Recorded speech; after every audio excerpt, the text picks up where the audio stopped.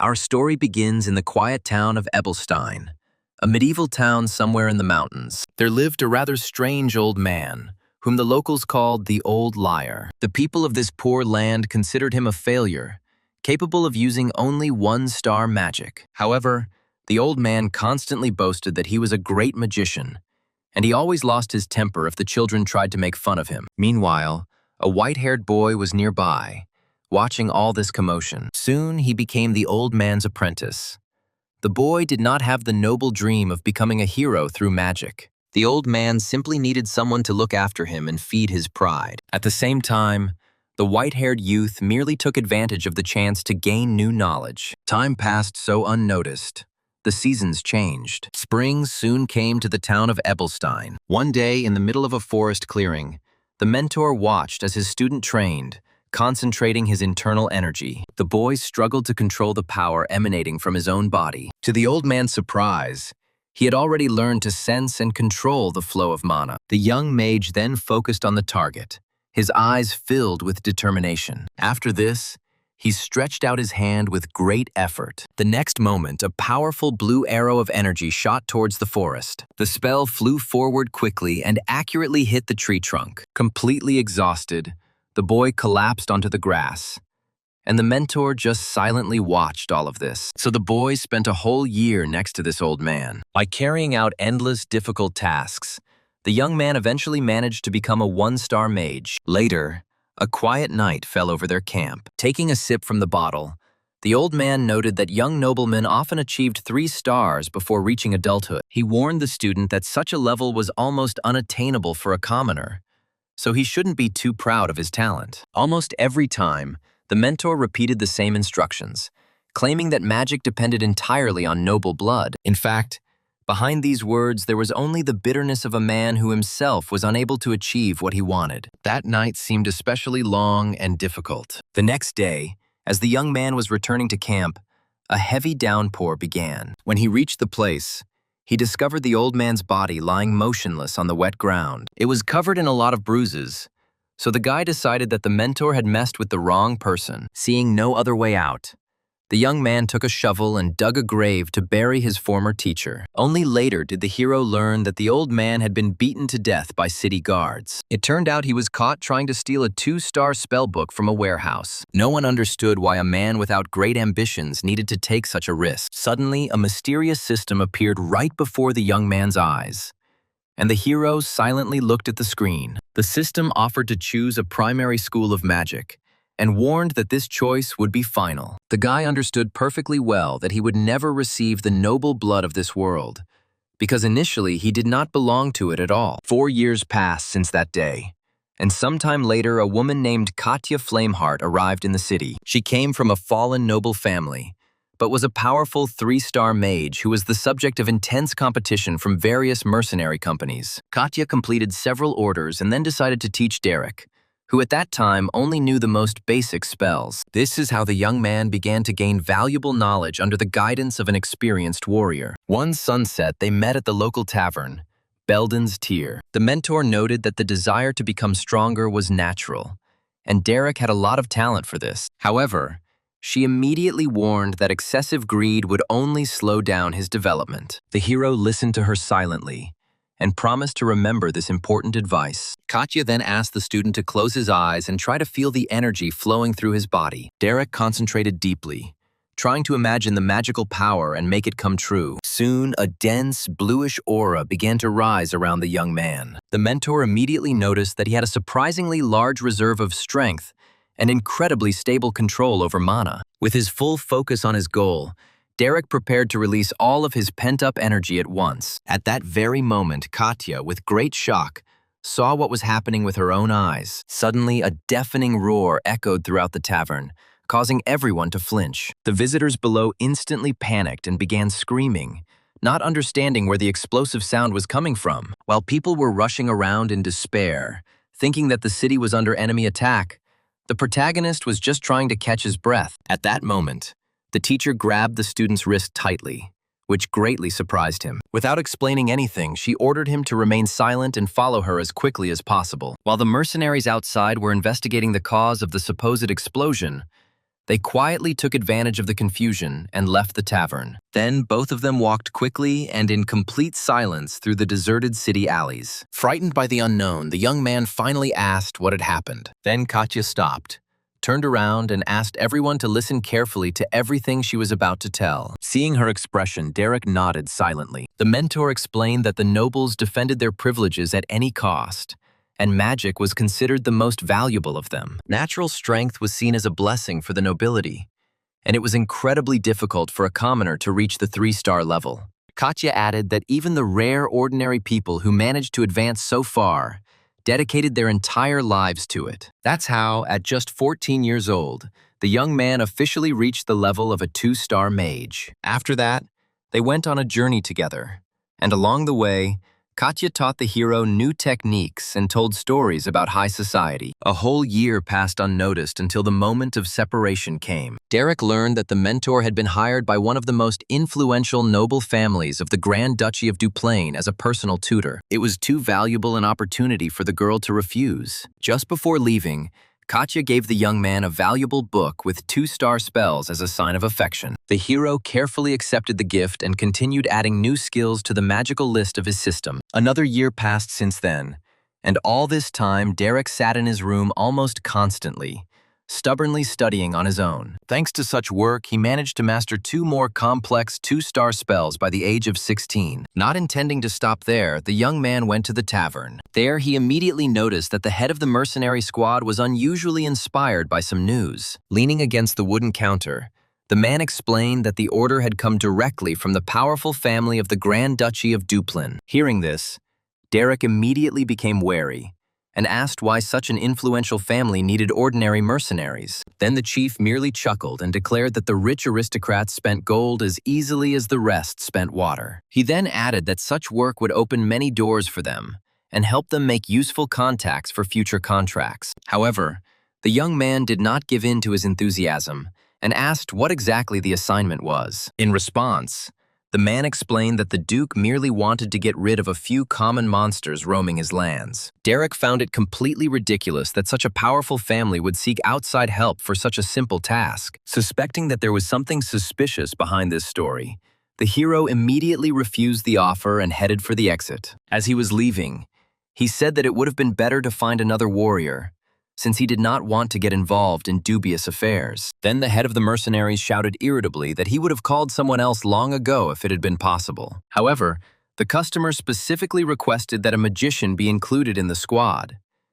Derek remained the only suitable candidate. Despite this, the young man continued to stand his ground and did not want to look for unnecessary trouble. Realizing that he couldn't change his mind with words, the man showed a gold coin, explaining that it was only an advance. The protagonist took the coin and looked at it silently for a while, weighing all the benefits and risks. It was at this moment that mysterious customers who required an escort quietly entered the tavern. The head of the mercenaries asked Derek to greet the guests, but the leader of the arriving group rejected the greeting. The man with the monocle expressed dissatisfaction with the fact that they were offered some boy for such a serious task. The chief of the mercenaries became noticeably nervous and hastened to assure the client that before him stood the best magician in the entire area. However, the nobleman did not even listen to the excuses.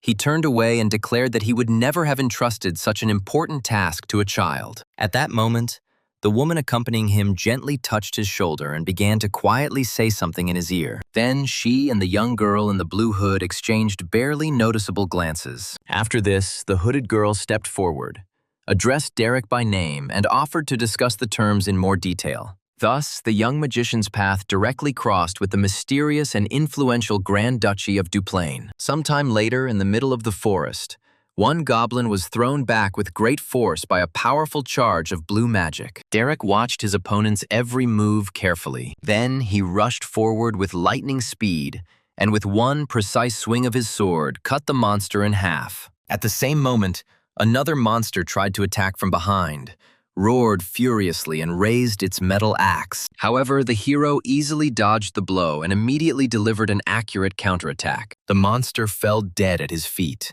and the young man's expression didn't even change. Immediately after this, Derek released another blast of blue magic and mercilessly destroyed the last enemy. He then turned to his employers and reported that the task of destroying the monsters had been completed. The man with the monocle and the women accompanying him were genuinely amazed by the speed of the young magician. The hooded girl noted with a smile that he had managed to deal with so many enemies in an incredibly short time. Later, night fell and the group returned safely to the tavern, where they were met by a fair-haired warrior named Pelin. She asked sarcastically if Derek had become a servant for the nobles, and Jaden, the bartender, tried to calm the girl down. However, she slammed her palm down on the counter and declared that commoners should not humiliate themselves by serving the aristocracy. Then the leader of the squad quietly asked if she knew how much they would pay for this assignment. These words only angered Pelin even more. In response, the man showed the size of the reward with his fingers. The girl decided that he was talking about just 1 silver coin. Seeing her reaction, Jaden just shook his head, saying that she was wrong. When Pelin realized the true size of the reward, her eyes literally lit up with greed. At that very moment, she completely changed her mind and began to beg him to take her along on this mission. Meanwhile, deep night fell upon the city. Pelin, completely exhausted, fell asleep right behind the tavern counter, muttering something incoherently in his sleep. Derek told the squad leader that the mission in the forest turned out to be very simple and only involved destroying a few weak monsters. However, the main character then seriously added that all 3 clients were clearly hiding their true identities. Jaden immediately stopped what he was doing and was genuinely shocked by such a statement. The hero explained that the man posing as a recruiting officer did not behave like a real specialist. Moreover, the woman who called herself a servant had hands that were too clean for a person engaged in hard labor. Derek continued to share his suspicions regarding the true role of each of the mysterious clients. But,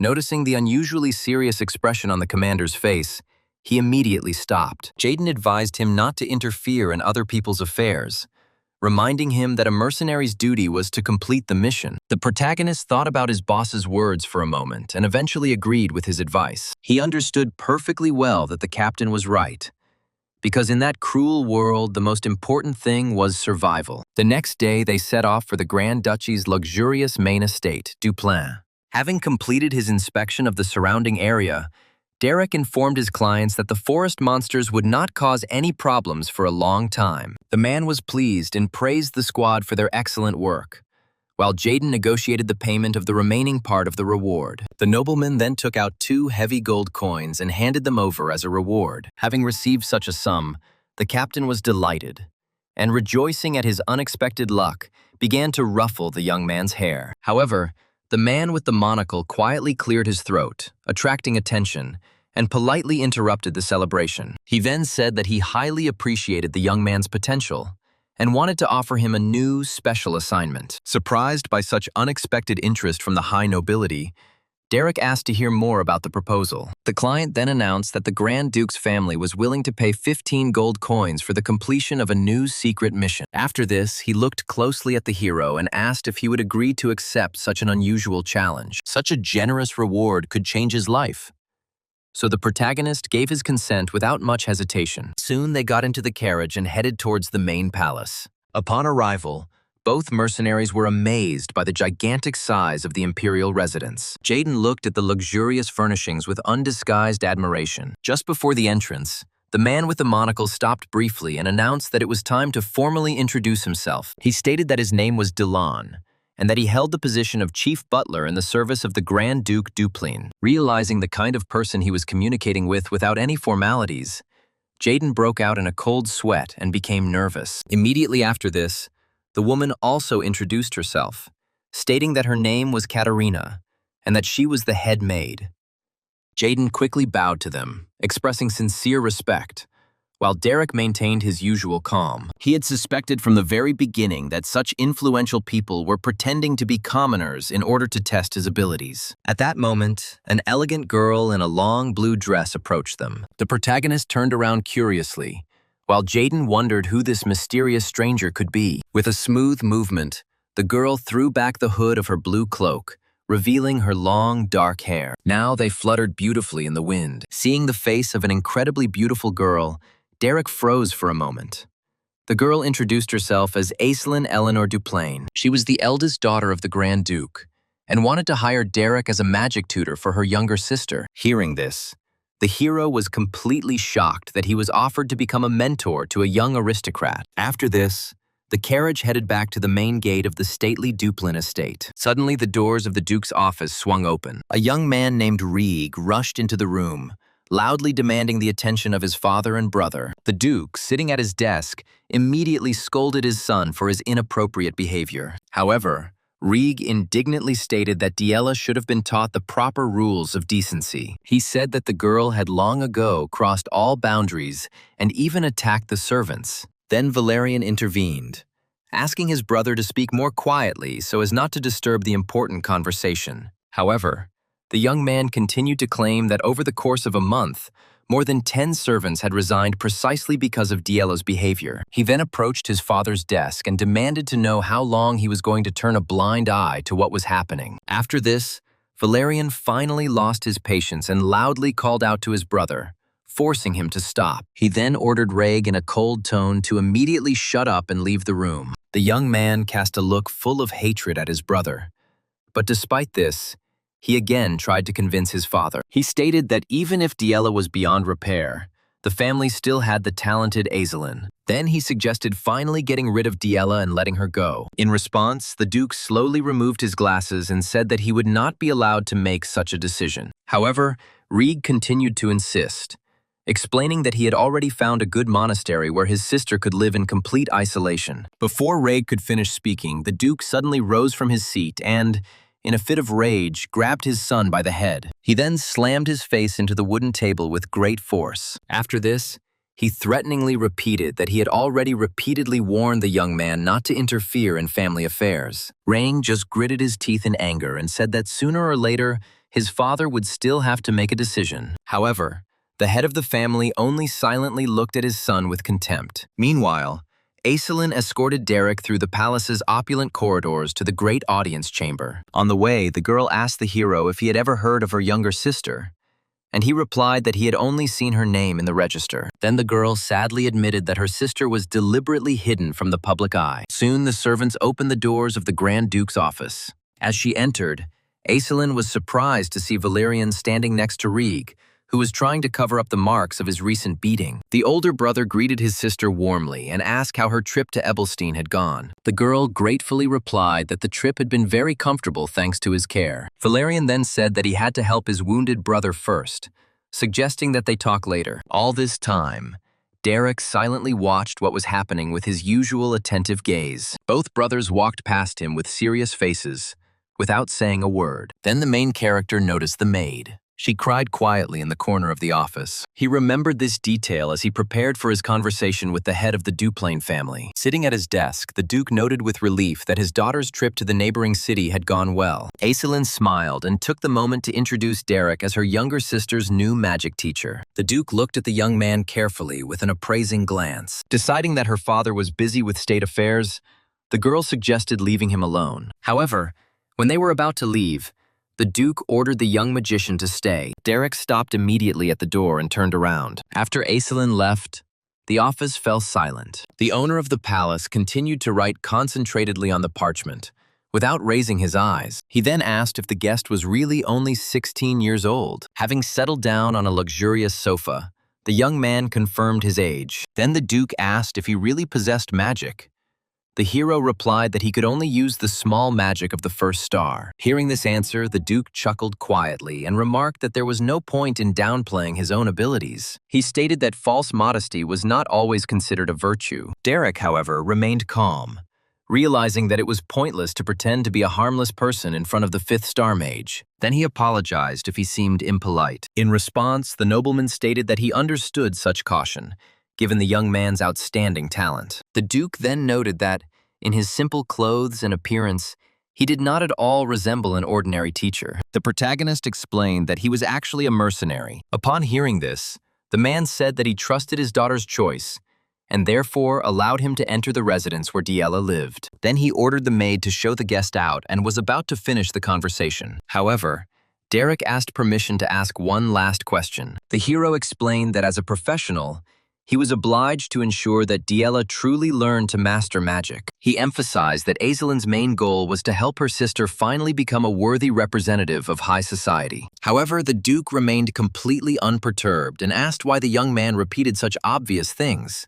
Then Derek admitted that he was only leading the conversation to one request addressed personally to the head of the family. Hearing this, the Duke frowned, curious about what he dared to ask him. At this point, the action moved to another part of the palace, where someone was now throwing dishes at the walls. The frightened maid screamed and immediately began to apologize. However, Diela said that given her status, her apology would not change anything. She then ordered the girl to disappear immediately and threatened to attack her again if she ever caught her eye again. Meanwhile, in the other room, Jaden asked Aislinn why they chose Derek. He noticed that the Duplain family probably had plenty of famous magicians willing to teach, but they had chosen a commoner. Aislinn admitted that she had already tried to hire almost all the famous mentors, but each of them refused. The captain then noted that Derek, despite his life as a mercenary, was well-versed in noble etiquette and manners. The girl replied that she hoped that the young man's kindness would help soften her sister's difficult character. Hearing this, Jaden chuckled softly and noted with irony that she should have been more knowledgeable about people. He explained that the hero grew up fighting for his life on the streets, and it was impossible to survive such a nightmare with kindness alone. After these words, Aislinn was silent for a long time. At the same time, the main character silently walked along the luxurious corridors of the palace, accompanied by the head butler and the maid. Soon, the magician stopped in front of the huge double doors leading to Diela's private chambers. The young man knocked on the door, announcing his arrival. Then he waited silently for a few seconds for an answer. Hearing no response, Derek realized that the door would not be opened for him. Then he took hold of the metal handle. The guy carefully opened the door and walked inside, politely greeting the hostess. After calmly introducing himself, the hero noticed that Diela was sitting on a chair in the center of the room, her back turned to him. Without even turning around, the girl sharply ordered him to come closer. The young man approached, maintaining his usual calm. At that moment, a malicious grin appeared on the girl's face. Suddenly, a large bucket filled with dirty water flew at the main character with force. Derek was instantly soaked from head to toe, but he only closed his eyes and didn't react in any way. Diela burst out laughing, starting to insult her mentor, calling him a sewer rat and mocking his pathetic appearance. She then inquired whether the mercenary the head butler had hired was really considered so talented. Diela said she thought he looked more like a garbage rat. Continuing to enjoy her mockery, the girl climbed onto the soft stool with her shoes still on. After this, she contemptuously declared that the dirty water perfectly matched the commoner's origins. Meanwhile, Derek remained silent as water dripped from his hair. The girl then threw the bucket on the floor and noted with a sneer that she only regretted that she had no more water left. Then the main character slowly opened his eyes and looked at the girl with a cold, calm gaze. Unexpectedly for herself, Diela stepped back and involuntarily shuddered. Realizing she was scared, she kicked him in the chest and demanded to know how a commoner could even look at her. Meanwhile, the young man fell to the floor, while the girl continued to look at him with arrogance. Then she grimaced in disgust, pinching her nose with her fingers in displeasure and taking off her shoes. She said he smelled foul of sewage. After this, the impudent girl threw her shoe at Derek. But even after that, she continued to mock. She stated that the street urchin should have remembered his place and that he clearly lacked common sense. Meanwhile, in the main office of the palace, the Duke was thinking about his recent conversation with Derek. He stood silently by the huge window, thoughtfully watching what was happening outside. Derek had remarked shortly before that since he had been invited, it meant that Diela's behavioral problems were serious. After this, the young man decided to ask the man a question, knowing that he loved Lady Diela more than anyone else. He asked how much power the head of the family was willing to grant him. The nobleman listened to the question, fully understanding that raising a rebellious daughter would require very harsh measures. Meanwhile, in the room, Diela clutched her cheek in complete shock, not believing that this commoner had just slapped her. Derek himself showed no regret whatsoever and ordered her to get up from the floor immediately. However, the girl did not listen to him, and then he gave her another slap. Diela lay on the floor in horror, unable to believe what Derek had just done. He continued to stand directly above her, and there was not a drop of pity on his face. He remembered a day 3 years before these events, Their carriage was slowly driving along a forest road. Then the young man asked his mentor how she would deal with an extremely stubborn and disobedient student. Katya replied that she would first try to understand such a person and would show him maximum patience. The hero noted that this approach seemed too idealistic and asked what to do if the student did not accept kindness at all. Then the mentor explained that if understanding did not help, it was necessary to look for a completely different approach. She added that the last resort was to plant real fear deep in the student's heart. Returning to the present, Diella continued to stand motionless, pressing her palm to her reddened cheek. Derek warned her that from now on she had to treat people with respect and ordered her to stand up again.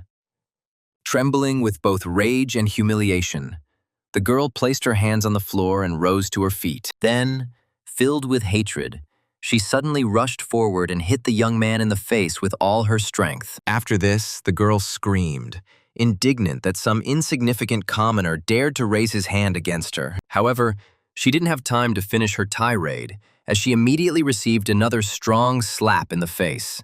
The protagonist repeated in an icy voice that from now on, she had to learn to respect others. The girl only laughed nervously, still unable to believe the new mentor's audacity. Then she loudly demanded that the butler immediately punish the commoner who dared to raise his hand against her. Delon hurried to the girl, anxiously asking if she was hurt. The butler then scolded Derek severely and warned him that the consequences would be dire if the Duke found out about what had happened. However, Derek pulled out a folded piece of official parchment from his clothes and handed it to the butler. The document contained a permission signed by the Duke, giving him complete freedom to choose any teaching methods. Delon adjusted his monocle, carefully read the document, and froze in complete amazement. Seeing the shocked reaction of her faithful butler, Diella was completely speechless and froze in place. Meanwhile, night fell over the Duplain family castle. Valerian walked through the corridors of the palace, seething with anger, while Rieg tried unsuccessfully to calm his older brother. Reaching the guest room, he threw the door open and demanded to see the mercenary everyone was talking about. Derek sat on the couch, gathering his things, and didn't show the slightest concern. Filled with rage, Valerian was about to pounce on the young man, but Rieg barely held his brother back. Then the protagonist explained that the method of education he had chosen was fully approved by the Grand Duke himself. Rang then reminded his brother that Derek was an official guest of Aislinn, and his appointment had been personally approved by the Duke. Hearing this, Valerian ordered the new mentor to follow him and told Rhaega not to interfere.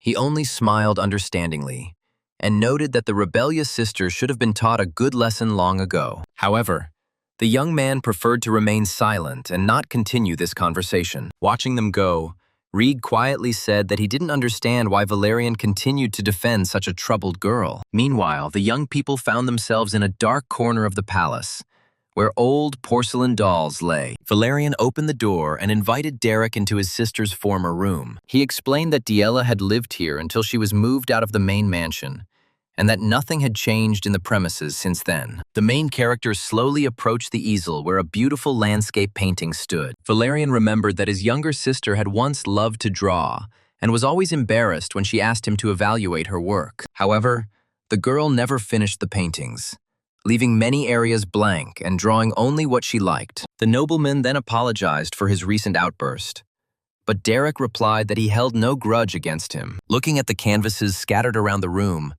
the young man asked why he had been brought here in the first place. Valerian sadly admitted that he wanted to show that Diella was not a bad person at all and did not deserve hatred. However, over time, the girl became fixated on the purity of her noble origins, and eventually she was moved to a separate wing. According to him, if Diella could master at least the magic of the first star, he could convince his father not to send her to the monastery. After this, Valerian put his hands on Derek's shoulders and asked him to save his sister's life. The protagonist asked to wait a little, noticing a curious detail in the books on the shelf. He noticed that the girl had not given up on studying magic, as the margins of her textbooks were covered with her notes. He then asked whether these books were part of the Academy's curriculum, and Valerian confirmed that they were used to teach members of the nobility. Derek thought for a moment, considering the plan that had come to him. Then his attention was drawn to a fully completed painting of a dense green forest. At that moment, the hero had a new idea,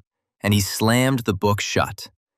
The hero then turned to Valerian and stated that he was going to try to solve this problem immediately. Later, late at night, we are transported to Diela's room. The girl slept peacefully in her bed, not even suspecting what kind of awakening awaited her ahead. Suddenly, someone poured a whole bucket of ice water onto the bed. Diela woke up suddenly and screamed in horror, instantly becoming soaked through. Derek stood next to the bed and asked if she really thought it was a good time to sleep. Shivering from the cold, the girl looked at the young man with hatred and indignantly declared that he had completely lost his mind. However, the hero did not allow her to continue.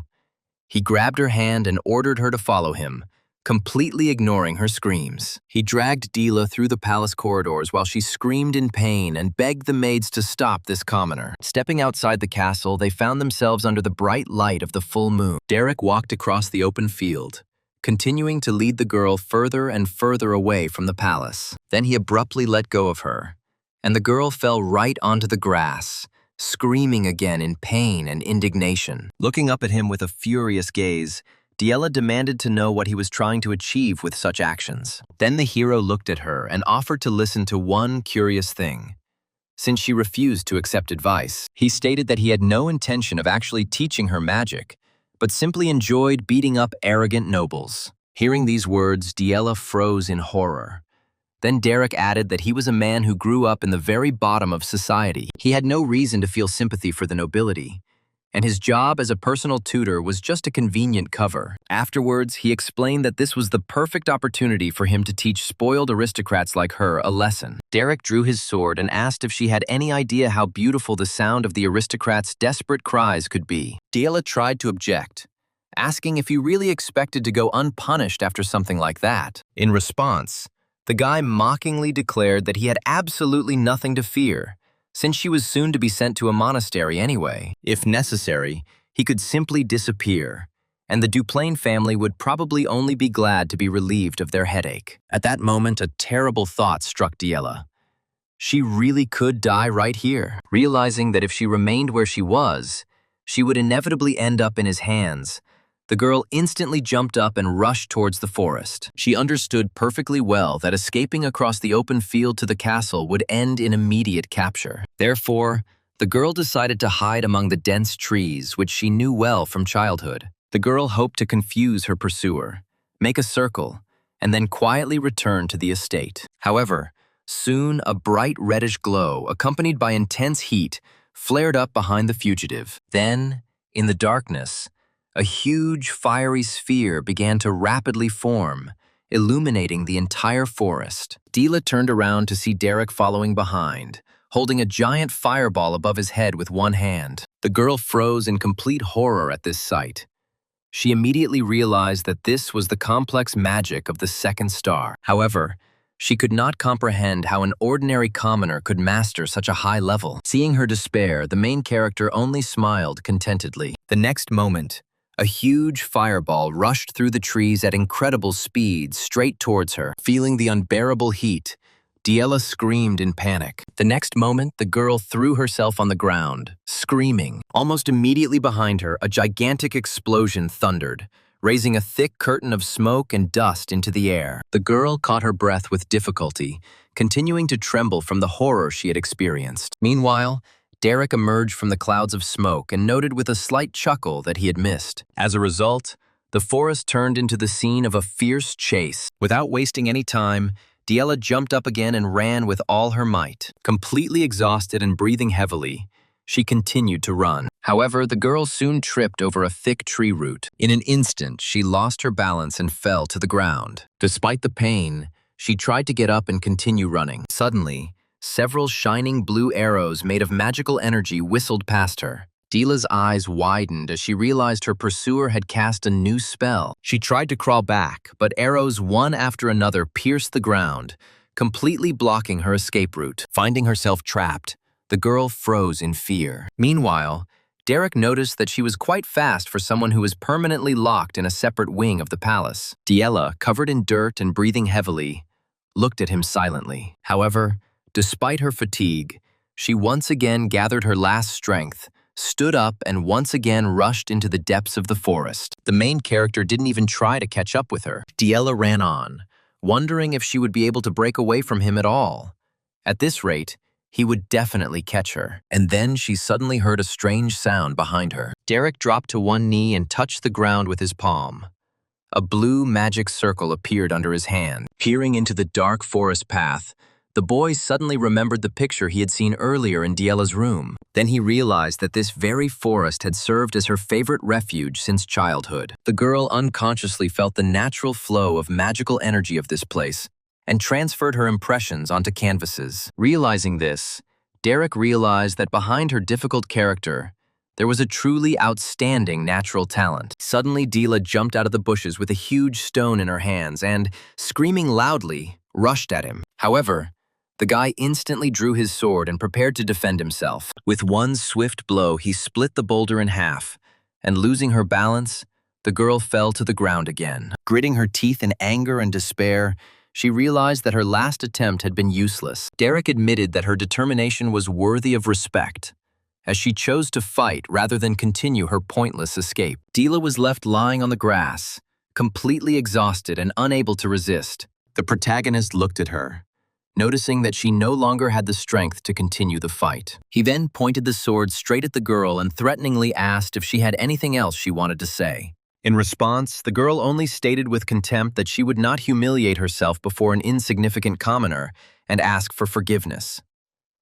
After this, she demanded that he finish what he started as soon as possible. Derek then asked why the girl was so obsessed with her noble origins. This question touched a deep emotional wound that Diela had hidden for many years. She admitted that if she lost the only thing she had, the prestige of her family, there would be nothing left of her existence. Having completely lost her composure, the girl said that she was completely incapable of mastering magic. Through tears, the girl asked if he really thought she never tried to live up to her family's expectations. Diela then admitted that all her attempts invariably ended in failure, both in magic and in painting. This made her constantly feel useless and behind everyone else. The girl considered her noble origin to be the only thing that still gave her value, and without it, she would be nothing. Curled up on the ground, she sobbed quietly, not understanding what place she occupied in this world. The protagonist just watched her motionless. Suddenly, the blade of his sword was enveloped in a bright blue glow. Diela closed her eyes and silently awaited the fatal blow. Then Derek raised his glowing sword and declared that he had had enough of these complaints. Looking at the girl's tear-stained face,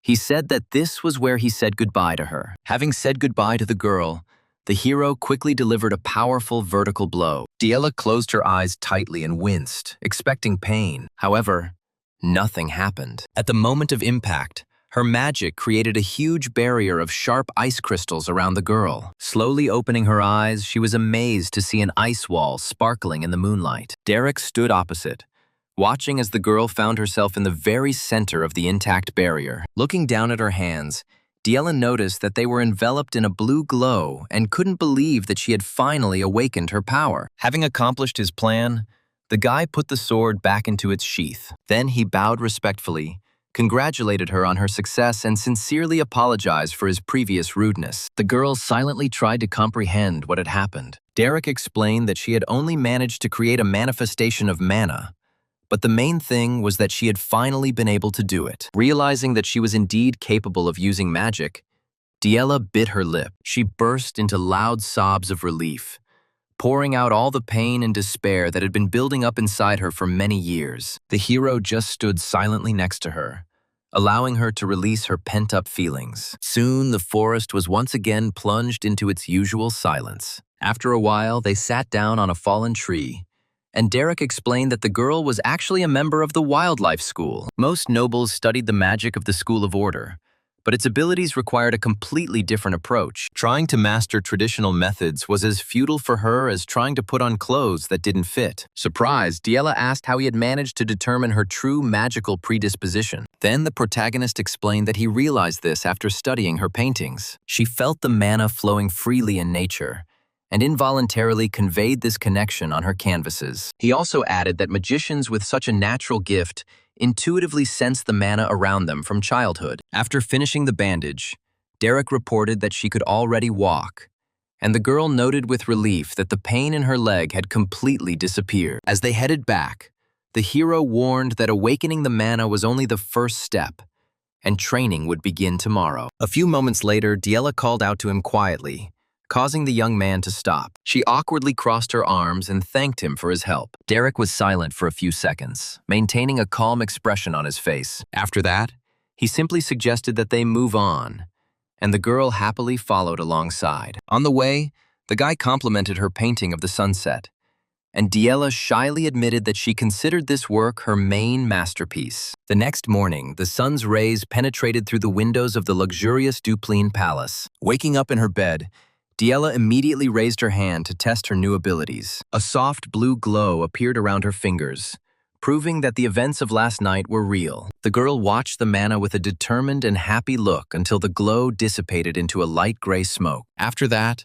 she quietly grumbled that it was still very difficult to control this power. Meanwhile, in the corridor, a maid was carrying a wooden bucket filled with water. Suddenly, the door to Diella's room swung open, causing the woman to scream in fear. In surprise, she dropped the bucket and water flew in all directions. She splashed the girl's legs and the hem of her blue dress. Turning pale with fear, the maid began to apologize, fearing severe punishment for her mistake. Diella looked at her with a serious gaze for a few seconds. The maid fell to her knees, pressing her forehead to the floor, and began to beg for forgiveness, repeating that she had made a terrible mistake. However, to her surprise, the girl walked past her and only told her to be more careful where she was going in the future. The maid could not understand why she was not beaten and punished as severely as had happened before. Then the rest of the maids hurried to help her up and began to whisper, wondering what had happened to their mistress. Meanwhile, Derek slept peacefully in his room, enjoying his rest. However,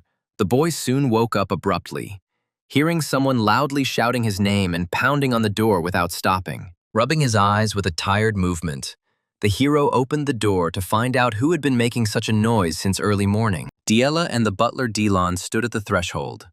The girl immediately demanded that he begin teaching her how to control mana. Having heard such incredible news from his mistress, Delon froze. The girl insisted that Derek fulfill his promise and begin magic lessons immediately. However, the protagonist simply closed the door right in front of her and told her to return only after noon. The butler was so moved by his mistress's success that he could not hold back his tears of joy. Diella began to furiously knock on the door, demanding that the guy open it and start teaching her magical techniques. Despite all the girl's screams and protests, the young man completely ignored the noise and returned to sleep. Time flew by and soon it was midday at the Duplin estate. Meanwhile, various rumors began to spread through the corridors of the palace. The maids discussed how Diella hadn't broken a single plate, and had even spared the maid who had accidentally spilled water on her. They then excitedly began to spread the word that the girl had finally managed to manifest her mana. This conversation was accidentally overheard by Rieg, who was passing nearby, and immediately stopped in the middle of the corridor. Then the guy turned around abruptly and demanded to know what exactly the workers were talking about. Meanwhile, in the main office, the head of the Duplain family, the Duke, asked if his daughter had really managed to manifest mana. Valerian happily confirmed that he had heard the same news from the head butler. The Duke breathed a sigh of relief and admitted that this news was a great relief to him. However, they were interrupted by Reg, who stated that they shouldn't have jumped to conclusions just because of one manifestation of mana. Valerian reproached his younger brother, saying that he should support his sister and praise her for such an important achievement. Reg, however, continued to insist that his sister's past mistakes could not be so easily forgotten. Just one small success should not have changed the decision to send her to a monastery. The Duke remained silent for a while, carefully weighing the arguments of both sons. Meanwhile, we are transported to another place. Diella sat on her bed in a beautiful red dress, but her face showed strong displeasure. Derek walked up to the girl and asked if she really intended to start the day with another tantrum. In response, the girl angrily stated that she had not made a scene at all, but was simply very angry because of his behavior. The guy scratched the back of his head and noticed that such a dissatisfied expression on his face would not change anything at all. However, Diella insisted that she was not being capricious at all, but was simply openly expressing her dissatisfaction with her mentor. Then the hero explained that there was a correct order in the study of magic, and each stage had its own time. However, the girl did not want to listen to this at all, and stated that he should finally understand that she was angry. The white-haired young man just looked at her with a completely unperturbed gaze, without reacting in any way. Realizing that her screams hadn't worked at all, Diella sheepishly admitted that he was right. After this, Derek pulled up a wooden chair and sat directly opposite his new student. He then explained that awakening the power did not mean being able to use it freely. However, Diella only mockingly stated that he turned out to be too boring and old-fashioned a teacher. At that moment, Derek asked threateningly if she would prefer a less boring way of learning. A chill instantly ran down the girl's spine as she immediately remembered the terrifying chase in the forest. Swallowing her pride, the girl said she preferred not to return to the topic again. After this, Derek explained that all future training would focus on free energy control. The School of Wildlife gave mages much more freedom, allowing them to develop at their own pace. He added that the style perfectly suited her free-spirited nature, and these words visibly surprised Diella. He noted that her free spirit, combined with her Duplin blood, meant she possessed outstanding natural talent. Hearing such unexpected praise from her demanding mentor, Diella blushed embarrassedly. Looking away, the girl shyly asked if he really thought she was talented. Derek confirmed that creating an ice barrier immediately after the first awakening of mana was an impressive achievement. They then went on to discuss the difference between ordinary talent and true magical genius. Meanwhile, Rieg was walking in the palace garden and heard their conversation coming from the window of his younger sister's room. Realizing Diella was indeed progressing very quickly in her training, the boy clenched his teeth in irritation. The next day, the bright sun rose again over the castle's surroundings. Early in the morning, Diella opened the door to Derek's room and said that she could now control mana much more easily. Another day later, while the protagonist was having breakfast, the girl appeared next to him again, showing the flame shining on her fingers. The next day, Diella followed him tirelessly, constantly asking questions about training. Finally, the boy decided to take shelter under a spreading tree in the field, hoping to finally read. However, the girl quickly found him and began to loudly complain, demanding that he immediately return and continue his studies. The hero said that her father lent him the spellbook specifically for training. Then Diella demanded to evaluate her progress, saying that she had already learned to direct energy exactly as he explained. Meanwhile, Valerian stood thoughtfully at the window of his room. Suddenly, the doors swung open, and Derek walked into the room, asking if he had been called. The blonde confirmed this in a friendly manner and invited the young man to sit down for a conversation. Valerian immediately asked how Diella's lessons were progressing, and Derek replied that the girl was developing very quickly. However, he warned that she would still need time and persistent training to fully master the magic of the first star. Her brother nodded understandingly and informed her that their mother was due back at the castle the following week. He warned Derek not to underestimate her, as most nobles did not like to see commoners in important positions. The protagonist assured that he would take this into account, and then asked if this was really why he had been invited. Valerian was silent for a moment. After this, he explained that as the future head of the Duplain family, he considered it his duty to protect every member of the family. However, he admitted that achieving true family unity was very difficult, because the feelings and views of all people were different. Not one for long discussions, Derek asked him directly what exactly he was getting at. Suddenly, Valerian clenched his fists and fell silent. After this, he confessed that his beloved younger sister categorically refused to play with him, no matter what. Derek just looked at him silently, his gaze cold and bored. While Derek drank tea, Valerian nostalgically recalled his childhood, when his sister greeted him with a happy smile, like an angel. Then he approached the hero and began to beg him to give at least some advice that would help him regain the girl's favor. At that moment, a girl's voice was heard from the distant corridors, loudly calling for her mentor. After this, the nobleman asked him to wait a little and showed him a doll that he and his maids had sewn as a gift for his sister. He happily declared that the toy was remarkably similar to Diella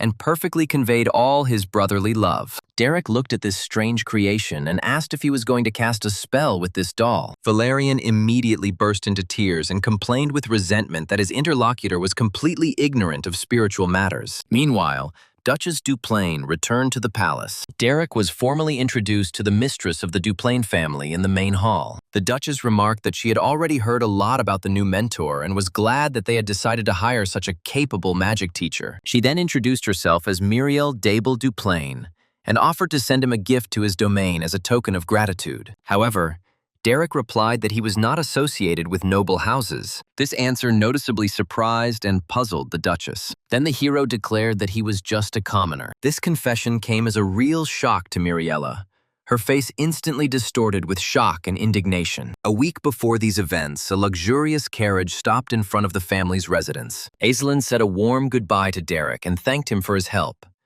She would like to spend more time with her little sister. However, she was forced to return to Ebelstein, so she entrusted Dila's further training to him. The protagonist merely nodded, assuring her that he would take care of the girl's training. Then Jaden gave him a friendly pat on the shoulder and smiled as he noted that he had responded too dryly to such a beautiful young girl. After that, he advised Derek to finish his business quickly and return home before Pelin caused a real scandal. The guys silently watched the luxurious carriage as it gradually disappeared into the distance. Meanwhile, inside the crew, Aislinn suddenly covered her mouth with her hand, remembering one very important detail. Her mother was supposed to return to the castle next week, but she still hadn't told Derek about it. Not quite understanding her concern, Jaden asked if the Duchess's return was really that big of a deal. Then Aislinn explained that their mother was an extremely difficult person.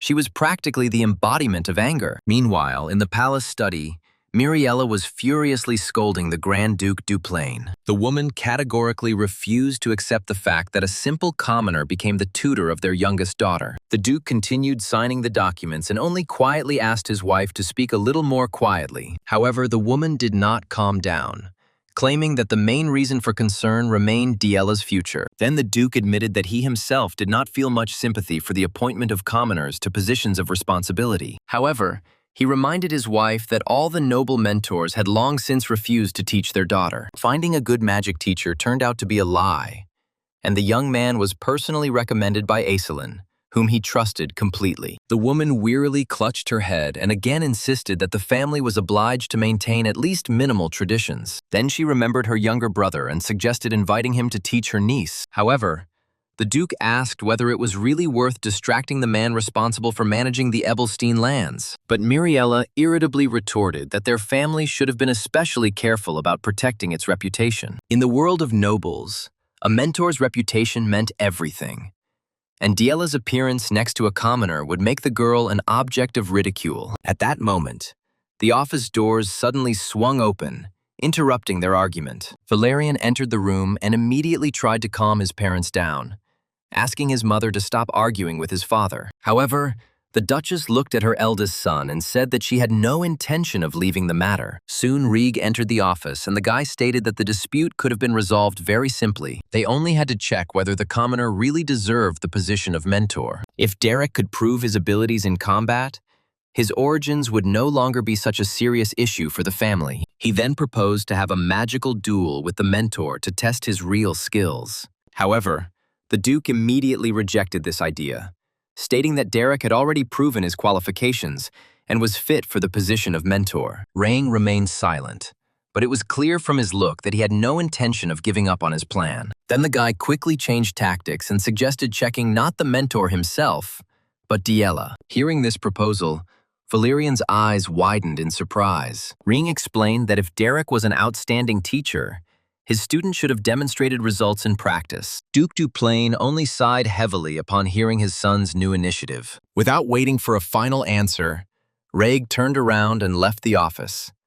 Valerian immediately hurried after him, trying to stop his brother. He asked what he was even thinking about, suggesting a duel for their younger sister, who had only recently started training. However, Rieg objected, asking if his brother really believed so easily that Diella had changed. Valerian continued to insist that she was their only sister, and therefore the family had a duty to protect her. Hearing these words, Raig only laughed mockingly, clearly not sharing his views, which were based solely on blood relationship. Raig irritably stated that it was Diella's behavior that could ruin the family's reputation.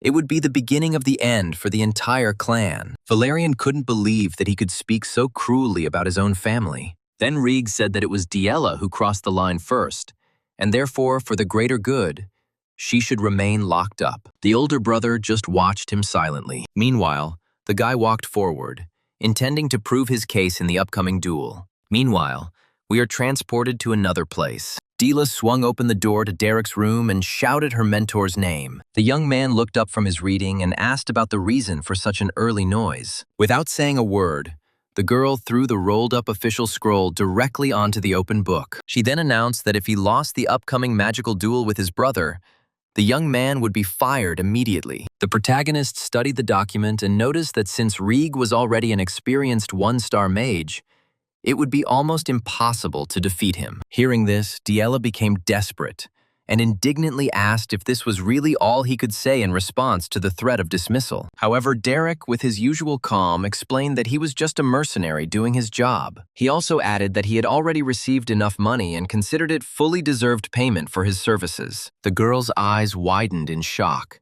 painfully taking in his indifference. A whole week has passed since then. Meanwhile, family members and the most loyal servants gathered at the palace training ground. Duke Duplain entered the arena with his wife and faithful butler. Derek was already waiting for them at the place and bowed respectfully. The Duke nodded amiably, noting his punctuality. The protagonist remained completely calm and once again respectfully greeted those gathered. Watching his mentor, the Duke noticed that he did not look worried at all. As he sat on the throne, he reflected that he had extraordinary courage to remain calm at such a tense moment. Soon, the first participant in the duel headed towards the arena. Rang stepped forward, his long cloak fluttering in the wind. The young nobleman was determined to prove his superiority and completely destroy his younger sister's reputation. He vowed to make Diela pay dearly for all her past actions. A moment later, the girl herself appeared from the opposite side of the yard. Walking forward in a long red cloak with a hood that hid part of her face, she remembered her recent conversation with her mentor. Then Diela asked Derek if he was really only interested in money. In response, he explained that her training was moving in the right direction, although she could not yet use the magic of the first star. He added that her ability to easily control mana was due to the blood of the Duplain family,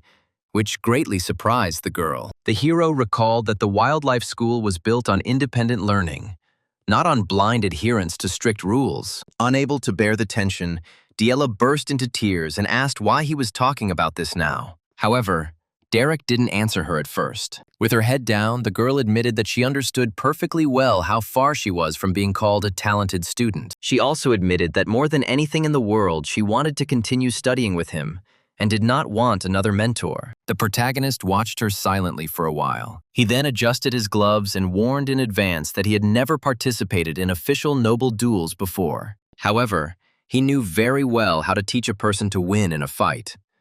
So he asked if she really wanted to win. Hearing these words, Diela again remembered all the ridicule of the nobles who for years claimed that she did not have an ounce of talent for magic. Her childhood flashed before her eyes, when she had to endure evil whispers that because of her, the Duplain family was falling into decline. She was constantly compared to her older brothers, called a disgrace to the family who would one day destroy her own father. Filled with determination, the girl looked at her mentor and asked him to make sure that she could win. Returning her thoughts to the present, Diela headed towards the arena, realizing that she now represented more than just the Duplain family. Derek watched his student. He realized that the person standing in front of Rieg was no longer his younger sister. Now in the arena was a real magician and his own apprentice. Finally, both opponents took their places opposite each other in the very center of the arena. Then the butler Delon announced that the duel would be held according to the same rules as in the hall of Kelbram Ebelstein. The loser was the one whose magic protective circle was activated first. After this, the participants took their positions, and the signal was given to begin the long-awaited duel. Dila used an expensive necklace created by General Pelham as her protective artifact. Derek chuckled, thinking that the nobles were wasting so much money on such expensive jewelry just for a training duel. Without wasting any time, Rieg began casting a spell, causing a bright green magical energy to flare up around his body. Dila remained standing motionless, although powerful gusts of wind fluttered her red hood. Then the young nobleman concentrated all his strength on his fingertips. He looked at his sister with disdain and said that she would soon have to return to confinement in the outbuilding. The next moment, he released a powerful cutting blade of wind at her. A desperate cry went up from the audience as the spell flew towards her. However, the girl herself remained completely calm. Without taking her concentrated gaze away, She quickly ducked and dodged the attack with surprising dexterity. Rain was visibly surprised and frowned in irritation when he saw how easily his sister had avoided his blow. Almost immediately, he went on the offensive again, unleashing a series of cutting air attacks on her. However, Diella continued to move around the arena, timing each jump and dodge perfectly. She carefully watched the trajectory of all attacks and unerringly avoided every blow. Derek noted that Rieg was indeed proficient in first-star magic, but he clearly lacked real combat experience. Suddenly, one of the cutting blows crashed into the magical barrier, covering it with cracks. Then Diella stretched out her hand and instantly erected a huge wall of blue ice spikes in the middle of the arena. Rang immediately realized that she had only used pure mana, and not a full-fledged star-classified spell. The boy then gathered even more magical energy into his palms, intending to finish the fight with one blow. He was confident that he could easily destroy this defense with his strength, and challenged his sister to try to withstand the next attack. At that moment, Diella remembered her mentor's words about how mercenaries fought completely differently than nobles. For them, the only goal was always victory. At the time, the girl was worried that this style of fighting was very different from traditional duels and would certainly be condemned. However, Derek then asked if she really should have cared about other people's opinions if she achieved the victory she wanted. Without hesitation, Diella replied that she was ready to do whatever it took to win. Returning to the present, the girl looked resolutely at her brother, and anger flashed in her blue eyes. Meanwhile, Rieg's devastating attack slammed into the ice wall with tremendous force, instantly shattering it into pieces. However, Diella ducked in advance, avoiding the blow, and remembered another piece of advice from her mentor. The most dangerous mercenaries defeated even stronger opponents. Such fighters participated not in duels, but in battles to the death. Rang was preparing a new attack, and the girl had already realized that victory could only be achieved by completely controlling the battlefield. Therefore, she took the most advantageous position. Diella intended to take advantage of even the slightest mistake by the enemy to counterattack. Another powerful gust of wind exploded in the middle of the arena. He scattered ice and debris from the stone arena in all directions. Despite the thick dust that enveloped the area, Diella continued to closely monitor the enemy's movements. Raig, confident in his superiority, grinned triumphantly, deciding that the outcome of the battle was already predetermined. From under her hood, the girl watched the rapidly approaching attack. A powerful blow fell directly on the spot where she had stood just a moment ago. After the collision, a huge cloud of smoke and dust rose above the arena. Derek watched the scene unfold as the spectators began to scream in alarm again. Duchess Miriella covered her mouth with her hand in horror, thinking her daughter had taken a direct hit. She demanded that the fight be stopped immediately before the girl was hurt even more. However, Duke Duplain ordered his wife to calm down and return to her place, explaining that the battle was not over yet. The woman objected indignantly, believing that everyone had seen the hit with their own eyes. Then the head of the family explained that Diella's protective necklace had still not worked, meaning the decisive blow had not yet reached its target. Meanwhile, the main character was still sitting on his bench. The Duke noticed his composure and realized that the mentor had expected such progress from his student from the very beginning. Meanwhile, Raig walked slowly through the destroyed arena, trying to see anything through the thick curtain of smoke. The boy was sure that his attack had hit the target, and he could not understand where his sister had managed to disappear to in such a short moment. Suddenly, Rieg looked down and noticed with horror a huge hole that had formed right in the wooden floor of the arena. There was a cracking sound beneath his feet, and then he realized that the structure was about to collapse. The next moment, a giant blue ice spike shot out of the hole, forcing him to jump back. He managed to land safely and assume a defensive stance, but his heart was pounding wildly from surprise. Gritting his teeth, Rieg realized that the attack had come from right underneath the platform he had just been standing on. The young nobleman then quickly looked at the butler, remembering that according to the rules, going outside the arena meant defeat. However, Delon only shook his head, indicating that the duel continued. Then Raig realized with irritation that going under the deck did not count as leaving the arena. At that moment, a chill ran down the young man's spine. He felt that his sister was still very close. Almost immediately, Huge ice spikes began to emerge from the destroyed floor one after another. Rang had to constantly dodge and retreat to avoid being pierced by the sharp ice columns. He soon realized that without the ability to locate Diela, it was impossible to counterattack effectively. Moreover, the boy realized that one precise blow from his sister would be enough to trigger his protective artifact and automatically defeat him.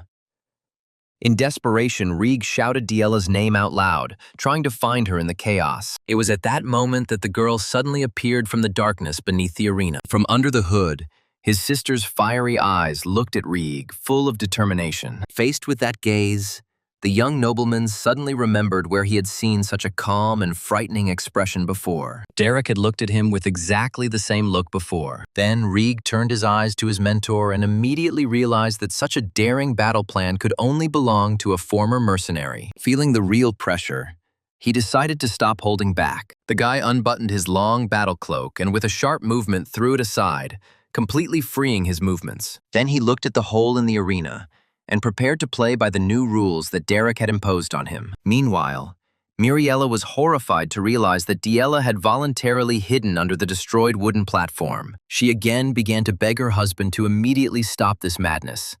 But the Duke replied that the rules had not been broken. The Duke himself thoughtfully rested his chin on his hand, watching with obvious interest every development of the unusual duel. Meanwhile, beneath the destroyed platform, Diela crouched down and hid among her own ice spikes. Concentrating, the girl realized that she was finally able to see exactly what was needed. Now she could clearly discern streams of magical energy moving freely around. Above, Rieg prepared to cast a new spell, but suddenly felt a change in the flow of mana. Before he could utter a word, a huge ice spear appeared right under his feet. The boy jumped back and realized that his sister had deliberately attacked him at the very moment he began to cast the spell. Then Rieg decided that he would not allow himself to be caught off guard again. Quickly thinking of a new strategy, he turned his attention to the flagpole holding the Duplain family banner in the center of the arena. At this time, Diela, who was hiding under the flooring, felt that the enemy's mana flow suddenly disappeared. She immediately suspected a trap,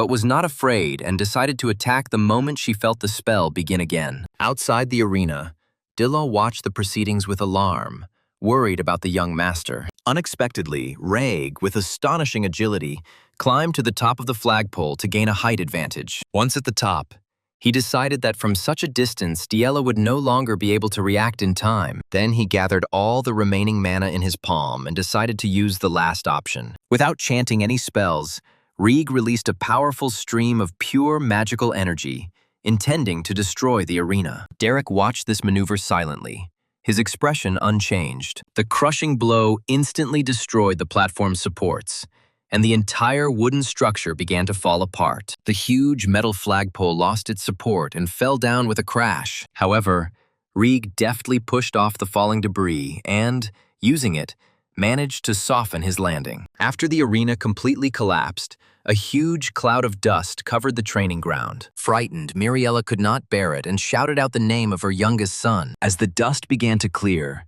Rieg emerged from the thick smoke, down on one knee and breathing heavily. Rang coughed slightly due to the thick dust, and then began to carefully examine the battlefield in search of his sister. Suddenly, the boy noticed a swift silhouette that was quickly approaching him through a thick curtain of dust. Without wasting a second, he extended his hand forward and instantly created a bright blue magical arrow in front of him. After that, he fired it straight at the target with great speed. Diela carefully followed the trajectory of the flying projectile and did not show the slightest fear.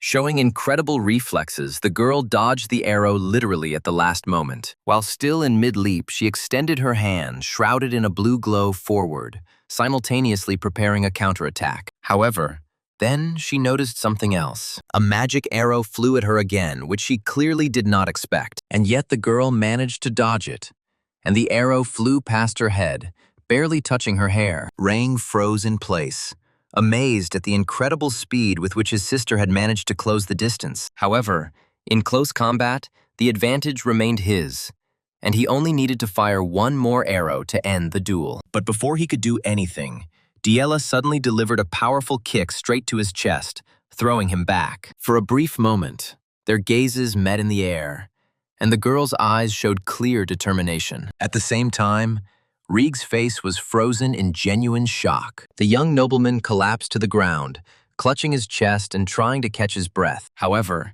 Diela had no intention of giving him a second's respite. She instantly ducked, grabbed a handful of sand and earth, and then threw it right into her opponent's face. This completely ungentlemanly move temporarily blinded Rieg.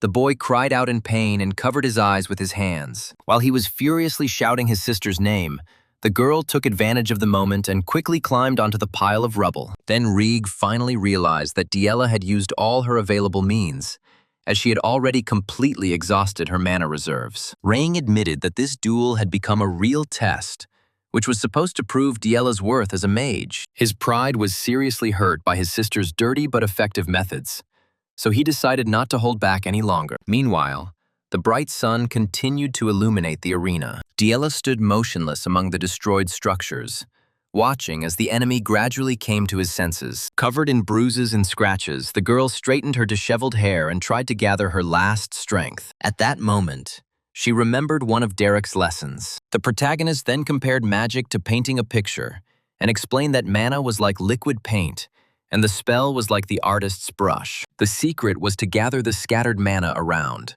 like a brush gathers paint. Then you need to give this energy the correct form, creating a complete picture. Diela's mind flashed back to that starry night when she stood next to Derek. He demonstrated to her how to control the blue streams of mana that floated freely in the air. Then the guy explained that this was the true essence of magic. Returning to reality, the girl closed her eyes and concentrated, trying to accurately repeat all of the teacher's instructions. A huge aura of bright blue energy began to rapidly grow around her. Diela repeated Derek's words about mana being the paint and the spell being the brush. A moment later, she felt streams of energy at her fingertips with a clarity she had never experienced before. Then the girl, with a smooth movement, directed all the collected force into one point. Under the astonished gaze of everyone present on the ground, a magic circle flared up, and an ice spear appeared in front of Diela. Delon's eyes widened in shock at the sight of such an impressive spell. Miriella also froze in amazement and told her husband that their youngest daughter had just successfully used the real magic of the first star. Even Ray couldn't hide his surprise when he realized that his sister had truly exceeded all expectations. Meanwhile, Diela continued to stand motionless in place,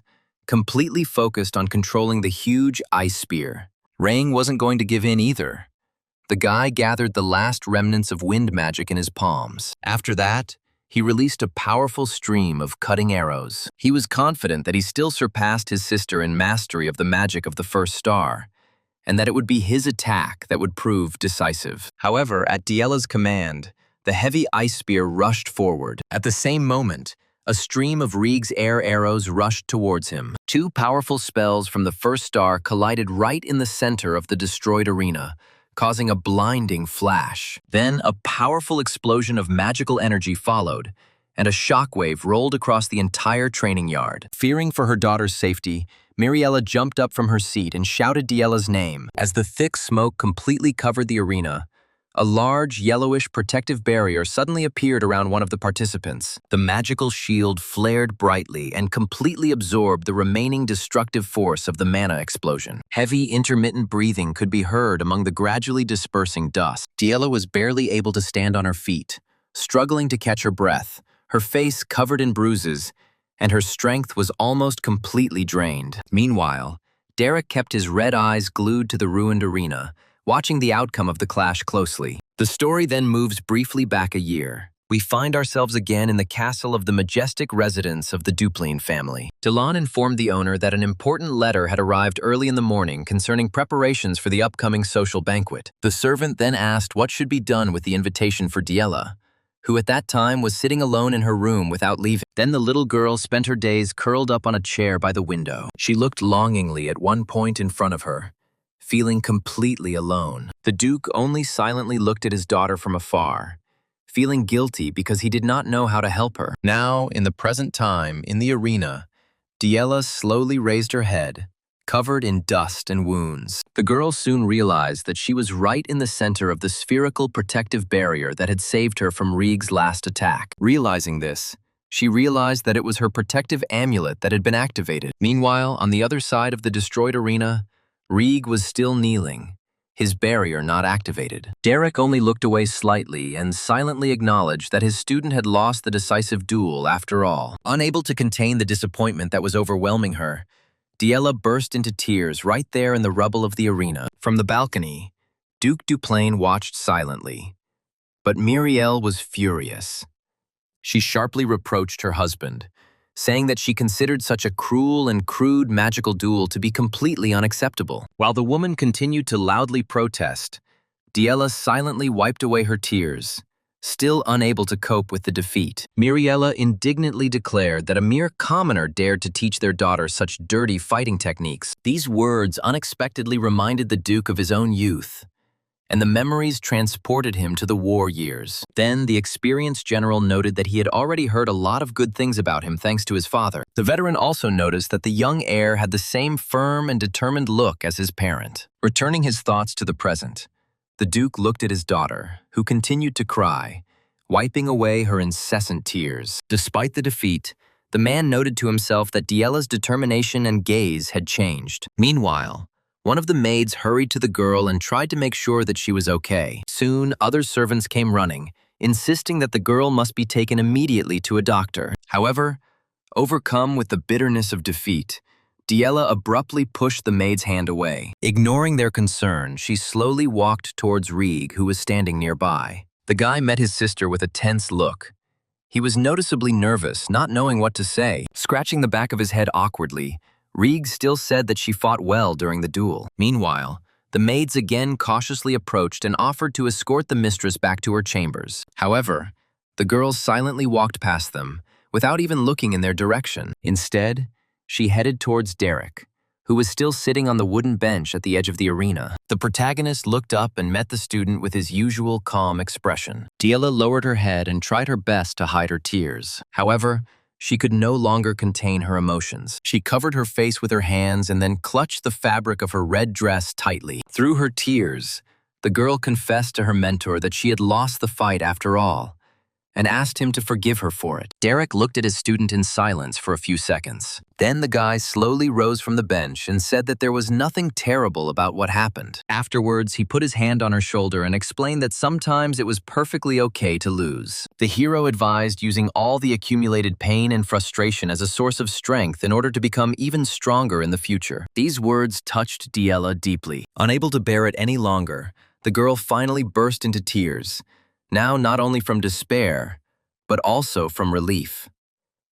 From a distance, the maids watched their mistress with concern, discussing her emotional state. At that moment, quick footsteps were heard. Muriella ran out into the yard, hurrying towards her daughter with an expression of genuine concern on her face. Muriel knelt before her daughter, regretting that the girl had to endure such a grueling ordeal. Then the woman tried to calm Diella down, saying that everything would be fine now, and told her to go to the healers as soon as possible. Continuing to cry and hugging her mother around the neck, the girl obediently nodded and allowed the maids to lead her away. Muriel watched for a long time as her daughter was escorted back to the palace. After that, she wiped away her own tears with a handkerchief. Meanwhile, Derek, having decided that he had accomplished his task, turned around and headed towards the exit of the training arena. However, the mistress of the house quickly crossed the yard and quickly approached the young man. Noticing her approach, the protagonist turned his head questioningly. Muriel was furious and declared that a commoner had no right to teach her daughter magic using such crude and unworthy methods. She gave him a hard slap,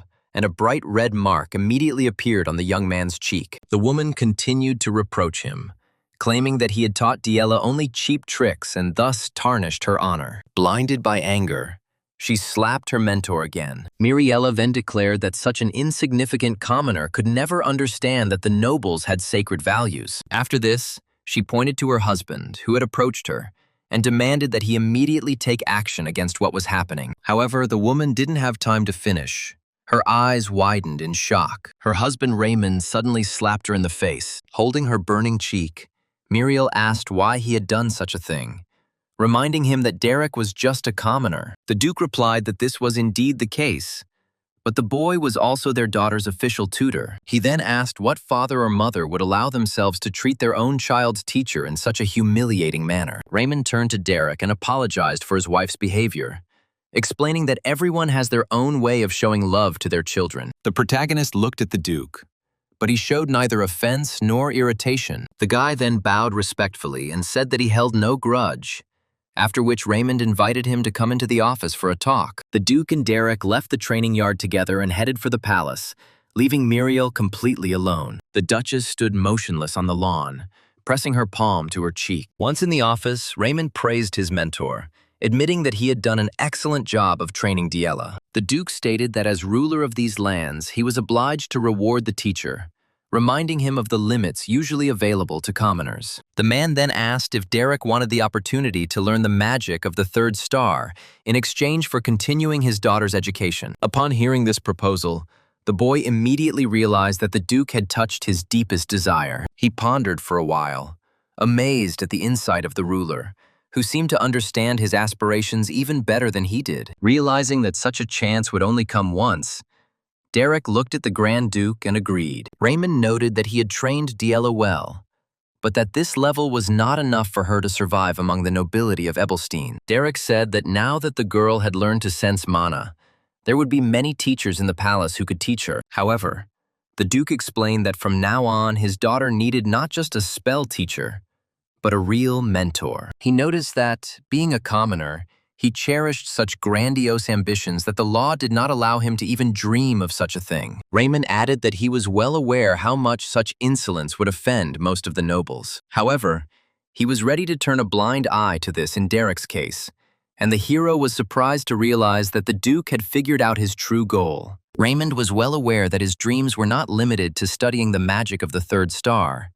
He was striving to reach the fourth. The head of the house then asked directly whether the young mentor was planning to leave the estate anytime soon. Derek frankly confirmed that he did indeed intend to leave. However, Raymond insisted that he continue to train Diela for some time. While the boy was pondering the Duke's words about the limits of commoners' power, the ruler proposed the final terms of the agreement. In exchange for continuing Diela's training, Derek received full access to books on the magic of the third star. Without a second's hesitation, the young man confirmed that he wanted to gain this invaluable knowledge. Sometime later, the doors of the palace's secret archives swung open. Derek walked calmly along the quiet corridors, past endless shelves of ancient books. Then the hero curiously reached out and took a heavy book in a red leather binding from a dusty shelf. Carefully opening it, the guy began to carefully leaf through the pages filled with ancient runes and diagrams of magic circles. He studied the smallest details of the spells with concentration. Derek soon admitted that the contents were truly impressive. He thought about how countless mages had dedicated their entire lives to trying to obtain even one grimoire with 2-star magic. However,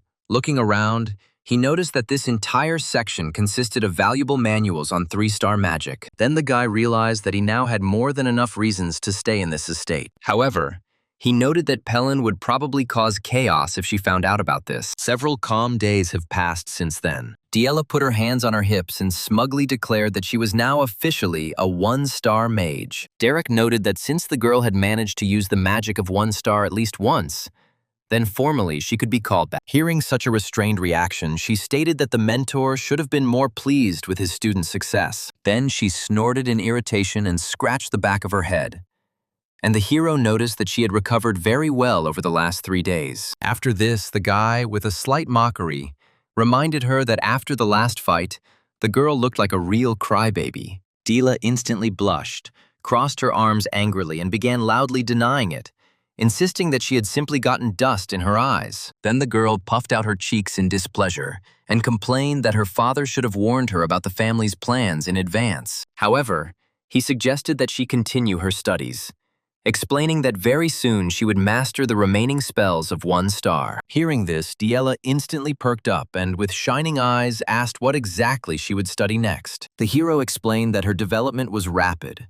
As soon after mastering mana control, she was able to use the magic of 1-star. These words visibly flattered the girl, and she asked what powerful move they would start today's training with. However, Derek immediately destroyed her expectations by informing her that the lesson would be devoted exclusively to the manifestation of pure mana. Dila asked in disappointment why they had to go back to the basics again instead of learning new spells. Then the hero explained that it was precisely the perfect mastery of the fundamental principles that defined a true magician. He was about to tell her in detail about the structure of mana, but the girl looked downcast and reluctantly agreed. At the same time, she said with displeasure that she had been overjoyed in vain, expecting to immediately move on to more destructive spells of 1 star. In conclusion, she demonstratively puffed out her cheeks and threw an angry look at the teacher. Noticing the expression on her mentor's face, Diela asked suspiciously why he was looking at her like that, and whether her face was dirty.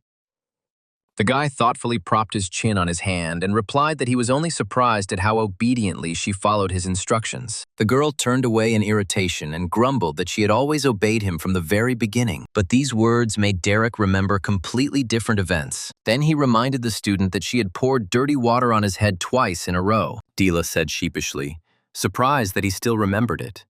And the hero noted that it was quite difficult to forget something like that. Trying to change the subject as quickly as possible, the girl said that the weather was great today and hurried back to training. The hero only chuckled slightly, watching her desperate attempt to avoid continuing the conversation. Time passed quickly, and soon night fell upon the city. Diela lay on the lawn, completely exhausted and breathing heavily, and blue mana still flickered around her body. Derek approached the student and informed her that her daily routine was about to become much more intense. The girl sat up and wearily noticed that the mentor had already learned of the family's decision. Then she rubbed her head tiredly and explained that she had to start classes starting the following week. The hero tried to look at the situation from the other side and noted that this was a good sign, because she had already mastered the magic of 1 star. However, Diela objected with displeasure, saying that she was not at all happy about such a prospect. Derek explained that it was through these trials that Aislinn became one of the most prominent representatives of high society in the region. The girl admitted that what she wanted most was to continue studying magic, and Derek assured her that she could study as much as she wanted. The hero then noted that after everything that had happened, it was unlikely that there would be a person capable of simply throwing him out of the estate. Diela warned that her father might have already accepted him, but her mother was not one to change her mind so easily. She explained that her mother was afraid that taking lessons from a commoner would deprive her of her noble dignity and turn her into a mercenary. Even that duel was considered extremely unworthy and not in keeping with the norms of aristocrats in the family. After this, the hero remarked that solving such a problem would not be difficult at all, which noticeably puzzled the student. He explained that it was easy to silence the Duchess. It was enough to deprive her of the only reason for complaint. Diela looked at the teacher, still not understanding what exactly he had in mind. Soon morning came, and the singing of birds filled the Duplain family palace. Miriella walked slowly through the luxurious corridors with a thoughtful and worried expression on her face. She was saddened that her daughter had to study with such a rude teacher who came from the street. She imagined that the guy was teaching Diela the brutal techniques of mercenaries, holding the tied-up prisoner right on the floor. Then she saw her daughter burst into the ballroom with a boar on her shoulders, terrifying all the noble ladies. Miriella even got a headache from such fantasies. She hastened to pull herself together and again assumed the majestic posture of the mistress of the house. Miriella was determined that, despite her husband's support, she would still find a way to get rid of this teacher. Suddenly, Diela appeared in the hallway and called out to her mother, interrupting her thoughts. The Duchess instantly changed her expression to a gentle smile. She opened her arms, remembering how her daughter had always joyfully rushed to meet her. However,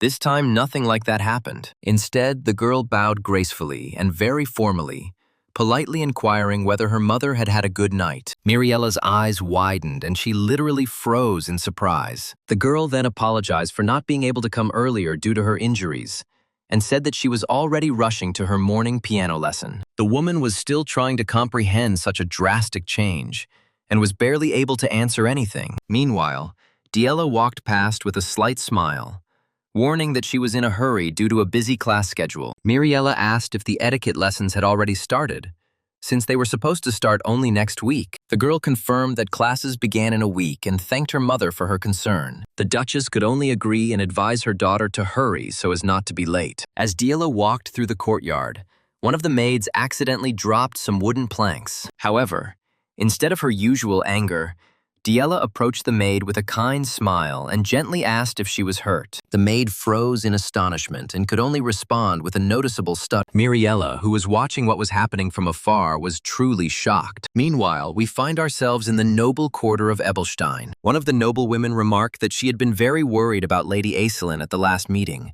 as she had seemed unusually anxious. A surprised Aislinn covered her mouth with her hand and apologized for unwittingly causing her friends to worry. She then explained with relief that most of her problems had already been resolved, so she now felt calmer. Elente from the Belmiard house admitted that she had previously been frightened by rumors that her friend had left the neighborhood to save someone. Aislinn thanked her for her concern and explained that she was simply looking for a worthy teacher for her sister. Elante wondered what kind of master he must have been if Aislinn herself had to personally search for him on the streets. Denise from the Veltas house was also surprised to learn that such a long search was carried out for the sake of little Diella. Aislinn said that she had changed so much and turned into a real lady that at first it was almost impossible to recognize her. Diella had already managed to use the magic of 1 star, and her impeccable manners and posture greatly impressed those around her. Denise found this attitude very strange, since Saint Duplain had previously carefully hidden his youngest daughter from strangers. Aislinn added that the teacher was a commoner without status, and the trip to the mercenaries was completely worth it. As soon as the word mercenary was mentioned, Denise and Elente literally froze in shock. Elente remembered Diella's terrible reputation. The girl was so unbearable that she once even forced the family's head chef to flee the mansion in despair. This teacher was a miracle worker, since he managed to not only tame her, but also turn her into a 1-star mage. After this, a slight smile appeared on Ellence's face. Then she decided to get straight to the point and asked the name of the mysterious mentor who had managed to achieve such a result. She noted that, having become Diella's teacher, the boy would certainly become famous in the future. So she wanted to know his name. Aislinn proudly announced that his name was Derek. Meanwhile, Diella explained that Derek had been teaching her the rules of etiquette, as it had proven too difficult to master them on her own. Miriella smiled tensely and, hesitantly, tried to praise her daughter's desire to learn. However, the girl immediately emphasized that she owed all her success solely to the precise instructions of her teacher. With a beaming smile, she added that she hadn't understood much of it before, but thanks to Derek, she had finally figured out how to behave. Muriel kept a friendly expression on her face, but his name sounded in her head over and over again like torture. Irritated by the constant references to the commoner, the Duchess vowed that she would not let this situation go unanswered. She didn't understand how the young man had managed to influence Diella so much, but she decided to find a way to change everything. Meanwhile, in the garden, the maid was telling how Lady Diella had recently begun to treat all the servants with extraordinary kindness. The gardener fully agreed, noting how much the girl's behavior had changed in just a few weeks. Even Delon admitted that he had previously seen such impeccable manners only in the family's eldest daughter. However, all this sincere praise from all the palace workers only fueled Muriel's irritation even more. Some time passed from that moment, and soon night fell on the city. On the grass of the secret garden, right in front of the hero, lay an open 3-star book of magic. Derek trained alone, his face covered in sweat and his gaze intensely focused. The hero stretched his hand forward and concentrated magical energy with incredible precision. Gritting his teeth, he tried his best to keep the flow of mana under control. A bluish energy furiously enveloped his fingers. Having completed the grueling exercise, the hero sank down onto the grass, exhausted, and caught his breath heavily. Suddenly, a rustling of leaves was heard in the darkness, followed by a polite apology from behind the trees. Raing emerged from the shadows with a friendly smile and asked if he had accidentally disturbed the young mentor's night training. Derek replied that there were no problems, and then asked himself what brought him here at such a late hour. They settled down on a large fallen tree trunk to talk. Raing admitted that he wanted to talk frankly about his younger sister Dila, and the hero nodded understandingly. However, before moving on to the main topic, the nobleman's gaze stopped on a book with a red cover. He asked if it was indeed a 3-star grimoire, and Derek confirmed that the Duke had lent him the book. Derek explained that while 3-star magic was still too difficult for him, it never hurt to study the material. After this, the nobleman remembered a recent conversation with his father, who had stated that Derek was a magician worthy of respect. Rain acknowledged the truth of these words and noted that the young man's diligence was indeed impressive. Finally, the hero asked again what exactly the firstborn wanted to discuss about Diella.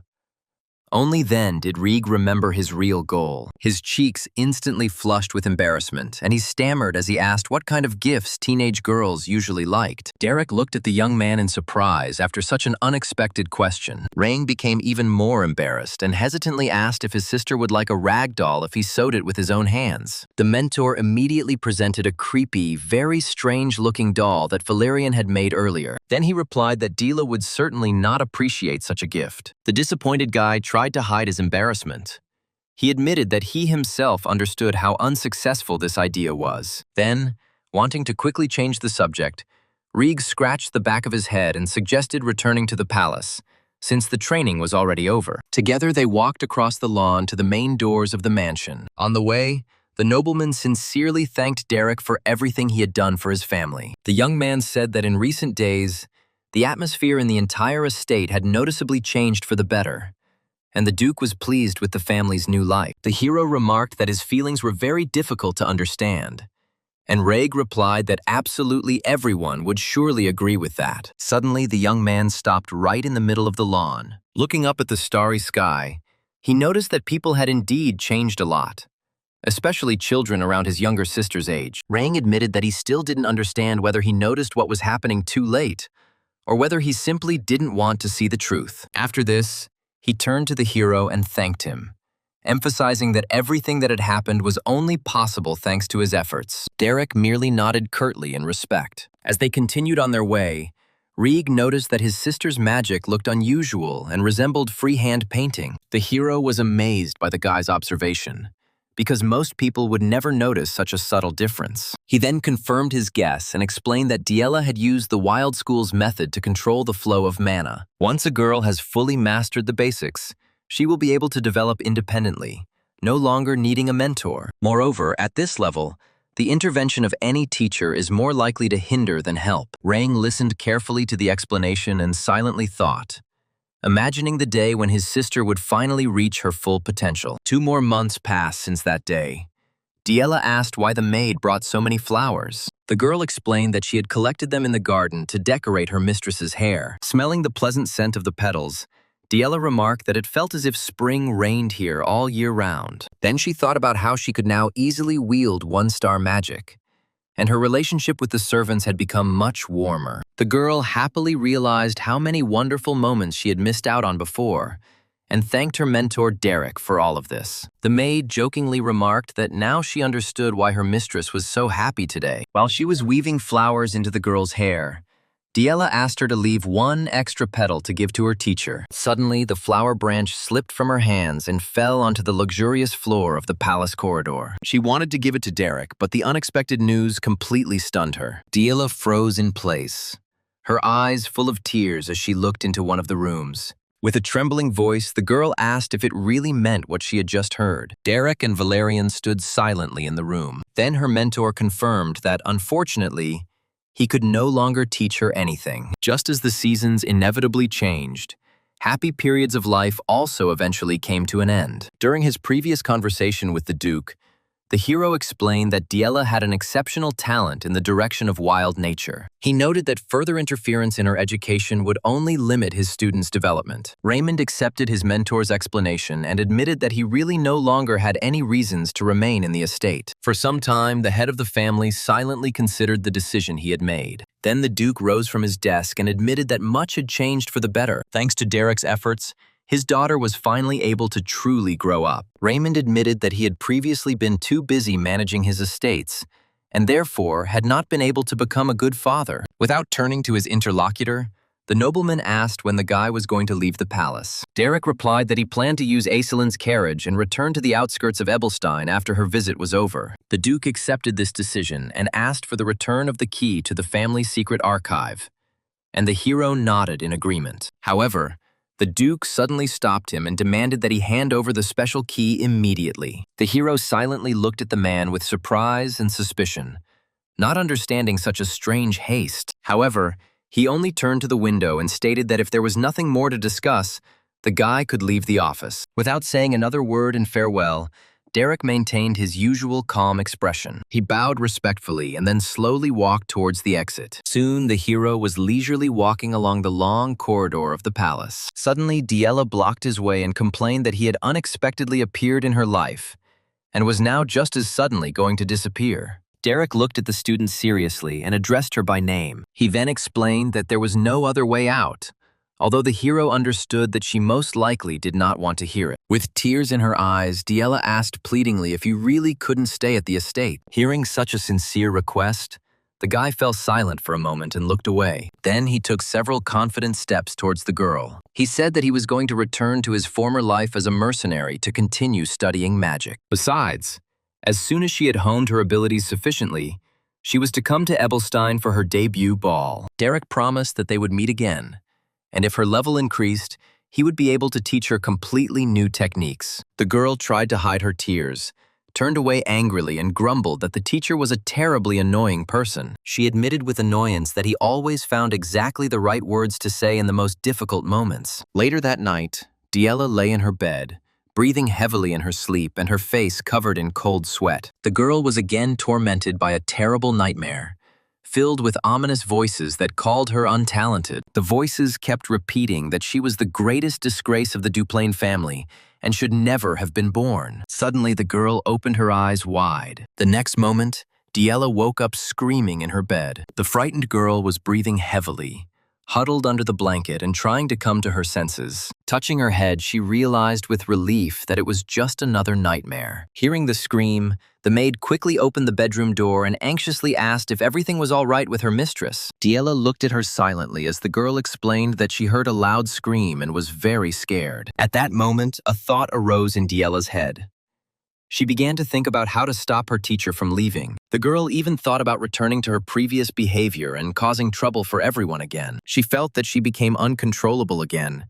Derek would be forced to stay at the estate and continue to help her. Noticing the mistress's prolonged silence, the maid came closer and asked her solicitously how she felt. At that moment, Diella bit her lip hard. Then she finally cast aside her selfish thoughts and decided never to behave so cruelly and childishly again. Then the girl smiled and came to the conclusion that capricious behavior would never make her a person worthy of respect. Soon, the next morning arrived. Sitting in the carriage, Aislinn offered to give the hero a ride to the city's shopping district, and Derek politely thanked her. With a friendly smile, the girl advised him to take advantage of the last minutes to say goodbye to everyone. Taking a deep breath, the hero prepared himself for the inevitable farewell. The family members and chief servants gathered in the courtyard. Valerian was the first to break the silence.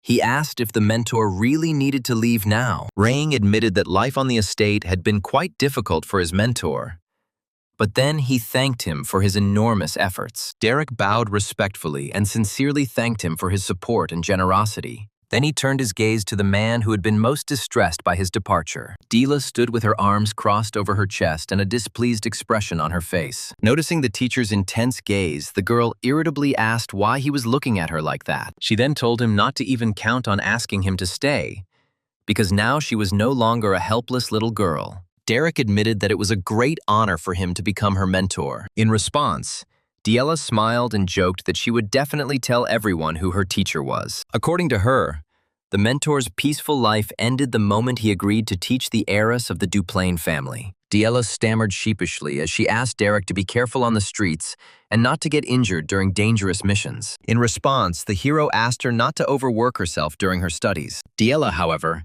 stated that she already considered herself an adult, capable of handling everything perfectly well on her own. Derek looked at the girl in silence for a few seconds, her words unexpectedly awakening memories of his own childhood. Then he tried to convince those around him of his independence in the same way. Hearing this, Katya hugged the boy tightly with motherly care. She stroked his head tenderly and asked him to always keep her advice in his heart. Returning to reality, the hero looked at his student with compassion. Then he quietly said her name one last time before leaving. The guy carefully stroked Diella's head and gently advised her not to rush into becoming an adult, because everything has its time. Hearing these words, the girl again felt her eyes fill with tears. As soon as Derek turned away and headed towards the carriage, Diella quickly wiped her face, trying to hide her tears. However, a moment later the guy stopped, hearing her loudly call out his name. Despite her tears, the girl smiled broadly, waved happily at him,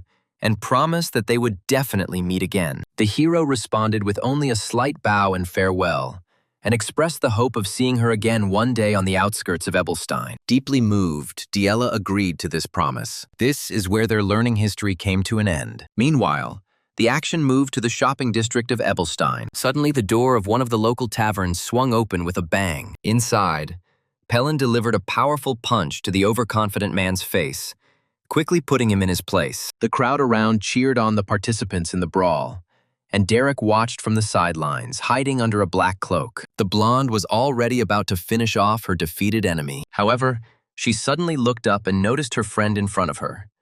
Then the girl immediately stopped. Derek smiled sincerely and announced that he had finally returned to his real home. A little time passed from that moment, and soon a new day arrived. Jaden placed a glass of honey wine in front of Derek and jokingly remarked that this was exactly the kind of drink that the nobility usually despised. Pelin looked at her comrade and asked if he had always been so pale, or if he had become even paler after living among the aristocrats. Jaden joined in the joke and admitted that, upon learning of the young man's appointment, he thought the nobles had completely lost their minds. Derek briefly explained that he had simply been working a lot on the estate, and nothing particularly interesting had happened during that time. This answer clearly did not satisfy Pelin.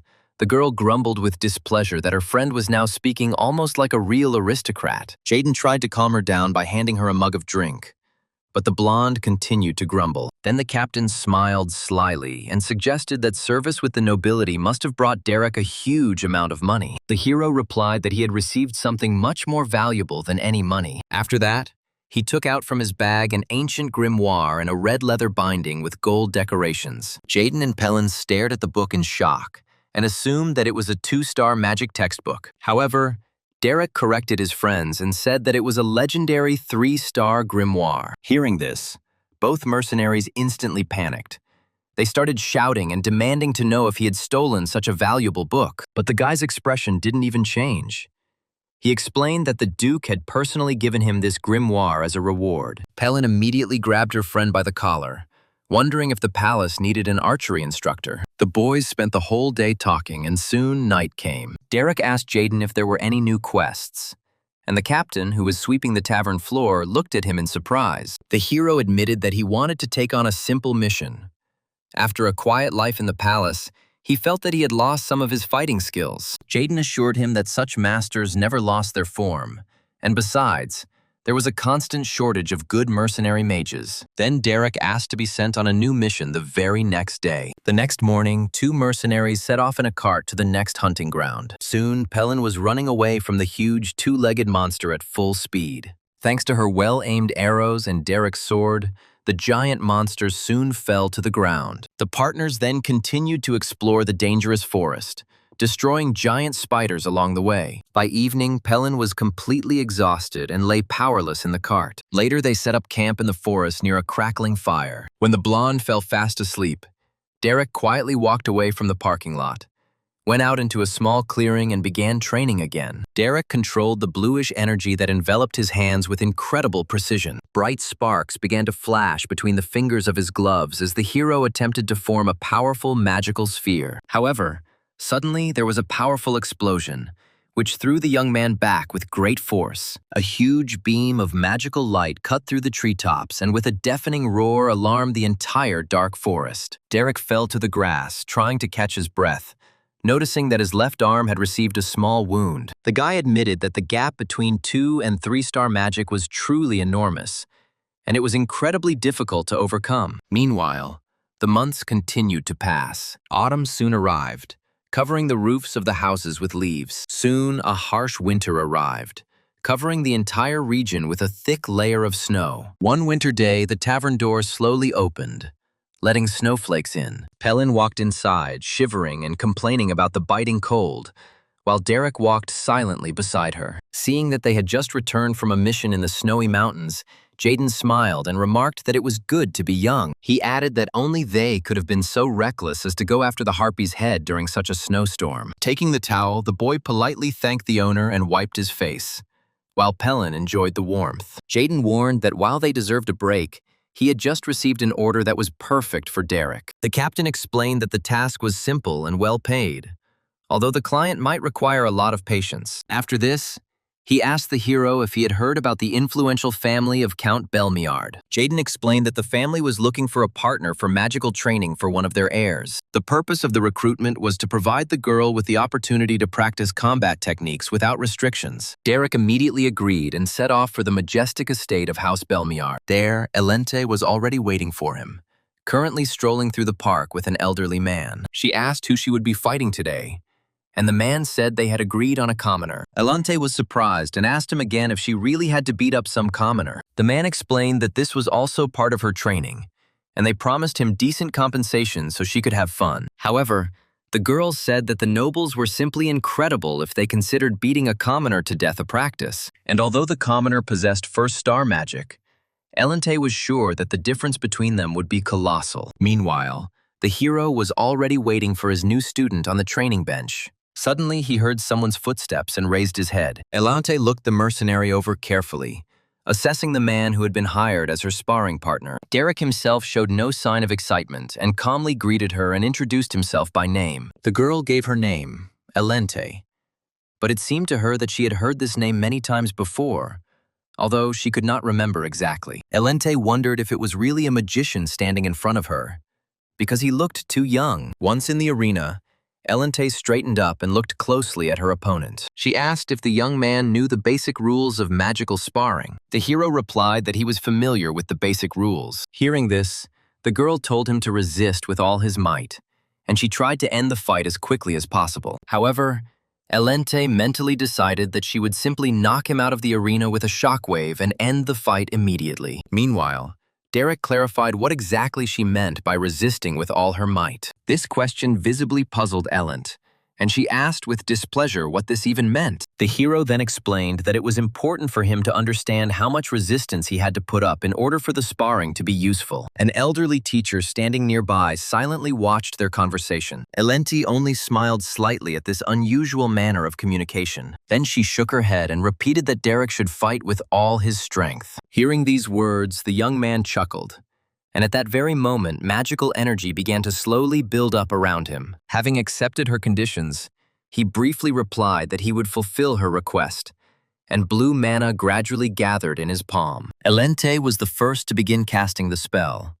She did not deny that the simple youth possessed a rare talent. Reaching the level of a one-star mage at such an age was not easy, but his confidence already bordered on arrogance. Elente believed that he did not understand the huge gap between the nobles and the commoners, so she decided to remind him of it. Having finished the spell, she released a magical wave forward in one motion, which quickly rushed towards Derek. However, the hero reacted instantly. Without panic, he easily shifted to the side and took a step back, dodging the attack with precision. The spell flew past and crashed with monstrous force into the trees behind the arena. Elente narrowed her eyes in disbelief. The ease with which the young man had avoided her blow seemed almost mocking to her. Derek himself calmly watched her, waiting for his opponent's next move. It was this unperturbed calm that finally drove the girl crazy, and she decided to force him to admit the difference between them. Without wasting a second, Elente began to chant the spell again, and several magic circles flared up under her feet. Countless ice arrows began to form from them. When the spell was complete, the girls sent a real icy flurry at Derek. Hundreds of shells rushed towards him from all sides at once, leaving virtually no opportunity to dodge. But even then, the young man did not flinch. He just calmly raised his hand and used the most ordinary basic spell. The next moment, Elente's eyes widened in astonishment. Derek's simple spell easily destroyed every ice arrow before they could even get close. For several seconds, the girl stared motionless at what was happening, unable to comprehend what she saw. She understood that such impeccable control over magic was impossible without exceptional skill. An elderly man watched the fight from afar and thought that the rumors about Derek were completely true. Finally, Elente admitted that she had underestimated her opponent, and then began casting a much more powerful spell. Determined to win at all costs, the girl created several flaming spears around herself, intending to fight seriously. Derek immediately noticed the change in her tactics and realized that she was now planning to destroy the entire arena and not just attack him. The guy praised his rival for her quick adaptation while she was preparing a rain of golden spears. Soon the heiress raised her hand, and dozens of shining projectiles fell from the sky like a firestorm. Despite such a devastating attack, the hero remained standing calmly in the middle of the battlefield. He understood perfectly well that it was impossible to dodge so many blows at once. Therefore, at the last moment, he created a bluish barrier of mana in front of himself. As the fiery spears collided with the defenses, a series of deafening explosions rolled across the arena. Elente was sure that this would be enough to bring this commoner down from the skies. Smoke and dust enveloped everything around, completely hiding Derek's figure. However, when the cloud began to disperse, the young mercenary emerged from it completely unharmed and prepared for his next move. Suddenly, the hero's eyes widened, noticing the sudden attack. Taking advantage of the smokescreen, Elente quickly closed the distance and tried to pierce him with a sharp ice spear. Derek realized that his opponent was too close, and he no longer had time to dodge or put up a barrier. Impressed by her incredible talent, the boy activated another technique with a quick movement of his fingers. An extremely bright spell of light flashed before them. Blinded by the flash, Elente quickly covered her eyes with her hands to avoid going blind. Having lost her bearings, the girl staggered and stepped back, trying to regain her balance. Her vision was completely impaired. Therefore, Elente tried to determine the enemy's location, relying solely on the sound of his footsteps. Just then, a magic projectile flew past her face. The girl panicked when she realized that she had heard absolutely no sound. She had no idea that Derek was slowly approaching her, surrounded by floating magical spheres. The hero moved almost silently, while simultaneously preparing another silent spell. The next shot again passed very close to Elente's head, causing her to tense up even more. Then the girl realized that he had used illusion magic to hide sounds, and had foreseen her attempt to rely on hearing. At that moment, Elent realized that the first silent shot had deliberately missed its target. The girl felt insulted,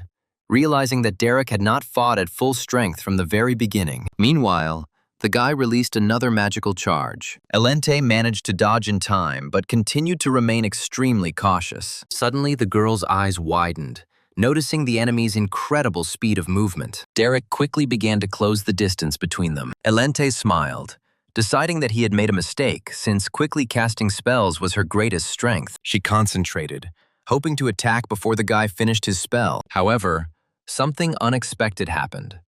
The main character was in no hurry to use his spell. Instead, Derek suddenly planted his foot hard on the ground. Elente jumped back. She couldn't understand why he used such an unusual maneuver right in the middle of a magical battle. It was then that she noticed a bright electrical discharge flashing across the toes of his boots. The girl froze in shock, realizing that Derek was able to release magic directly through his legs. The next moment, the electric shock hit its target. Despite her attempt to defend herself, Elente screamed and the powerful blow sent her flying backwards. The elderly man was genuinely amazed that the young mercenary's techniques clearly belonged to the school of wild nature. They were impossible to predict for those accustomed to following the classical school of magic. Falling to the ground and breathing heavily, Elente looked at Derek for a long time, unable to believe everything that had happened. Then the girl looked at him in a friendly manner and admitted that he really turned out to be a very interesting young man. Finally, she honestly admitted that she had greatly underestimated him at the very beginning of the fight. Moreover, she frankly admitted that at first she considered him nothing more than a boastful liar. After the fight ended, Derek and Elente were left standing face to face in the arena. The girl put her hand on her chest and admitted that the guy taught her a very valuable lesson that day. Then she smiled and thanked the hero for this combat experience. Literally the next moment, Elente repeated his skill, leaned against the arena, and directed magic through her legs. Derek instantly became serious and prepared for another confrontation. Lightning spread across the ground with incredible speed at the moment of the decisive attack. Elente fired a bolt of lightning towards the protagonist, hoping that he did not expect such a sudden attack. However, before she could finish, the hero appeared literally in front of her, preparing to strike her in a jump. Since she herself asked him to fight with all his strength, Derek decided to show her everything he could do. Then the girl finally realized that she had never before encountered a mage with such a wild and unpredictable fighting style. Suddenly, a loud bell ringing echoed throughout the training yard, bringing everyone back to reality. The elderly, bespectacled instructor shook the golden bell several times, officially declaring the training session over. After this, Elente lowered her fighting stance, making sure that the time for the duel had indeed expired. Derek bowed politely and thanked his opponent for the opportunity to have this fight. The red-haired girl was silent for a moment, thinking about everything that happened in the arena. Later, Elente praised the young man, noting that he turned out to be a magnificent magician. However, the hero immediately responded with mutual praise, particularly highlighting her outstanding reflexes. The girl noticed that despite his commoner origins, it was obvious how hard he trained. In response, Derek explained that otherwise he simply would not have been able to survive as a mercenary. Then Elente asked him to leave behind his excessive modesty, adding that she respected hardworking people. However, she then warned that the magic teacher who was watching their fight most likely did not feel much sympathy towards him. She also expressed hope to show excellent results at the upcoming tournament in Salon Rose. The hero tried to calm her down, noting that with her level of skill, there was little reason to worry. However, the girl admitted that she was not interested in weak opponents, since her real target was a completely different girl. Elente then revealed that she wanted nothing more than to defeat Aizelin Eleanor Duplain. It seemed to have some personal meaning to her. Derek just listened to her silently, without changing his usual calm expression. Realizing that she had said too much, the girl politely said goodbye to the guest. The hero bowed and headed towards the exit of the gazebo, and the girl thoughtfully watched him go. After he left, Elente pondered the name of the Belden mercenary group. Taking another sip of tea, she tried to remember where she had heard this name before. Suddenly, the girl remembered how Aicelin once told her that Derek had become her new magic mentor. Elente's eyes widened, finally realizing who this young mercenary really was. Meanwhile, Derek walked through the outer courtyard of the estate. Suddenly, someone's hand grabbed his wrist, forcing him to stop. Turning around, the guy saw Elente in front of him, who had caught up with him. The hero looked at the girl, not understanding the reason for such an unexpected meeting. She asked with a satisfied smile if he really was the mercenary who taught magic to Diella. Meanwhile, evening began to fall on the city. Elente took the hero to one of the rooms with a fireplace. She got straight to the point and stated that she was willing to do anything if only he would help her defeat Aicelin. The guy was surprised by such a proposal and asked whether her main desire was really to gain the upper hand over Lady Aicelin. The girl explained that her rival had not yet become a 2-star mage, so she was striving to reach that level first. Derek noticed that she had a very strong competitive spirit. In response, Elente only smiled and admitted that it was a very beautiful name for her real obsession. She then confessed that the desire to defeat Aicelin had once almost driven her to some very shameful actions. Looking down, the girl bitterly told how pathetic her jealousy of her rival actually was. No matter how much she tried to speak ill of Aicelin or find her faults, Aicelin tried to understand her and accept her again. Derek listened to the story and then asked why she decided to reveal all this to him. Then Elente explained that she needed to show sincerity, even if it meant showing her awkward side. The thing is, she was going to ask him some very important questions. The hero nodded and suggested that the girl ask everything that interested her. The girl noted that since he had worked for the Duplain family for some time, he knew very well the true level of Aicelin's talent. She then added that after today's training, he also understood very well the limits of her own abilities. Elente wondered what she should do next. Finally, the girl asked the main question, asking to reveal to her the main secret of victory over Aicelin. The guy looked at her silently for a few seconds, and then stated that Aicelin's level was indeed astonishingly high. However, he also emphasized that Elente had enormous talent and, with enough diligence, could achieve a lot. At the same time, Derek noted that a person's true intentions could always be read in his eyes. Derek realized that she was not looking for empty praise or cheap self-affirmation. Elente was truly desperate and so eager to find an answer that she was even willing to ask a mercenary for help. At that moment, there was a brief silence between them. The guy took a deep breath, preparing to give an honest answer. He then looked the girl straight in the eyes and stated that in her current state, she had no chance of defeating such an opponent. Hearing such an assessment from her mentor, Elente noticeably turned pale. However, She had no intention of giving up even before the fight began. Gathering her courage, the girl firmly declared that she wanted to win at any cost. She was going to do it, even if everyone around her thought this goal was completely unattainable. Derek just watched her silently. Then Elent reminded him that the guy had managed to turn even the completely inexperienced Dila into a real magician. If he could achieve such a result with another student, then he was certainly capable of helping her defeat Aislinn as well. Faced with such persistence, the hero thought for a moment. Then he replied that it was entirely possible to find a suitable path. However, there were several important issues that bothered him. Hearing this, Elente noticeably perked up and settled more comfortably on the sofa, realizing that he was ready to discuss her proposal. Derek began listing his conditions and immediately touched on the first obstacle. He asked if the girl had any idea what his grueling training with Diela had been like. The young man's memory flashed back to his merciless methods of forcing his student to awaken her survival instinct. Elente was a little wary, but said she wasn't interested in the details at all. She only emphasized that she was ready to do absolutely everything to win. After this, the mercenary moved on to the second condition, and reminded that he worked as an independent mercenary. However, the girl interrupted him, deciding that he was worried about possible rumors about a lady learning magic from a commoner. She assured Derek that she was absolutely serious and intended to become a renowned magician whose name would thunder throughout the empire. Elente added that it would be a real shame for her not to take first place among the nobility of Ebelstein. The girl asked not to doubt her determination over trifles, because she understood perfectly well that victory was much more important than pride. The hero continued to look at her without changing his expression. He then interrupted her and explained that he had really only meant to say that he would have to pay for the tuition. Elent instantly froze, realizing what an awkward misunderstanding had just happened. Her face instantly turned red with embarrassment after such an unnecessary scene. Trying to hide her awkwardness, the girl quickly assured him that she would have no problem paying any amount he demanded. Derek decided that since her determination was so strong, he would use the harshest training methods to suit her mood. Meanwhile, in the city where the nobles of the Duplin family lived, morning had come. During a social gathering, Aislinn told her friends that she should have been preparing diligently for the magic tournament. Meanwhile, Elente herself watched the company from afar, realizing that she had finally waited for the right moment. She greeted him cheerfully and praised Aislinn for her modest expectations before the next fight. The girl was also very glad to see Elente. Aislinn approached her rival and admitted that they had just been discussing her.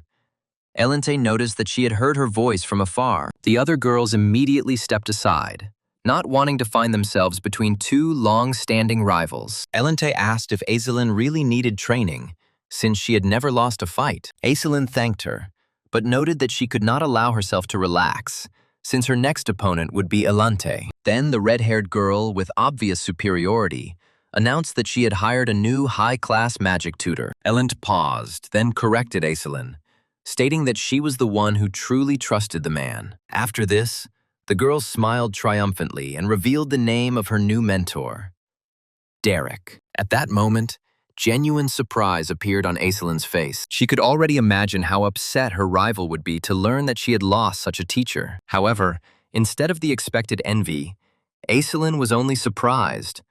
Moreover, her eyes lit up with joy. The girl took Elend by the hands and sincerely congratulated her, assuring her that Derek was an exceptionally reliable person. She then congratulated her rival again with a broad smile, noting that such a mentor would be a huge help in her studies. Elent could only thank her awkwardly, completely unable to understand why she had received such a reaction instead of jealousy. Aislinn thought for a moment, remembering Derek's teaching methods. She had once also intended to invite him as a mentor, since she felt that her development in magic had slowed down a little. However, the memory then flashed back to Diela's despair, who tearfully begged her never to subject herself to such training. Returning to reality, Aislinn sighed, genuinely worried about the fate of her rival. Elente mistakenly decided that the girl was simply trying to hide her envy and confusion. She grinned smugly, confident that she had surpassed Aislinn, who now regretted missing out on the best magic mentor.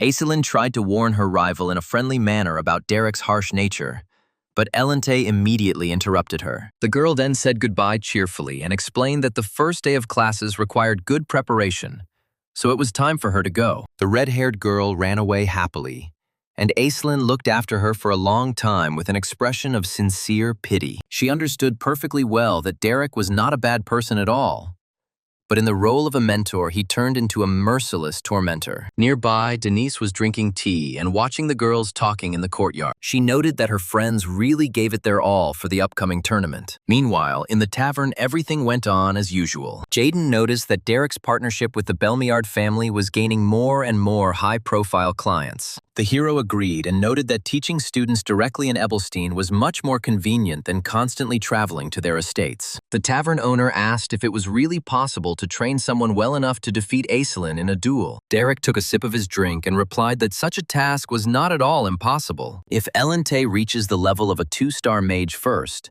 the difference in strength will be too great for Aislinn. Jaden asked him to leave the unrealistic reasoning behind and instead tell them the real plan. The guy looked at him and explained that it was precisely to carry out this plan that he needed his friend's help. The mercenary captain immediately stared at the hero with disbelief. Derek then added that to be completely safe, he would also need Pellin's support during training. After these words, Jaden finally fell silent and looked at him even more suspiciously. He noticed that all this looked more like preparation for an extremely dangerous operation than ordinary magic training. In response, Derek said that the very world they lived in was already inherently dangerous. At this moment, Pellin suddenly burst into tears and complained that she had been cruelly deceived by scammers. She continued to be indignant, lamenting that she had fallen for their tricks, and Derek and Jaden only exchanged silent glances. Then the tavern owner sighed wearily and offered the young man to take Pellin with him. Sometime later, the story moved to the Belmiard family's training ground. Elent entered the arena and announced that they could begin the practical lesson. However, Derek immediately suggested that they fight 10 matches in a row without a single break. Upon hearing this, the girl froze in shock. Adjusting his gloves, the hero explained that he needed to objectively assess the real combat capabilities of his student. Elente noted that even by the standards of a former mercenary, this approach seemed incredibly cruel. But she accepted the challenge anyway. Blue mana flared around the young man's hands, after which he announced the start of the first round of training. Until the evening, explosions thundered over the training yard, and thick clouds of dust swirled above the walls. When the series of fights finally ended, the girl leaned on her knees, exhausted, and began to breathe heavily. Derek thanked her for her efforts and gave her 10 minutes of rest, after which they were to move on to practicing basic magic. Elente was truly horrified to learn that she had only been given 10 minutes, and she admitted that she had completely exhausted her mana reserves. However, the guy replied that if she continued to force herself to work, the mana would still find a way to manifest. The hero soon declared that the spell she had created could not be called an ice spear and demanded that 10 more of the same be created. He asked what she expected to achieve if she couldn't even master the basics, and reminded her that she still had 5 more tries left. Derek then ordered the student to create 100 magic arrows, completely ignoring her protests about her complete lack of strength. Soon, completely exhausted, Elente collapsed onto the wooden floor of the training ground, breathing heavily from exhaustion. Only after this did the guy praise her for her efforts and allow her to go to dinner. He then asked if she was okay, and added that she could have given up on the training if it had proved too difficult. Hearing these words, the girl instantly jumped to her feet. She laughed and said that she would never give up because of such trifles. It was all just normal fatigue. Elente emphasized that Derek had no idea what she had already had to go through to survive in Ebelstein's high society. The hero bowed slightly and admitted that perhaps he had indeed jumped to conclusions. The girl explained that she was a little tired after the social event, but she was planning to give it her all tomorrow. Moreover, she suggested making the training even harder, stating that the current load was hardly felt. In response, Derek looked at her and asked what exactly she meant by tomorrow. A chill instantly ran down Alenta's spine, and she turned to her mentor in confusion. Then the guy reminded her that he had warned her about the planned night training, which was supposed to begin that evening. At that moment, an awkward pause hung between them.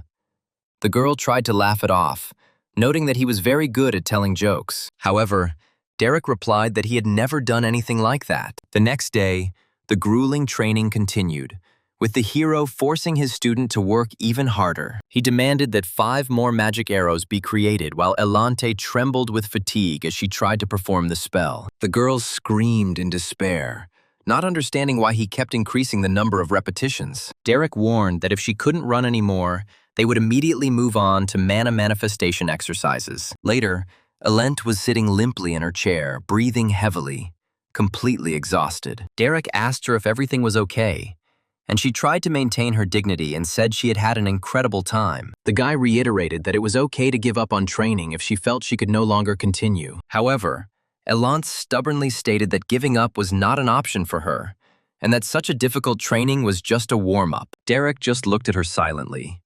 Then he announced that since she had already rested enough, it was time to move on to sparring. Hearing this, the girl was in real shock, because she had only managed to sit down for a short time. So, 2 weeks have passed since the beginning of this ruthless training program. Elante lay face down on the table and begged Denise to wake her up as soon as Aislinn arrived. Then she thanked her friend and complained that practicing magic had exhausted her so much that she had almost no strength left. Denise continued reading the book and out of curiosity asked why the girl drove herself so mercilessly. For a while, Elante was silent, her face buried in her hands. Then she turned her head to the side and admitted that she had only put up with all this because she wanted to win more than anything else. Denise lowered the book and looked thoughtfully at her friend for a few seconds. She then closed it and asked Elente to hold on, promising that she would sincerely cheer for her. At that moment, Denise turned her gaze towards the garden and noticed the approaching guests. She saw Aislinn along with other girls who had come to another social gathering. The girl hastened to warn her friend that the heiress of the Duplain family had already arrived. Aislinn walked across the courtyard without even noticing the 2 girls nearby. Elente panicked and began frantically fixing her disheveled hair,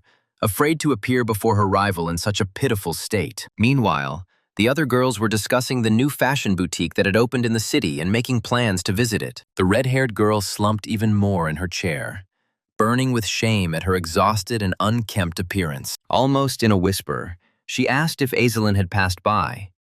Denise confirmed that she had already left. Then Elente breathed a huge sigh of relief, glad that her rival had not seen her in such a state. However, as she walked away with the other girls, Aislinn still glanced furtively over her shoulder. She thought with alarm that Elente looked unusually tired and exhausted today. Later that evening, night fell over the Belmiard estate. The maid finished combing Ellen's hair and announced that a gift had arrived from the Duplain house. Upon opening the package, the girl discovered a wooden box containing expensive mana restoration potions and several flowers. The maid explained that these were extremely valuable items that allowed one to quickly replenish one's mana reserves. However, the girl only examined the contents and unexpectedly ordered that everything be immediately thrown into the trash. She declared that she did not wish to see these things in front of her any longer, and the maid had no choice but to obey. Then Elend asked if Derek had arrived yet, and the maid replied that the boy had been waiting for her in the courtyard since dawn. Along with the gift,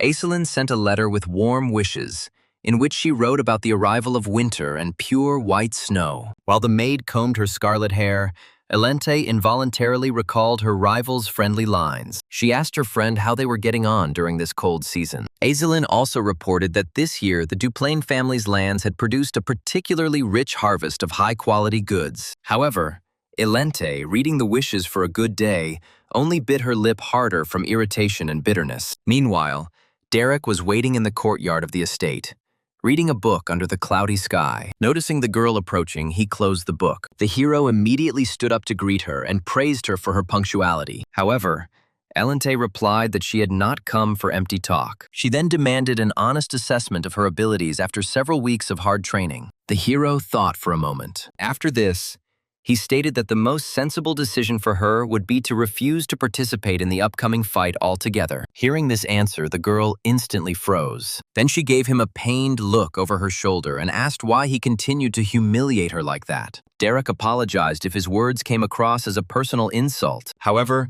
Elente turned around abruptly and screamed in rage, not understanding how he could even advise her to refuse the fight with her opponent. She indignantly reminded him that she had hired him for victory, and not to listen to cowardly advice about surrender. The girl continued to vent her pent-up anger, categorically rejecting the very idea of giving up on her goal. She then demanded that Derek leave if he was going to keep saying things like that, as he was wasting her time. However, the hero did not understand what the point was if she still could not win. A blind obsession with victory often prevented a person from truly growing, And sometimes, defeat had to be accepted with humility. Through tears, the girl said that if she came to terms with this, she would become the most pathetic person in the world. The main character just watched her silently. Elente admitted that she was a petty person and spoke ill of Iselin behind her back because she was jealous of her talent. Through tears, the girl admitted that next to her rival, she always remained an envious and limited person. Elente cried even harder,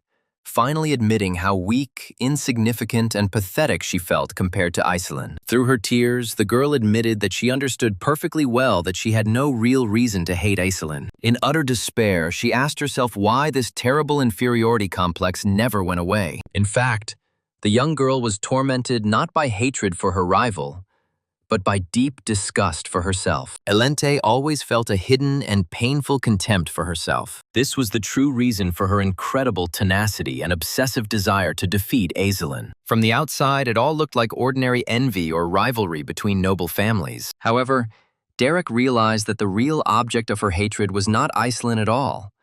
The girl was trying with all her might to defeat herself. The hero realized that her desire did not arise from simple envy. Victory in this duel seemed to Elente the only way to get rid of her own feelings of inferiority. Realizing the true reason, Derek stepped forward and firmly stated that then they would win this fight together. He then promised to do everything possible to ensure that she would eventually defeat Lady Iselin. Wiping away her tears, Elente looked up at her mentor, hope returning to her eyes, and accepted his promise. The next day, a carriage left the Elente estate for the city. Soon, the coachman pulled on the reins and the horses stopped. The carriage door opened and an elderly man, Elente's mentor, stepped out. The old man adjusted his glasses and looked around the property with a serious gaze. So he finally arrived in the county of Belmiard, where a magic tournament was soon to take place. Count Tristan Belmiard warmly welcomed Velmir, who had recently returned from a trip to Ebelstein. With a smile,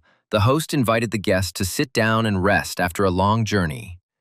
Then the Count asked how his daughter Elente was doing. Velmir replied that recently the girl had devoted herself entirely to magical training. Tristan said that he had never met such a talented girl, and was confident that in the future she would surpass even him. Velmir smiled tightly, thinking to himself that it would be a real disaster to mention that Elente had been trained by a mercenary. After this, the Count unexpectedly announced that he was soon going to go on business to Ebelstein. Moreover, he added that he wanted to visit his daughter personally and give her a special gift. Velmir tried to hide his concern and replied that the girl would certainly be very happy. Meanwhile, on the outskirts of Ebelstein, at the entrance to a mysterious, nameless labyrinth, a group of people stopped. Pelin took a hesitant step towards the huge stone structure, still doubting the wisdom of this undertaking. She asked with concern if it was really safe to bring Elente to such a place. The girl looked at the entrance to the labyrinth with obvious anxiety, but the hero explained that it was the weakest labyrinth in the entire region. Despite this, the girl remained worried and asked what exactly she was supposed to do inside. Derek explained that she needed to sharpen her instincts in combat,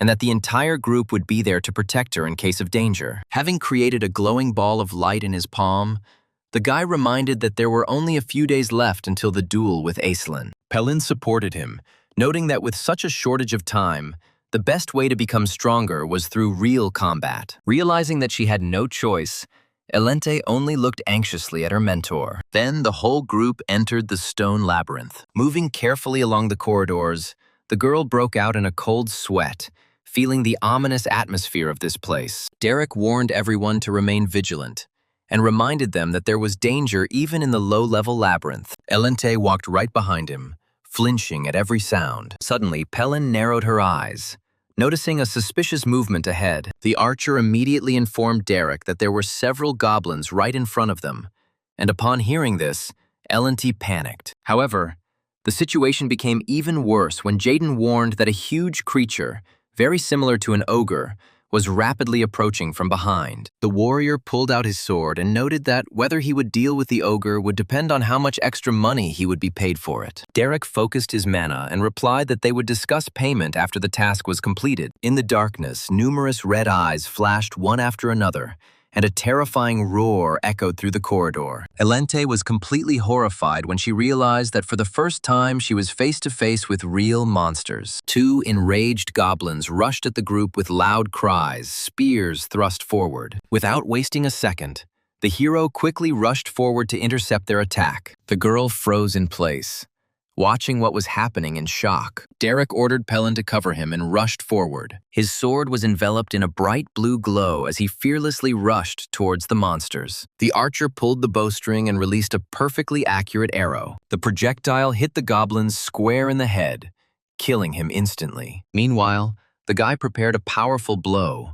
not taking his eyes off the remaining enemies. With one swift and precise swing, he effortlessly cut one of the goblins in half. Immediately after this, Derek unleashed a devastating stream of fire at the next monster. Pelin instantly changed her position and again supported him with an accurate shot. At the same time, the hero pierced the throat of another monster, and dark blood splashed throughout the corridor. The archer continued to destroy the remaining enemies with unerring shots. Elante stood motionless, unable to recover from the brutality of the real battle she had just witnessed. Suddenly, there was a loud crash behind her, and Elante's eyes widened in horror. A huge ogre with blue skin appeared from the shadows, but Jaden immediately stepped forward, blocking its path. The warrior grinned confidently and asked sarcastically how much the monster's head cost. In response, the giant roared in fury and raised his massive wooden club to strike. Jaden delivered a crushing blow with his massive sword, leaving a deep wound in the ogre's stomach. The force of the attack was so monstrous that the blue giant was literally cut in half. Meanwhile, another goblin burned with a scream in the flames of Derek's spell. Then the hero finished off the last enemy,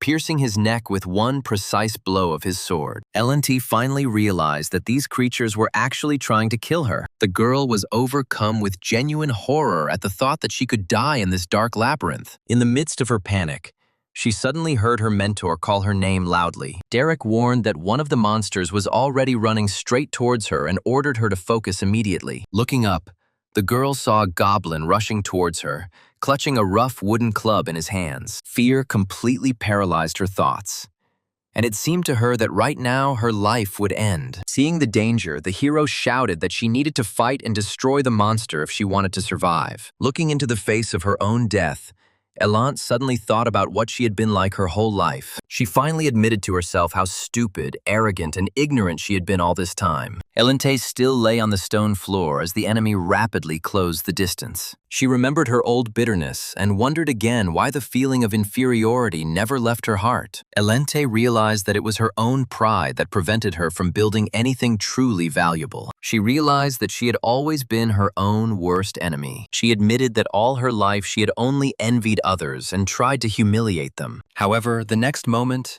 a bright blue energy burst out of her hands with great force. The girl put all her remaining mana into the attack and created a powerful, shining, magical spear. Elante decided that she had gone this far only to destroy her former weak self and finally become much stronger. Derek watched his student closely during this tense moment. With a lightning-fast movement, the girl released a spell that pierced the goblin's chest and threw him back. Jaden watched the proceedings in silence. Pelin also watched the fight silently. When the last enemy fell, silence finally reigned in the labyrinth. Elante leaned her hands on her knees and breathed heavily, completely exhausted physically and mentally. Despite her fatigue, her eyes now shone with determination and strength. The girl raised her head and looked at Derek, who stood among the defeated monsters. The hero nodded slightly in approval, and Elante felt like she had finally taken her first real step forward. A confident smile appeared on the redhead's face as she realized that she had managed to overcome her own limits. As the night deepened, Derek took advantage of the respite to reread the letter from his former mentor, Katie Flameheart. The woman apologized for being able to contact him only after more than 2 years. She said that she was now teaching magic to the daughter of a count, and admitted that the girl's diligence sometimes tired her out greatly. Katya fondly remembered the times when she taught Derek magic. Even the most difficult days seemed much more fun back then. She also wrote that of all the magicians she had met in her life, he was the most talented. Then the mentor wondered what level of power her beloved student had already reached by this time. The woman concluded the letter by expressing her hope to one day witness his magic with her own eyes again when their paths crossed again. This is where Katya's letter ended. She seemed to be extremely relieved to finally be able to write to Derek. The guy carefully folded her letter back. Elante noticed that they had been training here for 2 weeks already, and asked what the letter was that he reread at every opportunity. The hero briefly replied that it came from his former teacher. Elente smiled and remarked that she must have been an outstanding teacher to have been able to show so much patience in teaching him. Derek looked into her eyes silently, not knowing what to answer. He then agreed, saying that she was indeed a wonderful teacher. Elente was slightly embarrassed by such a direct answer. She turned away and quietly admitted that she only wanted to tease him a little,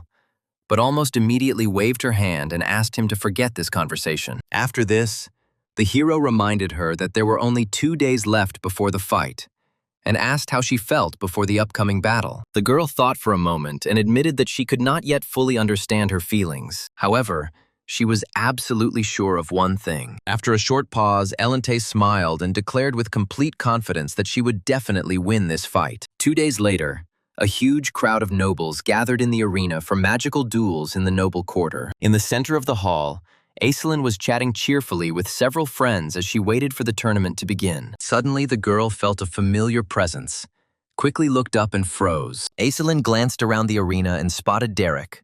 Her attention immediately focused on him. Having apologized to her friends, the girl walked away from the group and headed straight towards the young man. She called Derek's name and he turned around. Aislinn admitted with a smile that she was glad to see him, and the hero greeted her politely and reservedly in return. The girl then mentioned that she had recently learned of his studies with Lady Elente. Derek confirmed that he had indeed taught the girl magic. There was silence between them for a few seconds as they looked into each other's eyes. Aislinn noticed with a smile that he hadn't changed at all, after which she jokingly asked if he had trained Elente too harshly. Dila told her about his outstanding teaching abilities, but Elente herself had looked extremely exhausted lately. In response, Derek asked if she was genuinely worried about her opponent, or if she was just overconfident. The hero warned her not to let her guard down under any circumstances, no matter who her opponent was. Aislinn swallowed involuntarily, feeling fear at the warning. Meanwhile, in the stands, spectators were discussing the upcoming fight. Most were confident of Aislinn's victory, unless Elente suddenly demonstrated the magic of 2 stars. One of the noble women noticed that Elente had noticeably lost weight from constant training, and Denise silently listened to their conversation. Soon, the footsteps of the first participant, Aislinn, were heard on the arena stairs. The crowd immediately became animated and began to whisper when Aislinn appeared on the field. The audience never ceased to admire her beauty, grace, and elegance. Immediately after this, the second participant approached the entrance to the arena. Elente moved slowly towards the center of the field, quietly repeating to herself that she would definitely emerge from here as a winner. Elente took her place under the watchful eyes of everyone present. She looked forward, her eyes burning with determination to achieve victory at any cost. Meanwhile, Derek, leaning against a stone column outside the arena, silently watched his student. Finally, both rivals stood opposite each other in the very center of the court. Aislinn greeted Elente politely and expressed her hope that all had been well with her over the past few weeks. The girl responded with the same courtesy and praised her rival's calmness, but was unexpectedly surprised by her reaction. Aislinn looked away slightly and noted that she did not deserve such praise. Then she honestly admitted that she had never experienced such strong excitement before a fight. Elente smiled and finally suggested that the fight begin. In response, Aislinn nodded and concentrated completely. At that moment, Elente released her magical energy, and a golden flame erupted around her hand. In response, Aislinn enveloped herself in an icy blue aura that quickly grew stronger with each passing second. The first clash of their magical auras created a powerful gust of wind that swept across the entire arena. Then Elente began to rapidly chant a spell, summoning dozens of fiery magical runes around her. Aislinn looked up and was shocked to realize the scale of the impending attack. Countless shining fiery spears appeared above the arena one after another, ready to fall down at any moment. Soon the entire sky was covered in golden flames, created by Elente's incredible power. Standing under the firestorm, the girl remembered the instructions Derek had given her a few days earlier. In the labyrinth, the guy explained that she would never win if the fight was reduced to just comparing mastery of magic. He emphasized that the real key to victory would be solely her willpower. Derek reminded her that the grueling training was necessary to force her to use every drop of mana. Then Elente asked with a smile if all this was not his cruel infatuation. Derek explained that once the mana reserves were completely depleted, The outcome of the fight was decided by the one with the most tenacity left. He then told her to use a large, showy attack from the start to draw Aislinn into a drawn-out battle of attrition. He added that the winner will be the one who can squeeze out the last drop of strength. However, Elente asked what to do if the opponent initially had more mana. The hero briefly replied that in that case she would simply lose. However, he reminded that the amount of mana was determined at birth, and the blood of the Belmiard family endowed her with enormous magical potential. After that, Derek gave her the most important advice: to believe in herself. And these words sounded in Elenta's memory again. Aislinn looked at the giant wall. She could hardly believe that Elente could become so strong. With a sharp movement, Elente gave the order to the arrows to attack. At that very moment, a huge rain of golden fire arrows fell from the sky, heading straight for Aislinn. Aislinn saw a rain of flames rapidly approaching. However, at the last moment, she concentrated her mana, creating a strong water protective barrier. The powerful elemental attack collided with the shield with a roar, creating a huge explosion of blinding steam. Through the clouds of steam, the girls' eyes met. Both were determined to win this fight. Meanwhile, Elente continued to rain down an endless hail of flaming spears on her opponent. Elente remained focused, channeling all her energy into the attack. Meanwhile, Aislinn steadfastly withstood the onslaught, remaining in the center of the protective water vortex. She watched the attack closely, analyzing the trajectory of the arrows that rained down on her defenses without stopping. Elente's flames continued to lash out furiously at her opponent's barrier, sending thick clouds of smoke and dust rising above the arena. In the stands, the nobles watched the scene in amazement, everyone amazed at how vast Elente's mana reserves had become. Despite this, Aislinn continued to defend herself, neutralizing each new attack. Aislinn quickly calculated that no matter how powerful the attack, at this rate her opponent would soon completely exhaust her mana. However, the girl soon squinted, noticing a quickly moving dark silhouette in the smoke. Through the veil of dust, it seemed to her that Elente was rushing straight towards her. Deciding to counterattack, Aislinn concentrated her mana. She then instantly fired an ice arrow at the approaching enemy. However, she immediately sensed something was wrong. Elente's movements seemed too strange and unnatural. The next moment, Aislinn's eyes widened in horror. She realized that she had not attacked the real Elente at all, but only an illusion of her. Her opponent used illusion magic to deceive her, even though such a technique required a huge expenditure of mana. It was then that the real Elente suddenly appeared behind her, descending from above with a glowing ice spear in her hands. Aislinn turned around sharply, but there was no time left to defend herself. Elente put all her strength into the blow, trying to hit her opponent. Derek's words about this tactic being ideal for a surprise attack came back to the girl's mind. A dense curtain of fire blinded the enemy, and then illusion magic created the perfect opportunity to strike with an ice spear. However, the hero immediately warned that Aislinn was far from an ordinary magician, and that defeating her would not be so easy. Elente put the last of her strength into a decisive attack, and seeing the spear rapidly approaching, Aislinn panicked. The distance turned out to be too small to have time to create a magical defense. Then the girl took the risk of relying solely on her reflexes. At the last moment, she grabbed his wrist and literally changed the direction of the blow for a split second. Elente screamed and tried with all her might to finish the attack. The collision of two magical forces caused a powerful explosion of energy right between them. The shock wave was so strong that it threw both participants in different directions of the arena. Elente slid back, breathing heavily, her weapon lodged in the ground. Aislinn also managed to maintain her balance, but after the direct collision, she was noticeably exhausted. Looking up, Elente was surprised to notice that her rival was now emitting a completely different aura. She watched warily as Aislinn adopted a new fighting stance. Aislinn breathed a sigh of relief, realizing that she had only narrowly escaped defeat. Then she remembered Derek's warning to never underestimate any opponent. It was now that the girl fully realized the true meaning of his words. Aislinn realized that Elente had changed beyond recognition, both in her skill level and in her ability to use magic. Taking a step forward, she decided not to hold back any longer and responded with full force. At that very moment, ice spears began to rapidly grow around her feet. Every step Aislinn took was accompanied by the appearance of dozens of copies. In just a few seconds, An incredible number of huge ice spikes hung above the arena, obeying her will. The spectators in the stands gasped in admiration again.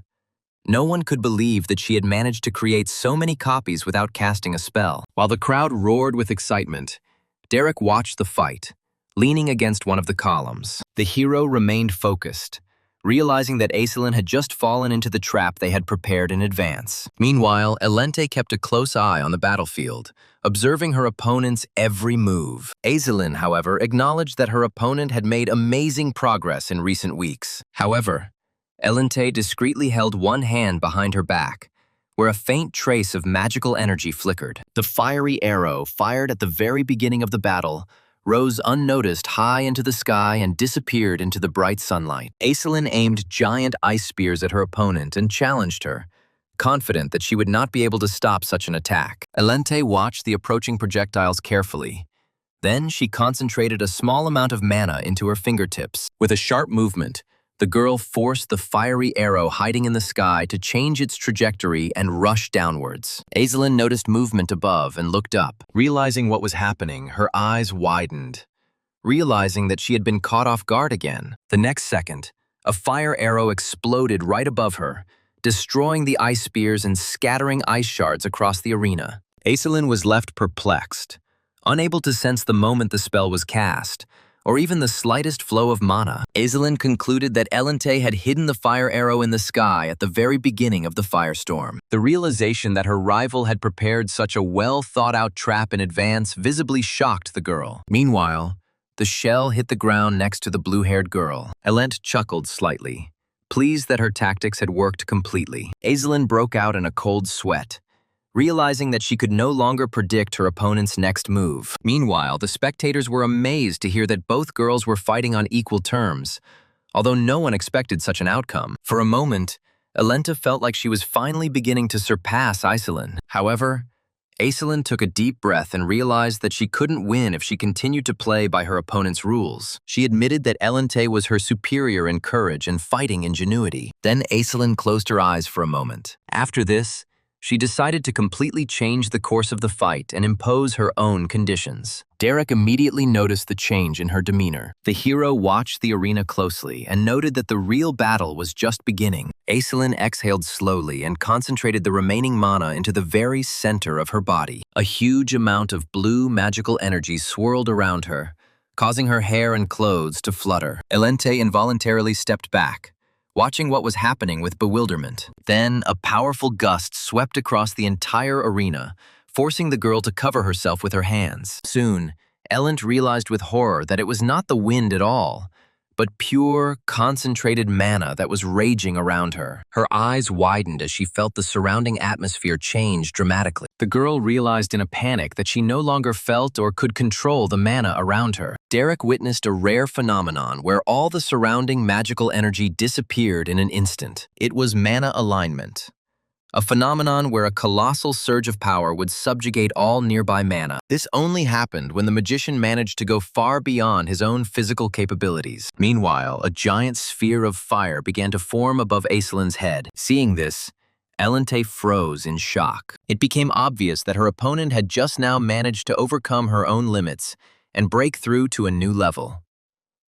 A huge 2-star fireball hung above the arena, illuminating everything around with a blinding light. At that moment, Elente remembered how, during a tough training session, she had fallen onto the grass, exhausted. Then Derek brought her a flask of water so she could recover from another day of grueling training. The girl confessed to her mentor that she was still tormented by doubts about her own abilities. She wondered if a few weeks of training would really be enough to defeat someone as talented as Aislinn. Then the guy replied that she would definitely win, and explained that he didn't mean what she thought at all. According to him, from one point of view, her victory was already a foregone conclusion. Meanwhile, the spectators in the stands panicked and began screaming when they recognized the destructive spell. Everyone was amazed to see that Aislinn had managed to create a 2-star fireball right in the middle of the arena. Elente was overcome with despair when she saw the size of the blazing sphere and realized that the situation was completely out of control. She quickly turned to Derek,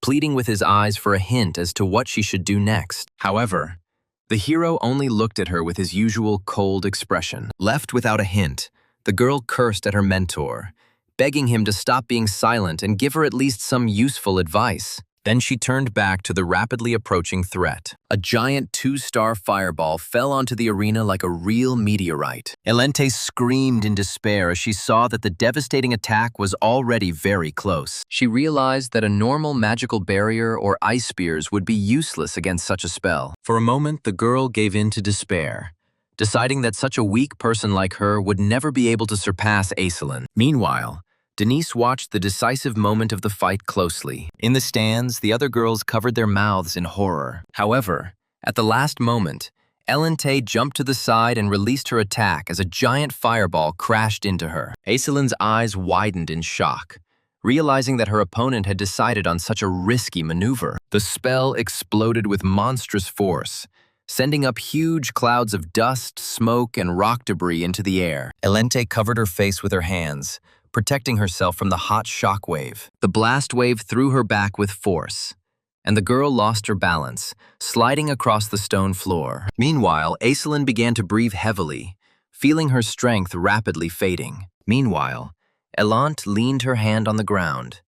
Even after such an attack, she was still in a state of combat readiness. Aislinn couldn't believe that her opponent had managed to dodge her most powerful attack so deftly. Aislinn realized that Elente was using the same method she had after seeing it just once, and Derek noticed it too. The thing is that Aislinn lacked experience.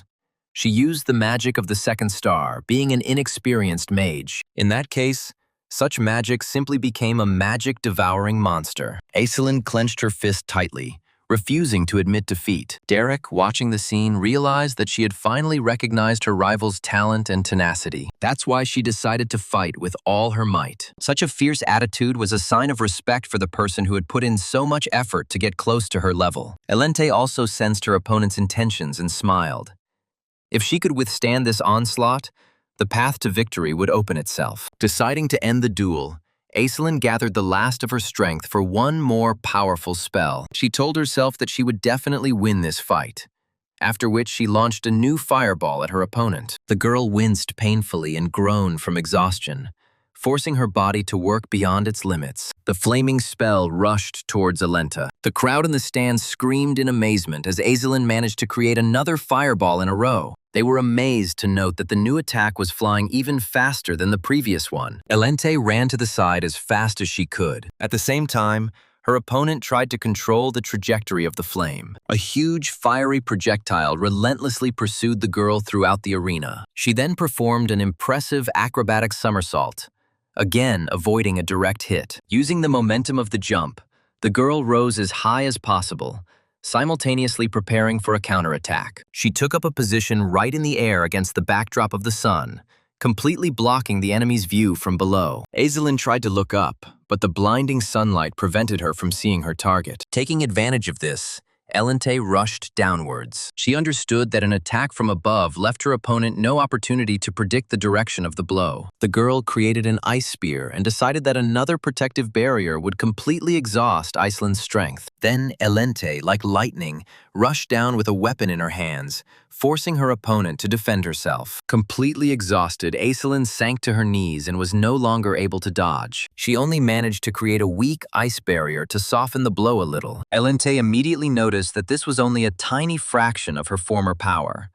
All her mana was spent on creating and controlling the fireballs. Then the girl put everything into the attack to destroy the last defense. Aislinn watched her approach with wide eyes, breathing heavily in anticipation of the outcome. Derek watched this and realized that the fight was nearing its end. Meanwhile, Elente was confident that she had driven her opponent into a corner, and that she no longer had the strength to strike back. Her own mana would have been enough for 2 more ice spears or magic arrows, and that was more than enough for victory. Fully confident of success, she delivered the decisive blow. However, suddenly Elente's eyes widened in horror. A huge golden glow suddenly flared up right between the opponents, instantly stopping her attack. Meanwhile, Aislinn was leaning her hand on the ground with great difficulty, trying to cope with exhaustion. Elente watched in amazement as her attack disintegrated in midair. The girl was silent for a few seconds, trying to understand where this protection came from. Aislinn began to tremble uncontrollably among the shards of ice scattered across the stone floor. She prayed to herself to use magic just one more time,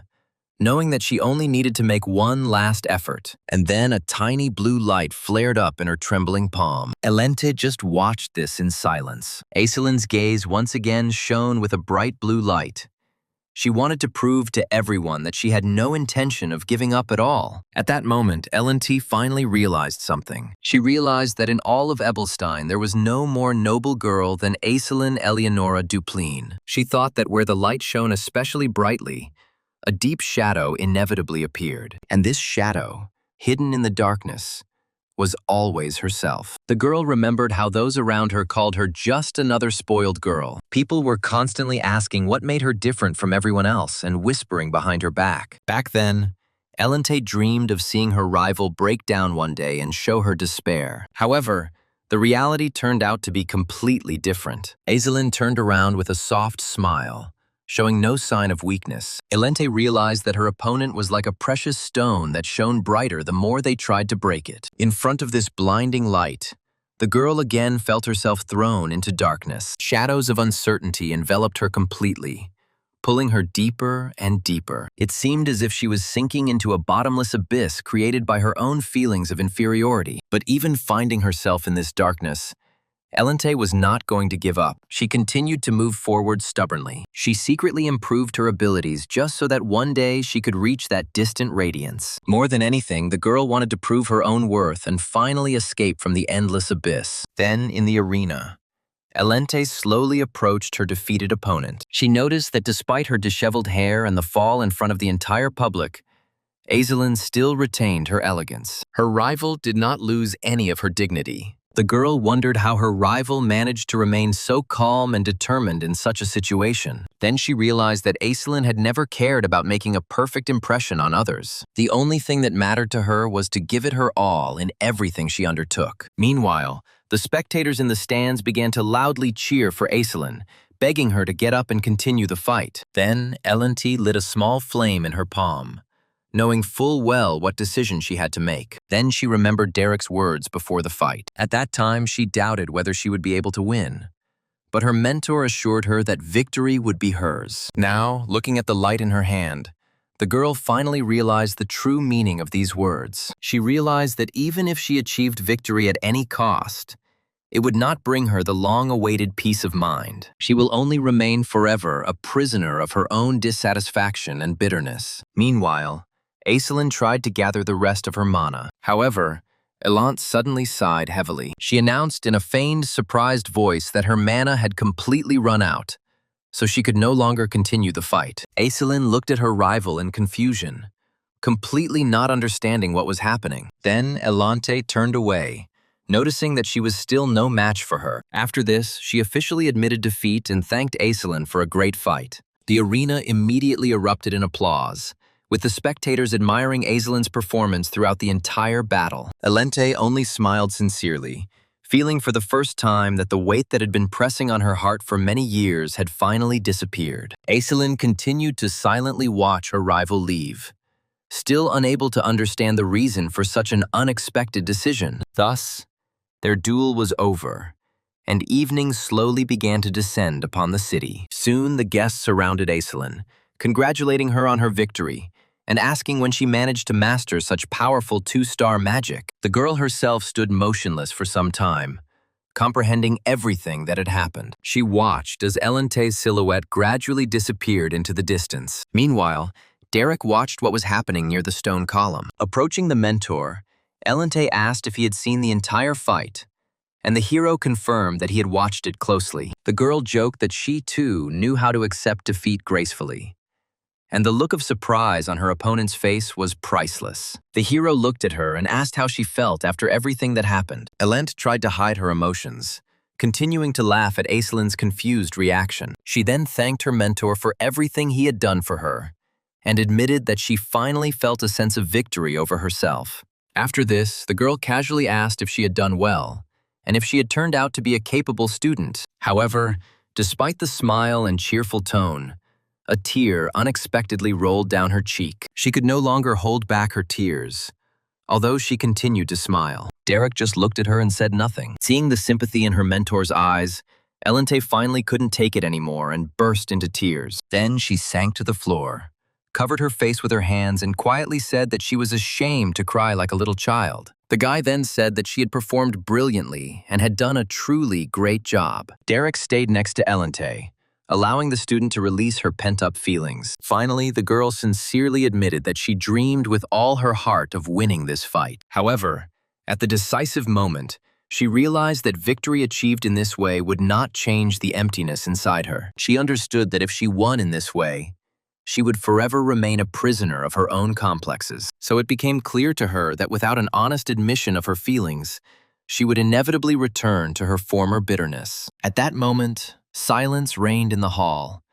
Derek decided to let the girl speak out completely. Elente admitted that the only thing she truly surpassed Aislinn in was her own inferiority complex. She realized with regret that in the end she was no different from those people whom she had once condemned. Derek then remarked that he saw nothing wrong with occasionally showing weakness and allowing himself to be vulnerable. The girl raised her tear-stained eyes to him upon hearing these words. The hero explained that without the courage to admit one's own shortcomings, a person will never be able to change and become better. These words sank deep into Elenta's soul. As they stood silently under the rays of the setting sun, she felt the long-awaited relief gradually spreading inside her. This time, instead of being plunged into darkness, she felt as if she were standing firmly in clear water. The girl smiled, realizing that for the first time she had taken a real step toward liberation from the abyss in which she had lived for so long. Meanwhile, in another part of the arena, Denise watched Derek thoughtfully. Denise watched him and his student with curiosity and quiet interest. Meanwhile, the other girl said goodbye to Aislinn,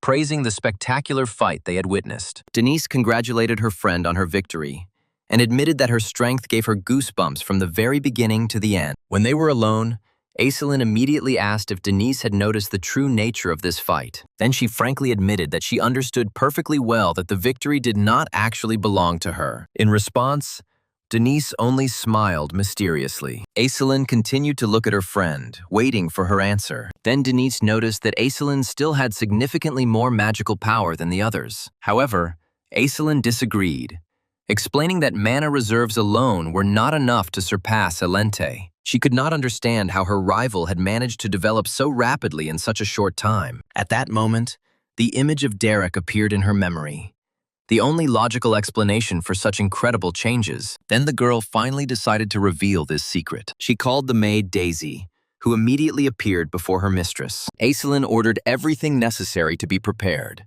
She was going to send a letter to her family's main residence. She firmly decided to find out the truth about the mysterious Derek at any cost. Meanwhile, important political issues were being discussed at the luxurious estate of the Duplain family. Raymond looked through the documents with interest, wondering why the 6-star pass had ended up in Ebelstein. Valerian explained that the reason remained unknown, but the customs agreement was accelerated precisely because of these movements. The Duke assumed that Count Belmiard's unexpected arrival in the region was almost certainly connected with the same events. If such a renowned and wise master was involved in what was happening, then there was a very serious reason behind it all. At this point, Valerian informed his father that Aislinn had requested that he find a new magic tutor for her. Raymond noted that they could simply hire any suitable teacher. However, the guy explained that his sister had asked Derek specifically.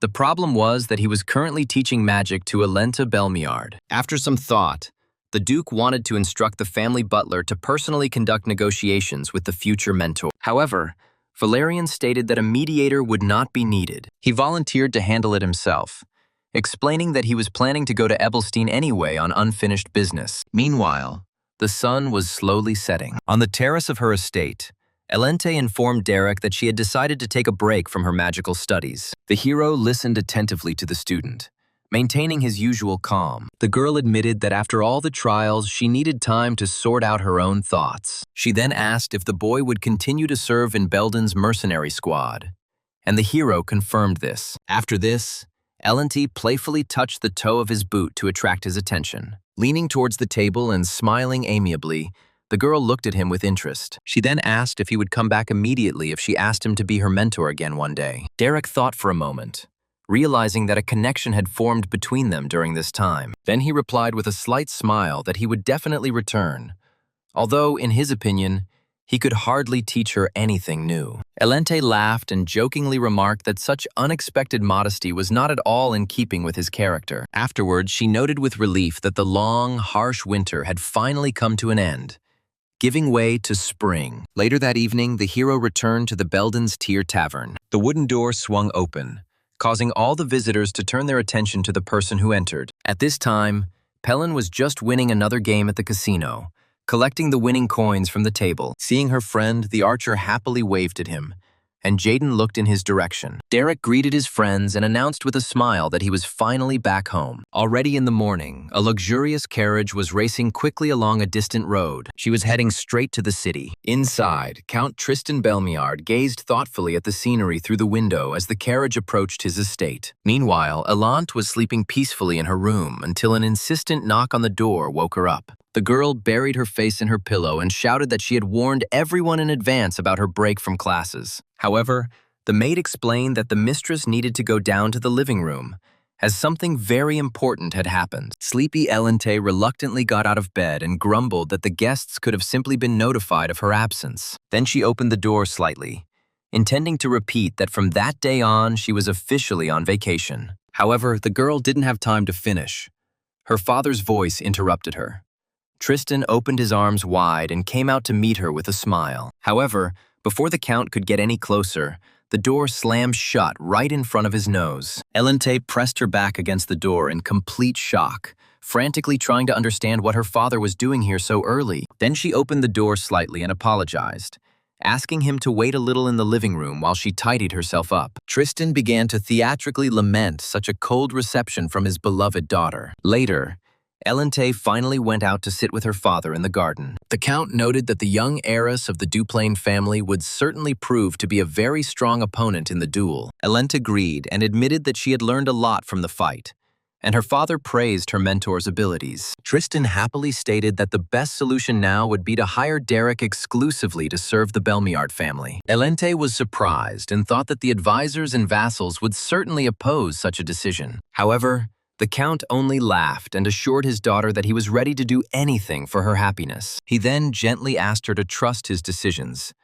and the girl smiled gratefully. Meanwhile, our main hero's squad once again set off into the ancient, mysterious labyrinth. The sounds of fierce battle and bursts of magical energy echoed within the dark green ruins. Suddenly, Pelin warned Derek of danger approaching from behind. A ferocious monster jumped out of the shadows, intending to attack the hero from behind while he was concentrating on the spell. Without a second's hesitation, the boy directed a huge flow of mana into his right hand to repel the attack. At that moment, his eyes flashed a bright red light as he felt an extremely unusual change in his mana. At the last moment, Derek released a powerful stream of shining power, stopping the surprise attack. He then prepared to cast an incredibly powerful 3-star spell, focusing it entirely on the enemy. The hero created an impressive fire barrier, protecting himself. A flash of flame engulfed the space around and threw the goblin away with great force. Pelin screamed her friend's name in horror, shocked by the power of the explosion. A deafening roar frightened the birds, and the flock soared into the sky above the dense mountain forest. Soon after, evening fell upon the city, and our heroes headed home. Later that evening, word quickly spread through the tavern that Derek had nearly died during the mission. Pelin indignantly asked why the hero had used such risky 3-star magic against ordinary goblins. The guy explained that he felt strange changes in his own mana, exactly the same as when he reached 2-star rank. He then wondered why he felt so uneasy about his current magical limitations. Suddenly, someone said that there was no point in trying to force a breakthrough, since the wildlife school always valued the natural flow. All the visitors turned to the stranger who had unexpectedly intervened in the conversation. Derek immediately realized that he hadn't felt the slightest trace of mana from him. However, the next moment he recognized the stranger as the greatest 6-star seeker mage. Introducing himself as Dressed Wolftail, the wanderer asked to bring him a good drink to relieve his accumulated fatigue. Meanwhile, night fell on the Duplain family estate. On the balcony, Diella was training with concentration, a powerful bluish magical aura thickening around her. The girl raised her hands and began to gather energy,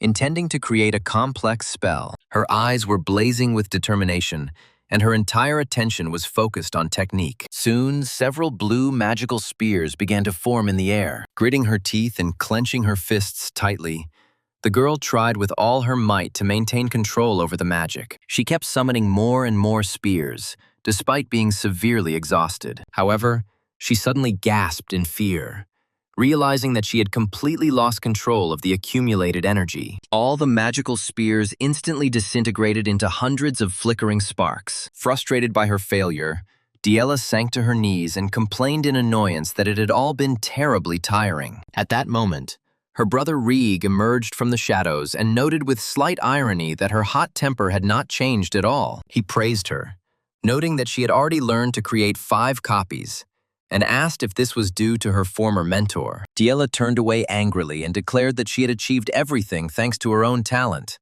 and not at all thanks to her selfish teacher. Then Rieg revealed that Iselin was planning to hire this particular mentor for her own training. Rang added that he had recently heard rumors at one of the balls that Elente was also trying to keep Derek exclusively for herself. Diela felt a strong sense of envy, wondering why this man was so popular among the noblewomen. In response, her brother joked that since he had managed to turn her into a well-mannered girl, it was no wonder his services were in demand. Then he began to think that perhaps it would really be better for Derek to accept the offer to work for Iselin. In that case, Diela would have an excellent chance to meet again with the teacher, whom she seemed to really want to see. The girl immediately blushed and, stammering, began to deny that she ever wanted to meet him again. However, Rieg did not believe her words, and noted that Derek's fame and rumors about his teaching methods had probably already spread throughout the region. Diela sincerely hoped that the number of girls interested in her former mentor would not increase. Meanwhile, the evening passed quietly in the tavern. The wanderer drained a huge mug of alcohol in one gulp, while Derek watched him closely. The hero tried to understand why a magician of such an incredible level ended up in such a simple tavern. Then the old man turned to him and asked him point blank if his name was really Derek. The boy confirmed this, surprised that the legendary magician already knew his name. Then the wanderer suggested talking in private. Before giving an answer, the hero looked at his interlocutor in silence for a few seconds. During the walk, Drest admitted that Derek's talent and style of magic seemed extremely unusual and difficult to understand. He noted that his abilities are truly outstanding. However, the nature of his power remained a mystery. The old man then asked what his ultimate goal was by so persistently perfecting magic. Derek replied that he never aspired to great things and only wanted to develop the talent he once discovered in himself. He admitted that he was driven by simple curiosity to find out how far a person is capable of expanding his own limits. A friendly smile appeared on Drest's face, as the hero's sincere desire made a strong impression on him. He noticed that for a commoner who dreamed of reaching the highest levels of magic, Derek still lacked some knowledge. Then Drest offered to personally become his mentor and help him in his further development. The hero froze in surprise, realizing that the offer came from Drest Wolftail himself, the legendary 6-star mage. Drest reached 2-star rank before coming of age, and then, when he started a family, he achieved 3-star rank. However, it was in the year he reached the 4th star that his life was destroyed by a terrible tragedy. Returning home during a severe thunderstorm, the man discovered a brutal, bloody massacre inside. His entire family was brutally murdered, which completely broke the magician. The count, who was behind this, asked whether the grief-stricken magician had finally calmed down and stopped causing trouble. The other aristocrats laughed arrogantly, declaring that commoners were cowards and should not dream of the power of magic. Moreover, they were confident that they would easily deal with him if he dared to seek revenge. However, their complacency instantly turned to horror when an uninvited guest appeared in the hall. The hooded man decapitated the royal guard with one blow. The aristocrats stared in panic into the bright green eyes of Drest, who had come here for revenge. The mage mercilessly released another wave of green energy,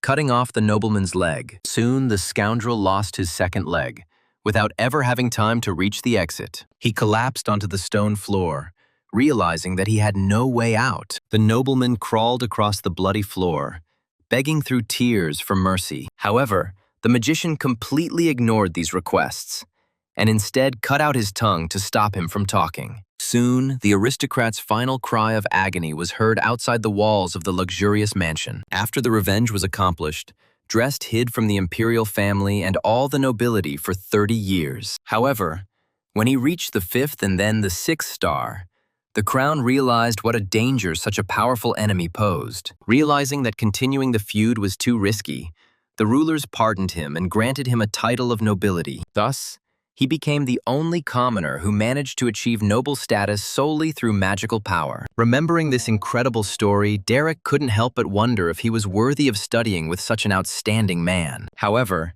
he quickly pulled himself together and decided that there was no reason to refuse such a valuable chance. Meanwhile, in the noble district of Ebelstein, influential rulers gathered in the central hall of Cleon. There, the aristocrats considered plans for expanding their holdings and discussed the hidden dangers of the labyrinths located in the White Zone. Duke Andalov Veltus offered to provide his knights to ensure the safety of the upcoming expedition into these dangerous lands. Raymond asked with obvious mockery if the knights he was so proud of were just low-level mercenaries. Andalov noted that managing such a vast estate with only a personal guard must have been extremely tiring. He hinted that Raymond should simply give up these lands. In response, Duplain only stared at him, and the atmosphere in the room became so heavy that it seemed like a fight was about to break out. Realizing that the situation was rapidly getting out of control, Count Belmiard hastened to intervene. Raymond regained his composure and remarked that he had heard rumors of a recent duel where Alante had fought his daughter Aislinn. Count Belmiard proudly confirmed that, despite the defeat,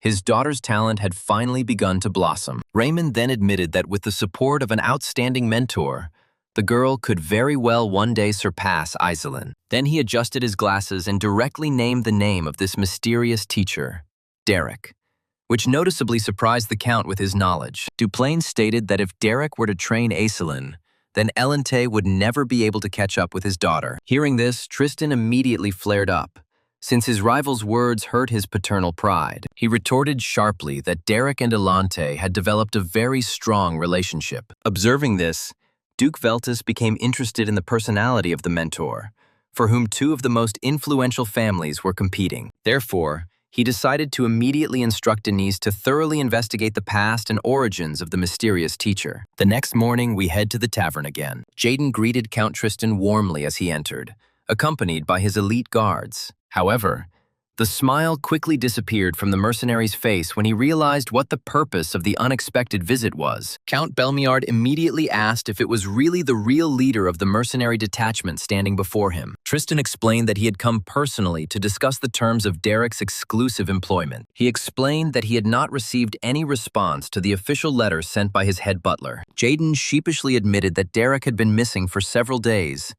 and the entire squad had tried unsuccessfully to find him. The Count initially suspected that the Duplain or Velthus families might have secretly kidnapped the young man. However, he quickly abandoned this version due to the lack of any evidence, and eventually decided to personally lead the search. Meanwhile, we are transported to the residence of the Grand Duke Veltus above Ebelstein. Denise thoughtfully bit into a piece of apple and carefully reread the official letter. She asked the maid Bella when exactly the message arrived. She told her that the head of the family had sent it early in the morning as extremely urgent. After reading the order to find Derek and hire him as a mentor, the girl quickly realized that her father wanted to take advantage of the moment. Denise sighed heavily and quietly complained that the endless family squabbles had already tired her out. What particularly upset her was that this particular day had enormous personal significance for her. With a dreamy smile, the girl remembered that today the new novel of her favorite writer, which she had been waiting for so long, was finally coming out. The story promised to be especially exciting,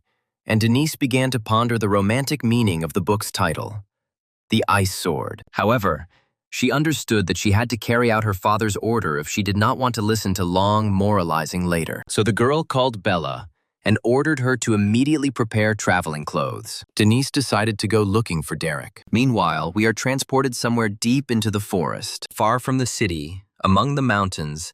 The entrance to a dark, secluded cave was hidden. Dressed and his new apprentice sat next to a crystal-clear underground lake, preparing to begin their training. He told Derek to close his eyes, release the mana, and feel the mana reflect off the surrounding walls. Derek took a deep breath, closed his eyes, and concentrated completely, following all the teacher's instructions precisely. Soon, greenish mana began to spread out from his body, filling the cave and revealing the outlines of the surrounding space before him. The magician explained that this basic exercise corresponded to the first star, and was designed to detect nearby threats. Development up to the 4th star made it possible to track the location of targets, see through camouflage, and anticipate enemy actions. The old man added that on the 5th star, the magician could read thoughts and communicate with the souls of the dead. The 6th-star level pinnacle bestowed the extremely rare ability to see one's own future. Drest confirmed that he possessed this ability, and it was thanks to it that he found Derek,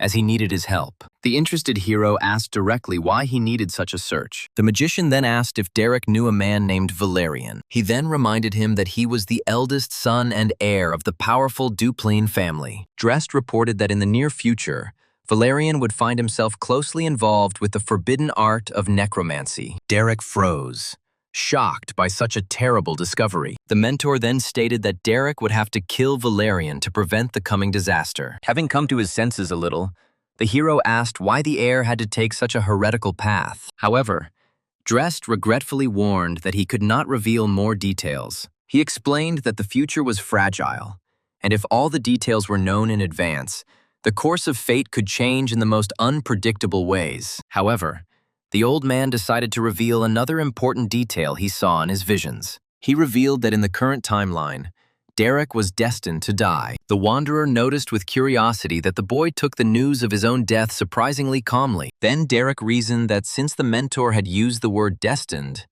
it meant that his death was not absolutely inevitable. At that moment, a slight smile of approval appeared on Drest's face, caused by the student's insight. Drest confirmed this and admitted that he himself did not want to see such a tragic end. He stated that he would do everything possible to change this fate.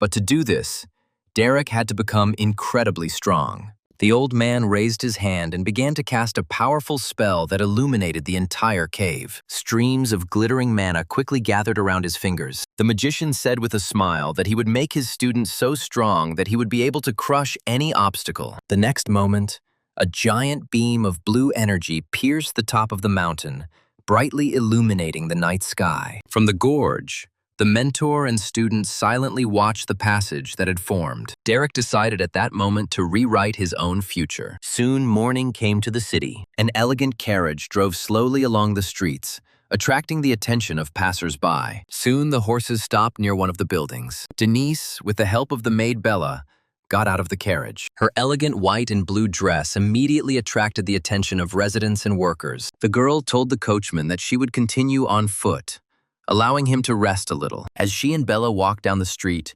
Denise noticed that people around her continued to stare in her direction. Intrigued, she asked the maid why everyone was looking at her like that. Bella replied that she herself did not understand the reason. Then Denise, with a smug smile, decided that she understood everything. She stated that all this was explained solely by her beauty. However, Bella only looked tiredly at her mistress. She recalled that in everyday life she was constantly sitting with books, rarely looked after herself, and looked much less impressive. Denise took these words as a joke, although Bella was completely serious. The maid then suggested that they hurry before another family managed to hire the former mercenary, Derek. Denise declared that she would beat all her competitors, but Bella reminded her that Derek had already turned down numerous offers and disappeared. Then Denise thought about it and came to the conclusion that the guy would hardly refuse a lot of money without a good reason. In her opinion, for such a talented magician, the only real value that surpassed wealth was strength. Therefore, the girl decided that Derek had most likely found a rare grimoire or met an outstanding mentor. However, then doubt came over her. The hero voluntarily left the Duplain family estate, although it was there that the conditions were better. Denise realized that Derek had found something or someone that was far superior to his previous mentors and could help him in his training. The girl decided that she had almost solved this riddle. However, Bella reported that they had finally arrived at their destination. They stopped in front of the Belden's Tier Tavern, the famous headquarters of a mercenary company. As soon as the girls walked inside, Captain Jaden greeted them warmly from behind the counter. However, upon recognizing the new visitors, his expression immediately changed. With a heavy sigh, the man noticed that even a representative of the highest nobility had personally come to look for Derek. He then reported that no one in the tavern knew where the boy had disappeared to, and that 3 different groups had already asked the same question that morning. Then Denise immediately asked if the legendary mage dressed Wolftail had appeared here. The captain was literally stunned by this question. He became nervous and tried to hide the truth. However, the girl only smiled triumphantly, thanking him for the involuntary confirmation of her guess. After that, she told Bella that they now urgently needed to check the crew movement logs. They soon arrived at the Cabbies Guild, located in the city's commercial district. While Bella was looking through a pile of documents, she asked how the owner guessed about the famous magician's visit to the tavern. Denise explained that everything was obvious.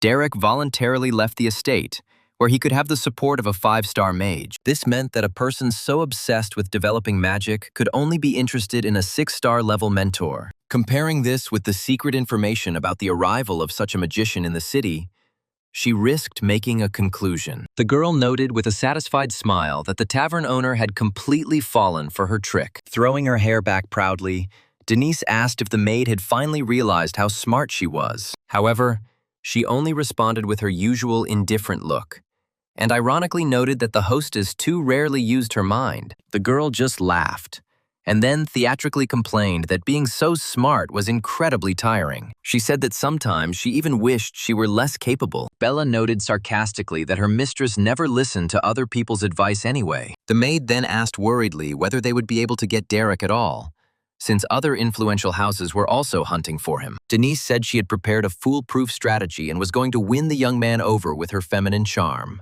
In her opinion, an energetic young man could not possibly resist such a beauty as she. Hearing this, Bella was only horrified by her self-confidence. However, the maid quickly cooled her ardor, reminding her that her main rival would be Aislinn. Upon hearing this, Denise immediately panicked and began to beg Bella to tell her honestly whether she was really more beautiful than her rival. Completely ignoring the question, the maid announced that she had finally found the required document. After examining the papers, the girls discovered a week-old entry about the transportation of a hooded man with a suspicious past. The tracks from the journal led straight to the edge of Ramkel Hill, or to be more precise, they went to the entrance of the Great Laspa Cave. Meanwhile, deep inside the cave, Drest and Derek sat opposite each other, concentrating on magic. Suddenly, the teacher interrupted his meditation, sensing someone's presence. Drest reported that people from the influential Veltas family had arrived at the cave and were most likely looking for Derek. Then he ordered the disciple to go up to the entrance and meet the guests. Meanwhile,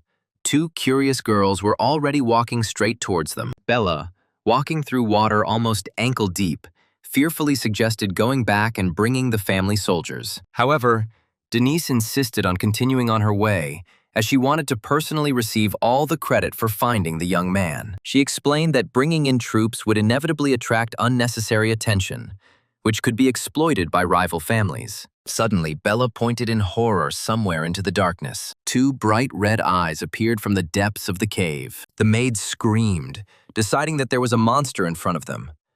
Denise immediately covered her with her body and ordered her to stay behind. At the same time, the girl was perplexed, because, according to available information, there should not be dangerous monsters here. Although she wasn't very skilled in combat magic, she had no other choice. At that moment, they heard human footsteps echoing across the damp floor of the cave. Gathering all her strength, Denise began to chant a spell, and a glowing magic circle appeared around her hand. When the light illuminated the space, the girl finally made out the face of the red-eyed youth. Then she immediately stopped the spell. Derek emerged from the darkness and asked what such an important young lady was doing in such a humble place. Denise looked at him, finally convinced that she had found the legendary former mercenary she had been looking for so long. After this, silence filled the cave as the 2 girls and the boy looked at each other in silence. A barely noticeable smile of victory appeared on Denise's face. The girl decided that the perfect moment had come to put her seduction plan into action and win Derek over. She walked slowly towards him with a light, graceful gait,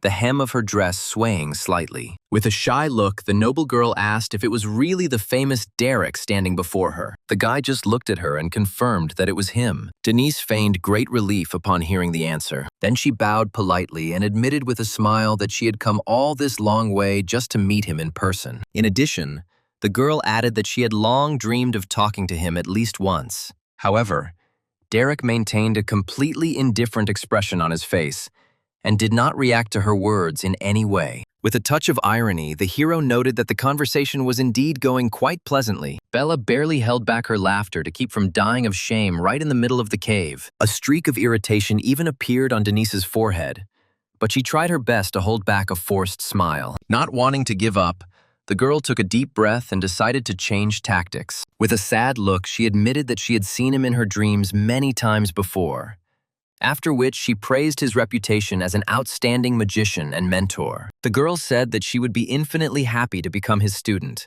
and behind her, Bella almost fainted from shame. But Derek instantly ruined the whole atmosphere by asking if she was rehearsing a role for a play. The maid had to cough to hide another fit of laughter. While Denise stood there, stunned by such a cold answer, Bella could no longer restrain herself and laughed out loud. Realizing that the image of a timid and defenseless girl had no effect at all, Denise instantly changed her facial expression. She stated that she actually came here for a much more important reason. She explained that after the fight between Aislinn and Elente, she realized that, as a member of the Rose Trio, she had begun to fall behind the others. The girl admitted that she was afraid of staying in one place forever, while everyone around her continued to become stronger. After this, Denise approached, grabbed Derek's hands tightly, and tearfully began to beg him to save her from the fate of a weak sorceress. Taking advantage of such a close distance, she hoped to confuse him, believing that his heart should beat faster. However, the hero removed her hands without the slightest embarrassment. Stunned by such a direct refusal,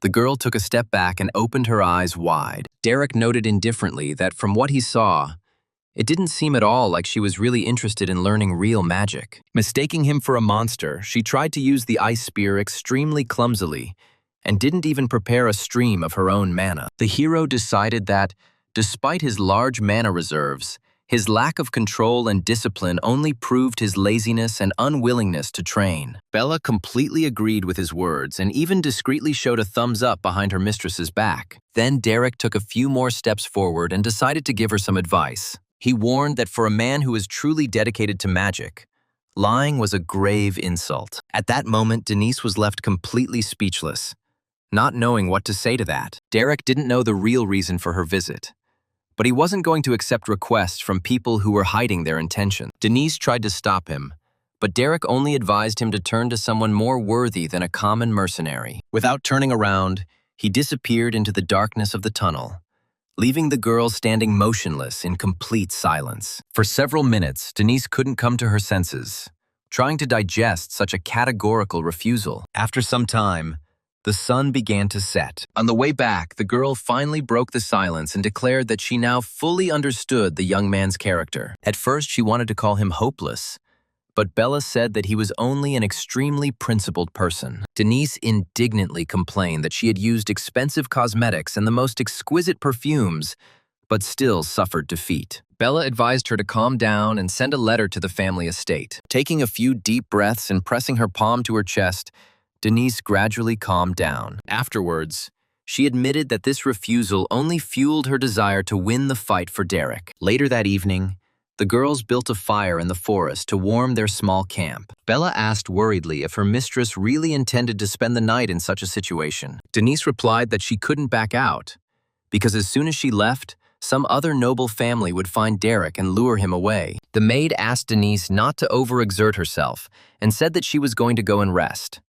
But the girl stopped her. Denise admitted that she had constantly made Bella suffer because of her selfishness, but said that she wanted to ask for one very important favor. Then she asked to bring the 4th volume of the romance novel tomorrow, the one that told the story of the Duke and the simple girl. Bella just looked at her mistress with complete disappointment, completely tired of her quirks. The next morning, the first rays of the sun illuminated the entrance to the great cave of Laspa. Meanwhile, Derek was still sitting in the depths of the cave, immersed in silence. Suddenly, Denise appeared in the cave, dragging a huge wooden box with great difficulty and groaning with the effort. Having placed him on the ground, the girl announced that she had brought fresh bread, ancient scrolls, a large grimoire, and mana crystals. The hero looked at her and asked what all this was about. But Denise only replied carelessly that it was nothing special. She explained that she decided to provide him with everything he needed so that he could fully concentrate on training. Derek immediately warned that all this kindness did not in any way influence his decision to refuse her request. The girl then stated that this did not bother her at all, because she could learn a lot just by watching his classes. Deep down, Denise was sure that any person would sooner or later fall in love with such a caring assistant. The guy accepted the gifts with gratitude, and the girl decided that he had finally fallen into her trap. However, the hero repeated again that even though he accepted the food, he still had no intention of becoming her mentor. So several more days passed, and the same picture was repeated every day. The girl brought fresh food and new mana crystals every day, but every time she heard the same refusal. One day, she even brought the family chef to cook a truly sumptuous feast in the cave. Later, Denise brought back a huge magical mineral.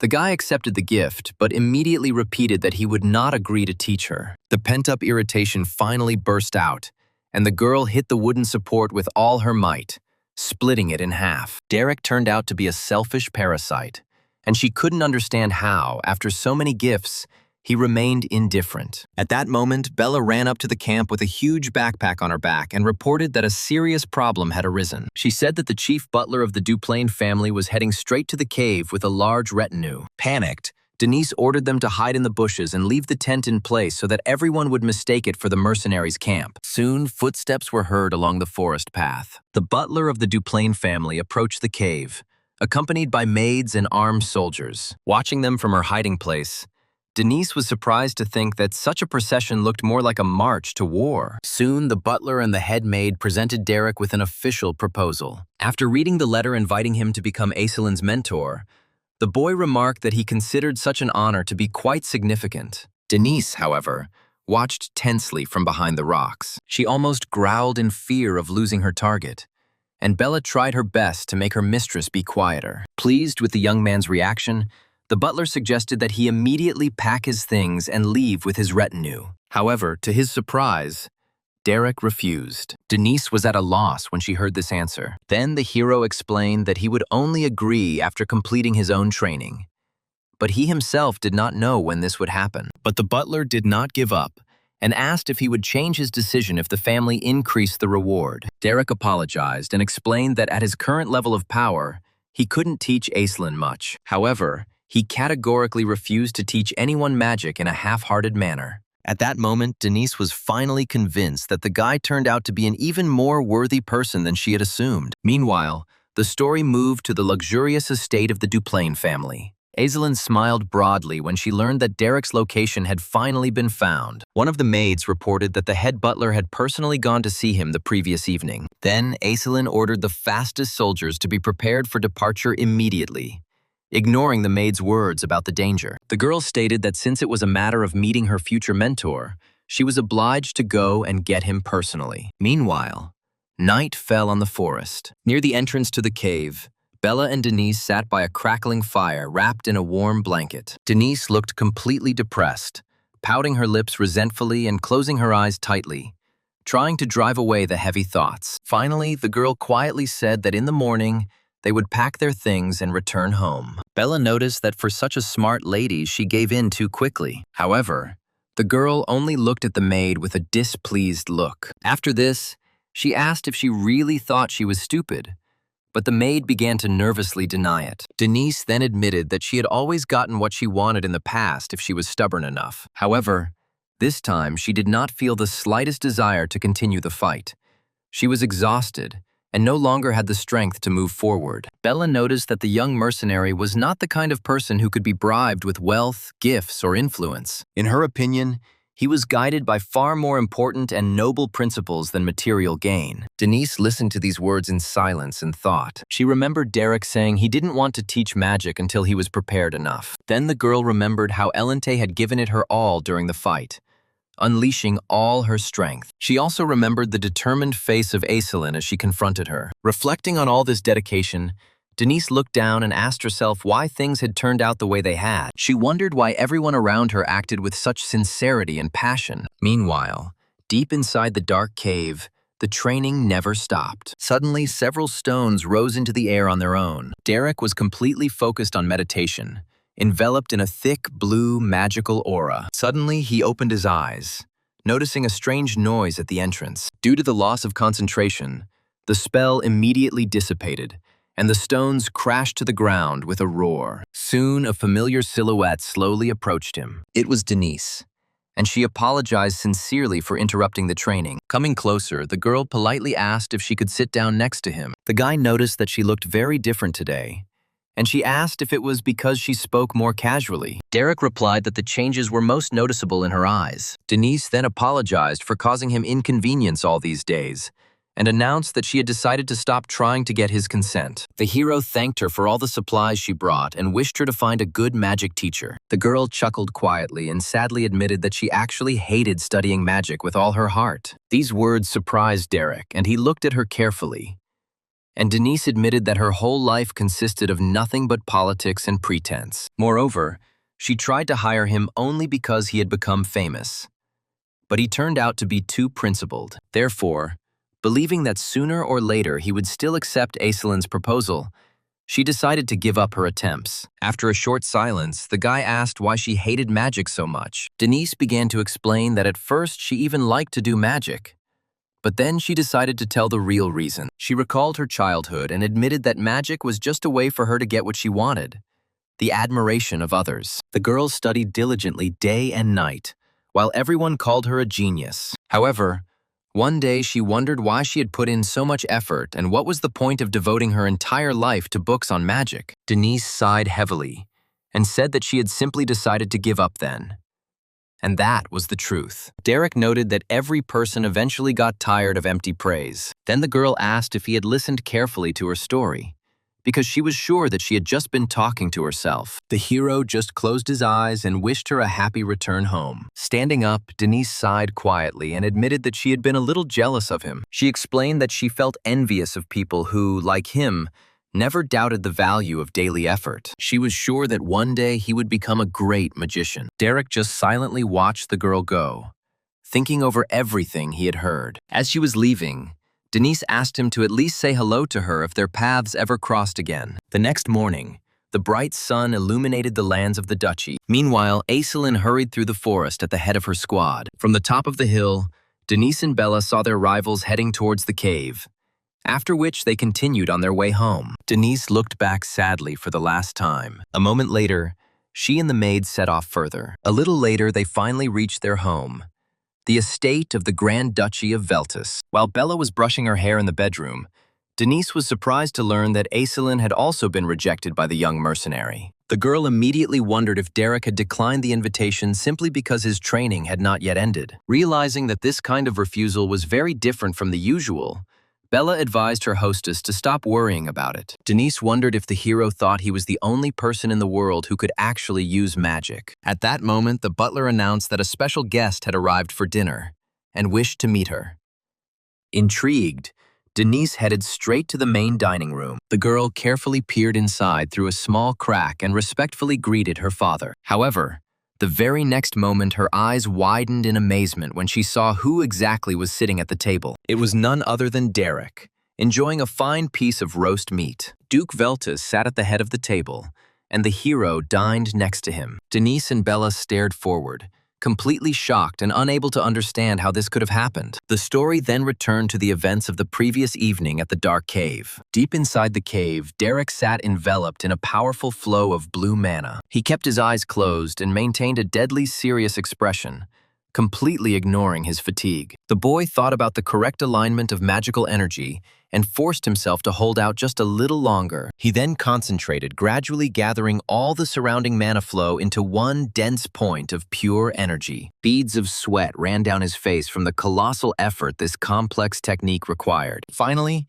reaching the limit of his concentration, the hero suddenly opened his eyes. He then slammed his palm hard onto the cave floor, releasing a magical shockwave. Explosions of blue energy erupted in all directions at once. Stalagmite fragments began to fly in all directions, and the walls of the cave itself began to shake. As the dust gradually settled, Derek sank heavily to his knees, completely exhausted. The guy was having a hard time catching his breath, trying to regain at least some of his strength after the incredible stress. Suddenly, Drest's voice came from the depths of the cave, warning that at this rate the student would lose consciousness from exhaustion. He noted that it would be extremely disappointing to die of exhaustion immediately after having mastered such a complex technique. After this, the old man seriously stated that it was time to leave this cave. Hearing his mentor's words, Derek realized that he had just successfully mastered the 3-star spell Tectonic Shift. Later, the teacher and student fried fresh fish over a fire near the camp. Drest reported that for now he had nothing more to teach his student in this place. As he had said before,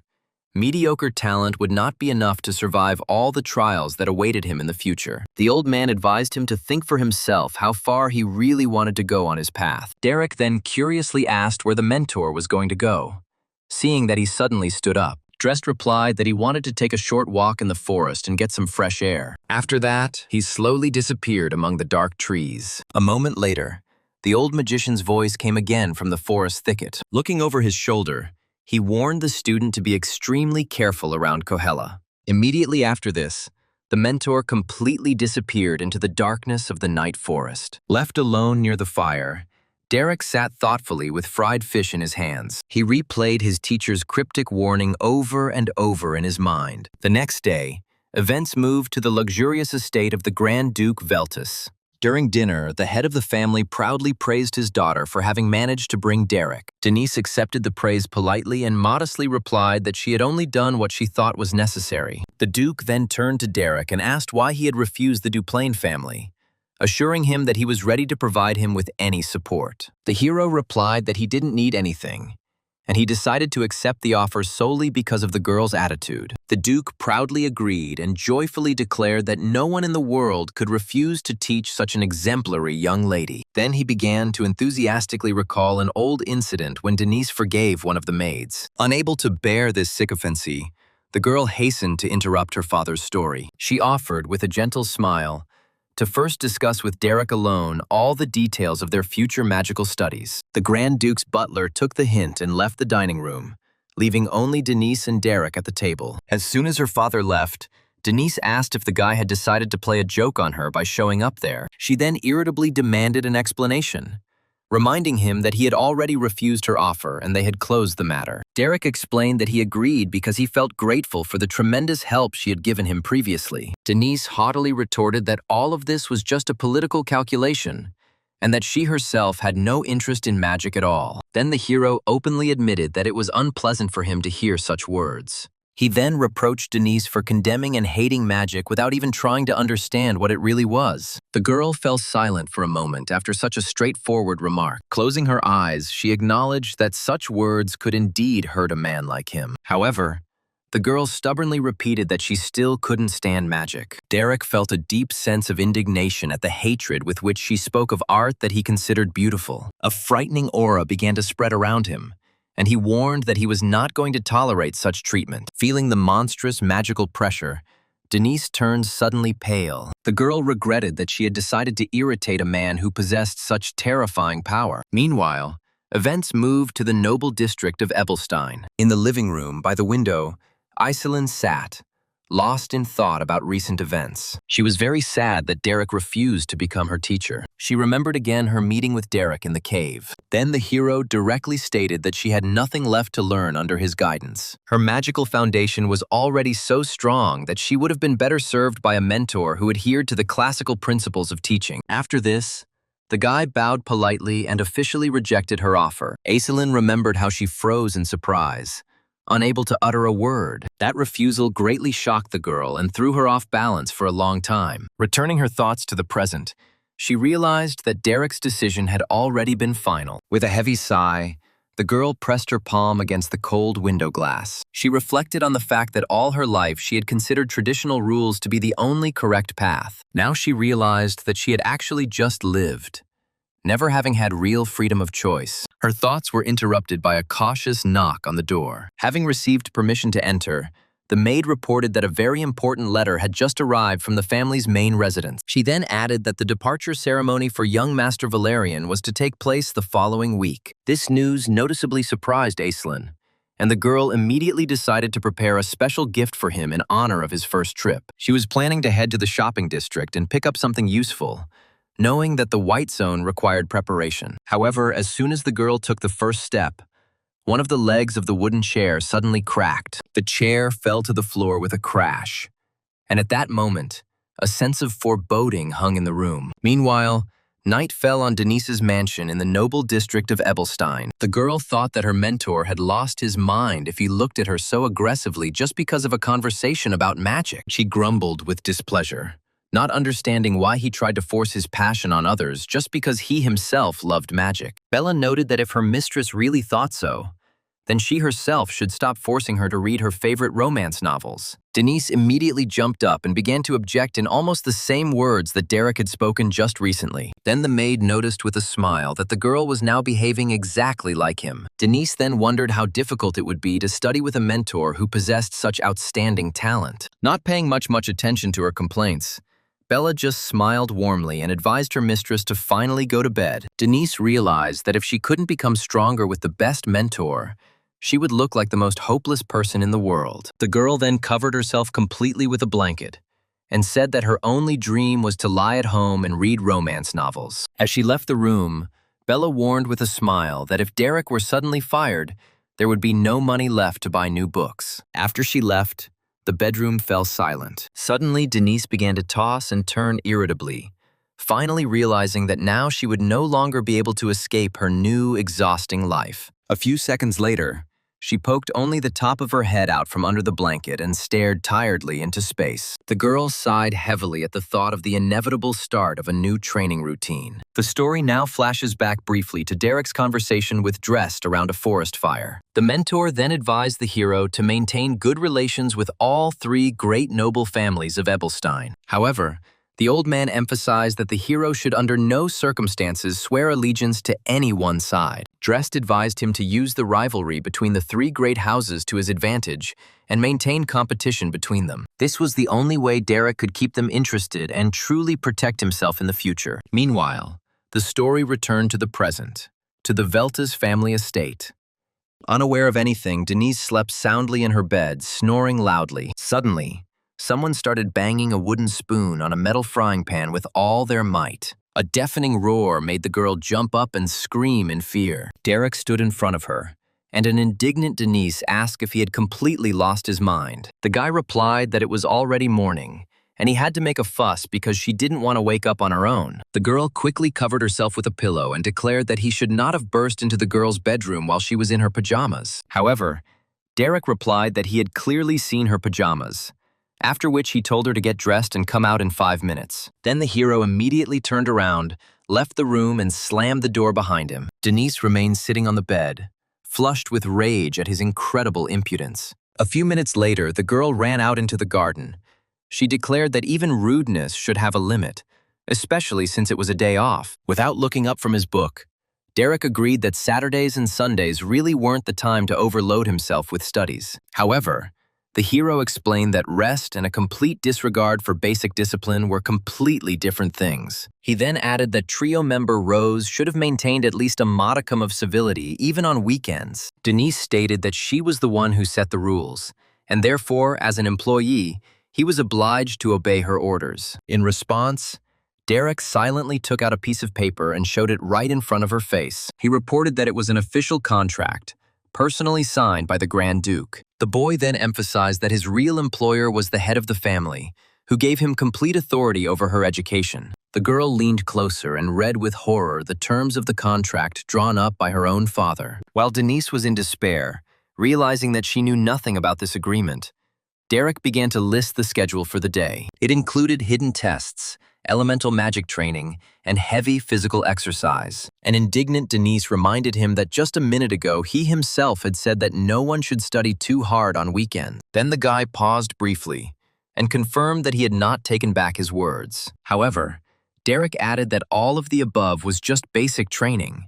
Hearing this, the girl almost burst into tears, finally realizing that she was in the hands of a real psychopath. Meanwhile, Bella was hanging freshly washed white sheets in the garden. Suddenly, she heard heavy breathing and the sound of rapidly approaching footsteps. Turning around, the maid saw her mistress, completely exhausted, running after the new mentor. Almost collapsing from exhaustion, Denise reached out to Bella, begging her to save her. However, instead of helping, The maid only joyfully clenched her fists and began to sincerely encourage the girl. She only groaned pitifully, realizing that even her faithful assistant had gone over to the side of this ruthless guy. Denise spent the next hours studying theoretical books. Then, during practice, Derek used a wooden stick to correct every incorrect movement of her hands. Even late in the evening, when the full moon had already risen over the estate, they continued to run around the garden without stopping. The whole day passed in this way, and the exhausting classes ended only late at night. An exhausted Denise grumbled that she would rather die of fatigue than let that damned mercenary go to hell himself. Bella remarked that she would be the one to get there first,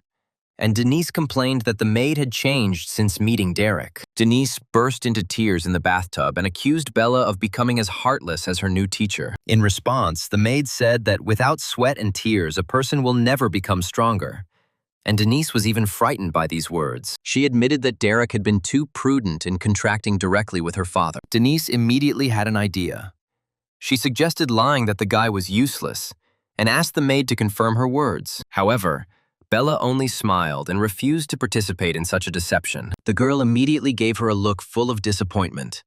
Then Bella explained that such a plan would never have worked anyway. It was Denise who brought Derek to the estate, and any other family would have gladly hired such a mentor. The girl just sighed heavily, realizing that Bella was absolutely right. Besides, she knew very well that her father could give in on many issues, but would never allow the honor of his family to be tarnished. The next day, Denise lazily shuffled along the long corridors of the estate in her slippers. The girl happily told Bella that she finally had free time to read her favorite novels. However, turning the corner, she unexpectedly collided with Derek, and the girl almost fell backwards from fright. She hesitantly asked him what else he was doing there, and begged him not to arrange any unexpected activities today. The guy asked, puzzled, what she was talking about, and noted that excessive loads were not beneficial. The mentor simply wanted to tell her the training schedule for the morning, but the girl covered her ears and began loudly calling for security. The next morning, the first rays of the sun illuminated the facade of the estate. Denise lay motionless on the bed with a lifeless look,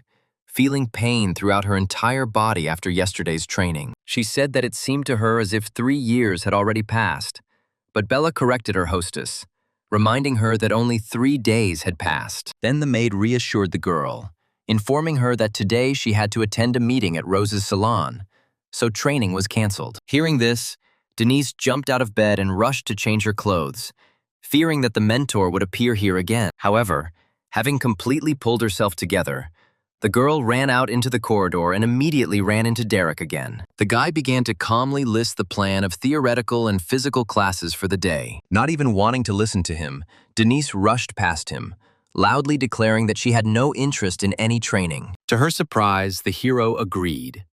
He said that he understood the importance of Rose's salon, so he was going to wait for her return. Then the guy politely asked to take his time and enjoy the event. This unexpected compliance immediately alerted Denise. She suspected that he had already guessed that she was only going to use the meeting as an excuse to avoid training. However, deciding not to bother her head, Denise ran away, celebrating that even boring social events could sometimes be useful. Derek, however, silently watched her go with a serious look. Later, in the evening, the Veltas family's carriage returned along the road under an orange sky. Inside the carriage, Denise lay exhausted on the seat with a completely exhausted face. Bella noted with a smile that at the meeting the hostess had looked full of energy, but now it seemed as if she was being taken to execution. The girl said that a real nightmare awaited her, because upon his return, this heartless demon would immediately resume training. Suddenly, a bold idea came to her mind. Under Bella's surprised gaze, Denise concentrated a small clot of blue mana in her palm. She said she was going to flip the carriage over on purpose to fake an accident and get out of her classes. She then asked the maid if she was a real genius, but Bella looked at her with obvious disapproval. But the girl didn't have time to carry out her plan. Bella grabbed her hands, forcing her to cancel the magic. Meanwhile, near the estate, Derek was talking with an elderly gardener. As Denise stepped out of the carriage, she was amazed to see her stern mentor talking cheerfully with old Phoebus. The girl did not understand at all where such an unexpected change in his behavior came from. However, as soon as the young man noticed his student, the smile instantly disappeared from his face and he became serious again. After this, Derek, without further ado, ordered her to immediately go to the office and begin her evening theory classes. Denise just looked at him silently with an expression of complete defeat. Later, sitting in the classroom, the girl noticed that on this day, for some reason, the mentor no longer followed her every step. Approaching the large window, Denise looked out into the garden and unexpectedly saw an unusual picture. To her surprise, Derek was practicing swordplay with one of the estate's guards. A little later, she looked through the kitchen door and was even more surprised to see the guy animatedly discussing cooking with the chef. Then the girl noticed how the mentor was showing the elderly servant simple magical tricks with plants. Finally intrigued, Denise thought that all this sudden friendliness looked extremely suspicious. Denise admitted that she was alarmed by the fact that Derek had managed to talk to almost all the servants in the house. She then asked Bella not to fall for any of her mentor's tricks and to always stay on her side. The maid smiled warmly and assured the girl that she had nothing to worry about, as she valued her company most of all. However, the very next day, Bella was walking in the garden next to Derek, helping him carry a basket of clean laundry. From the living room window, Denise watched the scene with an expression of complete disbelief. Bella, blushing slightly, literally melted from the charm of her new mentor. Realizing that she had lost her only ally in the house, Denise cried out the maid's name with tears in her eyes. In the end, she decided to deal with what was happening personally. Denise walked out into the yard, approached Derek and declared that the estate belonged to her, and all the staff were under her management. Denise demanded that Derek stop his strange plans and focus solely on teaching magic. The guy admitted that he had indeed tried to get close to the servants,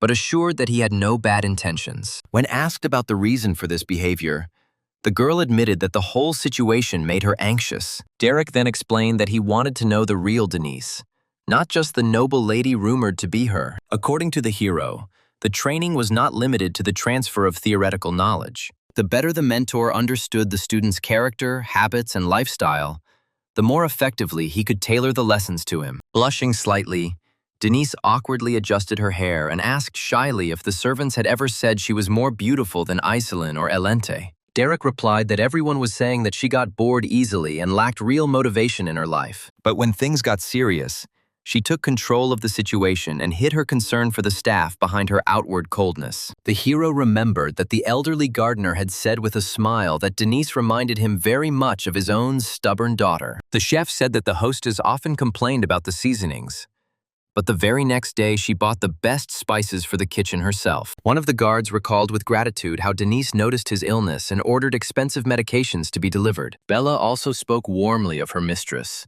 saying that during her illness, the girl spent the whole night by her side, caring for her. Realizing that all her good deeds had suddenly been revealed, Denise blushed deeply with embarrassment. She looked away and tried to justify herself, saying that they were speaking out of politeness, and that she was only fulfilling her duty as a lady. Meanwhile, Derek continued the conversation and said that he had learned another very interesting thing about her. He said that he had heard about her talent as a writer. The girl immediately panicked, laughed nervously, and began to deny everything, insisting that she knew nothing about any writing. However, the guy admitted that he knew about her book called The Arrogant Sir Robane, which he read with interest. Denise almost died of shame, trying to understand who else knew her main secret and why he decided to read this novel. Meanwhile, Derek noted that he was moved by Tracy's story, although he considered the protagonist's behavior a little exaggerated. He then even pointed out the entire 7 pages Denise had devoted to detailing the character's masculinity. Unable to bear such shame, the girl covered her face with her hands and ran as fast as she could out of the garden. The hero silently watched her go, thinking that he had to get to know his student well in order to teach her magic properly. Then a barely noticeable smile appeared on his face. The boy understood that breaking down internal barriers was necessary to unlock the potential that Denise had hidden for so long. The next morning, there was a knock on the girl's bedroom door. Derek walked into her room, said good morning, and caught Denise off guard while Bella was brushing her hair. He then asked her if she had written a new chapter of her novel during the night, and advised her to go to bed early. Seeing her confused reaction, the guy clarified that he was talking about the book they had discussed the day before. After that, he began to remember the famous scene on the balcony from the 9th volume. Fearing that Bella would overhear the conversation, Denise grabbed her mentor's hand and declared that they needed to start training immediately. Derek allowed himself to be led away without resistance, noting with satisfaction that the plan had worked perfectly. Soon, evening arrived, ending another intense day of training. Elente was drinking tea with Denise and noticed that about 10 days had passed since the new mentor had arrived. The girl then asked with a smile whether her friend had managed to get used to the new routine. Denise said that if hell really existed, it probably looked exactly like her workouts. Elente noticed that even the shaking of the cup made it clear how harsh the classes had become. Putting her cup down on the saucer, Elente asked her friend if she had heard the latest news from the noble quarter. Completely exhausted, Denise asked what news exactly they were talking about. Elente announced that Diela's debut ball would soon be taking place, and that she and her sister would be attending the next meeting of the Rose Salon for the first time. This news made Denise think. She remembered that Diela had always been considered lazy and untalented. As night fell, the story moved to the luxurious castle of the Grand Duchy of Duplian. Diela sat on the floor of the huge library and asked with obvious displeasure why she had visited Rose's salon at all. The butler explained that attending the meeting was a mandatory part of preparation for her debut in high society. After a short silence, the girl agreed to accept the invitation and decided to try to attend the event. At the same time, she admitted that in any case, she really wanted to see one person there again, meaning Denise. Sometime later, the action moved to the mansion's garden, where Iselin and Diela were drinking tea. Diela didn't understand why she even wanted to join Rose's salon. Other than Aislinn and Lady Ellen, the other members were of no value. But Aislinn explained to her that Diela was mistaken, since among the participants there were many not only educated, but also charming people. The girl replied that, although she was interested in learning about the world outside the mansion, high society did not attract her. In her opinion, at such meetings, people only spoke beautiful words, almost never expressing sincere feelings. Aislinn was surprised by this look and explained that it all depended on the point of view. For both of them, the path to high society was natural because they were born into the Duplain family and never had to struggle. However, for people from less influential families, such an opportunity could be life-changing. Therefore, according to the girl, one should not take one's privileges for granted. Instead, one had to appreciate what one had received and try to live up to one's position.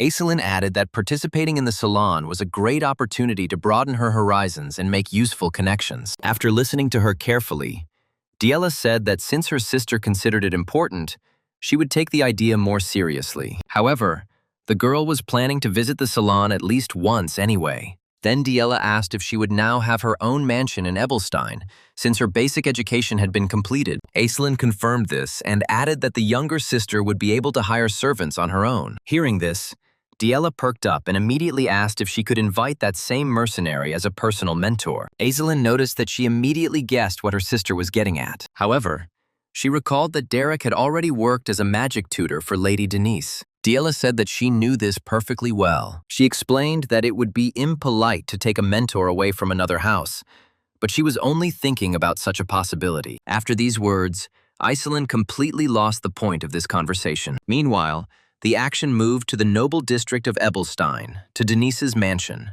At that moment, her next training session was taking place there. After observing the student for a while, Derek praised her. He noted that she had made significant progress and should now be able to spot enemies outside her field of vision. Then the hero suddenly fell silent. Then Derek exhaled carefully, preparing to ask the important question. He asked with an ominous expression if she had begun to find magic truly fascinating. Denise froze for a moment in surprise. Bella, who was sitting nearby, said that it was all incredibly fun. Meanwhile, Derek asked if the girl had felt changes in the flow of mana and noticed fluctuations in magical energy. Then the mentor declared that it was impossible not to love magic because it allowed one to develop one's innate mana, revealing its limits. Denise just stared at her mentor in shock, thinking only about how scary he looked right now. But Bella enthusiastically declared that it all sounded really interesting. Denise immediately turned to the maid and indignantly asked what exactly in what was happening could seem funny. Bella replied that watching from the sidelines was always much more enjoyable than doing it herself. This answer only angered her mistress even more. Then Derek stood up and announced that he had figured out the cause of the problem. In his opinion, Denise simply had not yet discovered the true joy of magic. The girl looked at him incredulously and asked how she could even enjoy herself while in such a state. After a short silence, the hero admitted that he had made a mistake. Hearing this, Denise immediately decided that the mentor was finally going to reduce the workload, and her face lit up with hope. However, the very next second, the guy declared that the mistake was not the excessive difficulty of the exercises, but rather their insufficient intensity. Denise turned pale the moment she heard Derek's words. In horror, she rushed towards him, grabbed his legs, and began to beg him to stop. The girl assured him that the training was incredibly exciting, and she herself had never had so much fun before. However, Derek said there was no time to waste, so he would prepare an even more intense training program for her. Hearing this, Denise burst into tears, finally realizing that her entire performance had been useless. Meanwhile, the story moved to another place, namely, to Rose's salon. The atmosphere there was lively. The girls were discussing among themselves various handsome aristocrats. The other girls discussed various paintings and other high art. However, Diella stood out among them all. She looked irritated, watching the girls, and only sighed heavily. She complained to herself that she couldn't stand watching everyone around her pretend to be noble ladies. The whole meeting seemed unbearably boring to her, which was easily read on her face. At that moment, the one for whom Diella had come here in the first place suddenly came into her field of vision. Denise stood nearby and talked with other girls. However, Diella did not look at all pleased to meet her. She sighed wearily. All of this was a burden to her. However, she still decided to approach the white-haired girl. Coming closer, Diella clarified whether it was indeed Lady Denise of House Veltus who stood before her. After receiving confirmation, she introduced herself as Diella of House Duplain. For a while, the girl stood there, confused, like the other ladies she was talking to. However, Denise then politely replied that she was glad to meet him and introduced herself. But her interlocutor immediately said that she knew perfectly well who was in front of her, and therefore decided to get straight to the point. Despite the harsh tone, Denise maintained her composure, although she noted that this girl had a difficult character. After this, Diella immediately asked if Derek was currently in her service. The girl was momentarily surprised why she was asking a question whose answer was already obvious, but she honestly confirmed it. As soon as Denise said this, Diella's face noticeably darkened, and she clicked her tongue in irritation. Denise noticed this immediately and became indignant, even wondering whether she should kick this impudent woman. However, then Diella suddenly noticed that everything seemed to be going quite well for Denise. She asked her again in bewilderment, not understanding how, after all of Derek's bullying, she could say that everything was fine with her. But then another thought occurred to her. If Diella reacted that way simply because Derek had trained her, then perhaps it wasn't arrogance that was the issue, but jealousy.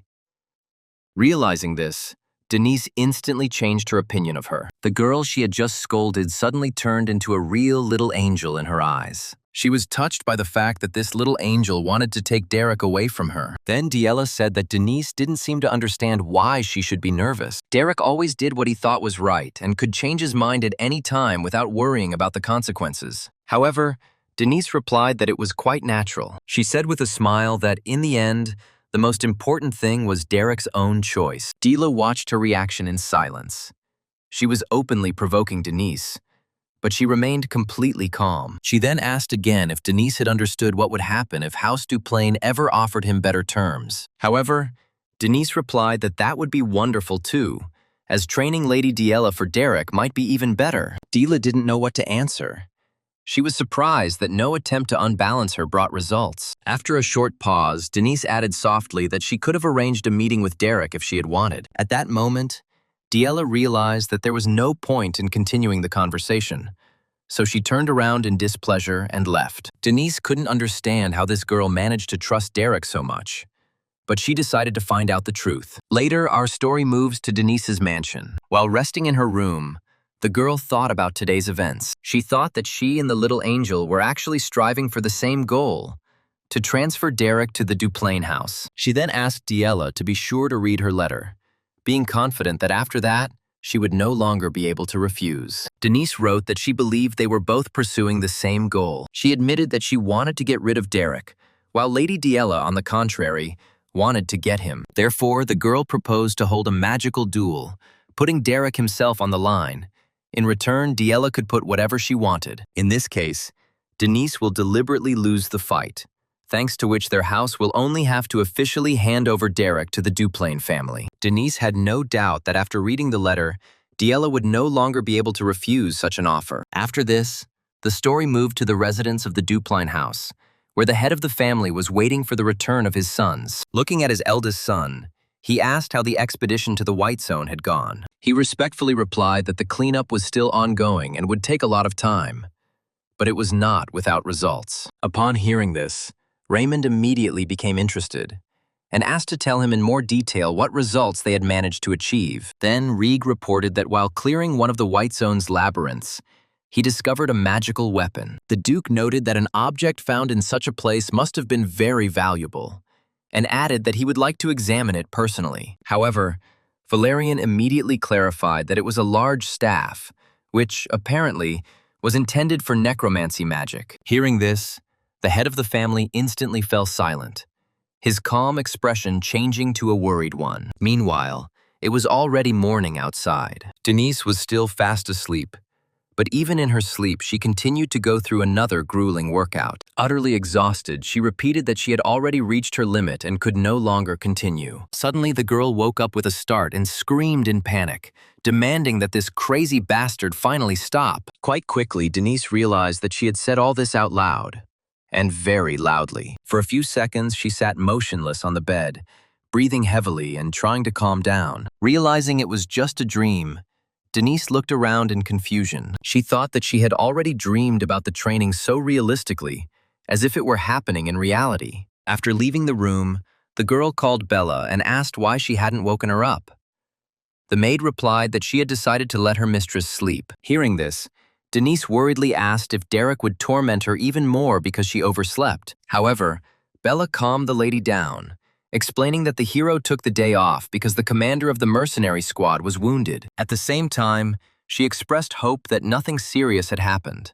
Having barely heard these words, Denise turned silently and headed back to the bedroom. But Bella called out to her and reminded her that she needed to have breakfast first. However, the girl replied that she would do without breakfast today, after which she entered the room and slammed the door. As soon as the door closed, she could no longer contain her joy. Denise began jumping around the room, rejoicing that she was finally free, even if only for one day. She stretched out on the bed, feeling a long-forgotten sense of freedom. The girl thought that she had not felt so calm for a very long time, enjoying the cool air and the cozy room. Then Denise decided to read a novel, remembering that there was a whole stack of unread books waiting for her in the office. However, she almost immediately abandoned this idea. She came up with the idea of devoting this time to writing her own novel. Meanwhile, the action moved to the shopping district of Ebelstein, to the Belden's Tier Tavern. Derek walked inside and looked around carefully. To his surprise, it was empty inside. Neither Jaden nor Pellin were visible behind the bar. Then Derek carefully moved inside and headed towards the cellar. As soon as he opened the door, he immediately heard the voices of his comrades. Jaden and Pellin were already waiting for him inside. Jaden's amputated arm was heavily bandaged, the injury far more serious than a normal wound. Noticing the protagonist, Jaden greeted him with a slight smile, and Pellin also greeted him with tears in her eyes. Derek looked at his friend bitterly, not knowing what to say to him. Jaden himself looked at his injured hand and noted with a grin that even during the war he had not received such serious injuries. Derek sat down next to him and countered that no matter how dangerous the White Zone labyrinth was, it wasn't enough to overcome him. Jaden agreed and admitted that he never expected to encounter a sandworm. Hearing this, the boy asked again whether they were really talking about a sandworm. Jaden explained that he had seen similar creatures during the war, but the sudden attack had caught him off guard. Despite this, he sacrificed his hand, but managed to cut the monster's neck, noting that he considered such an exchange quite profitable. Jaden added that after the Duplain family began exploring the White Zone, other houses began sending expeditions there as well. In his opinion, they all expected to find something truly valuable. After a short pause, Jaden became unusually serious and warned Derek not to go into the White Zone without an army. Otherwise, the hero would have faced only a senseless death.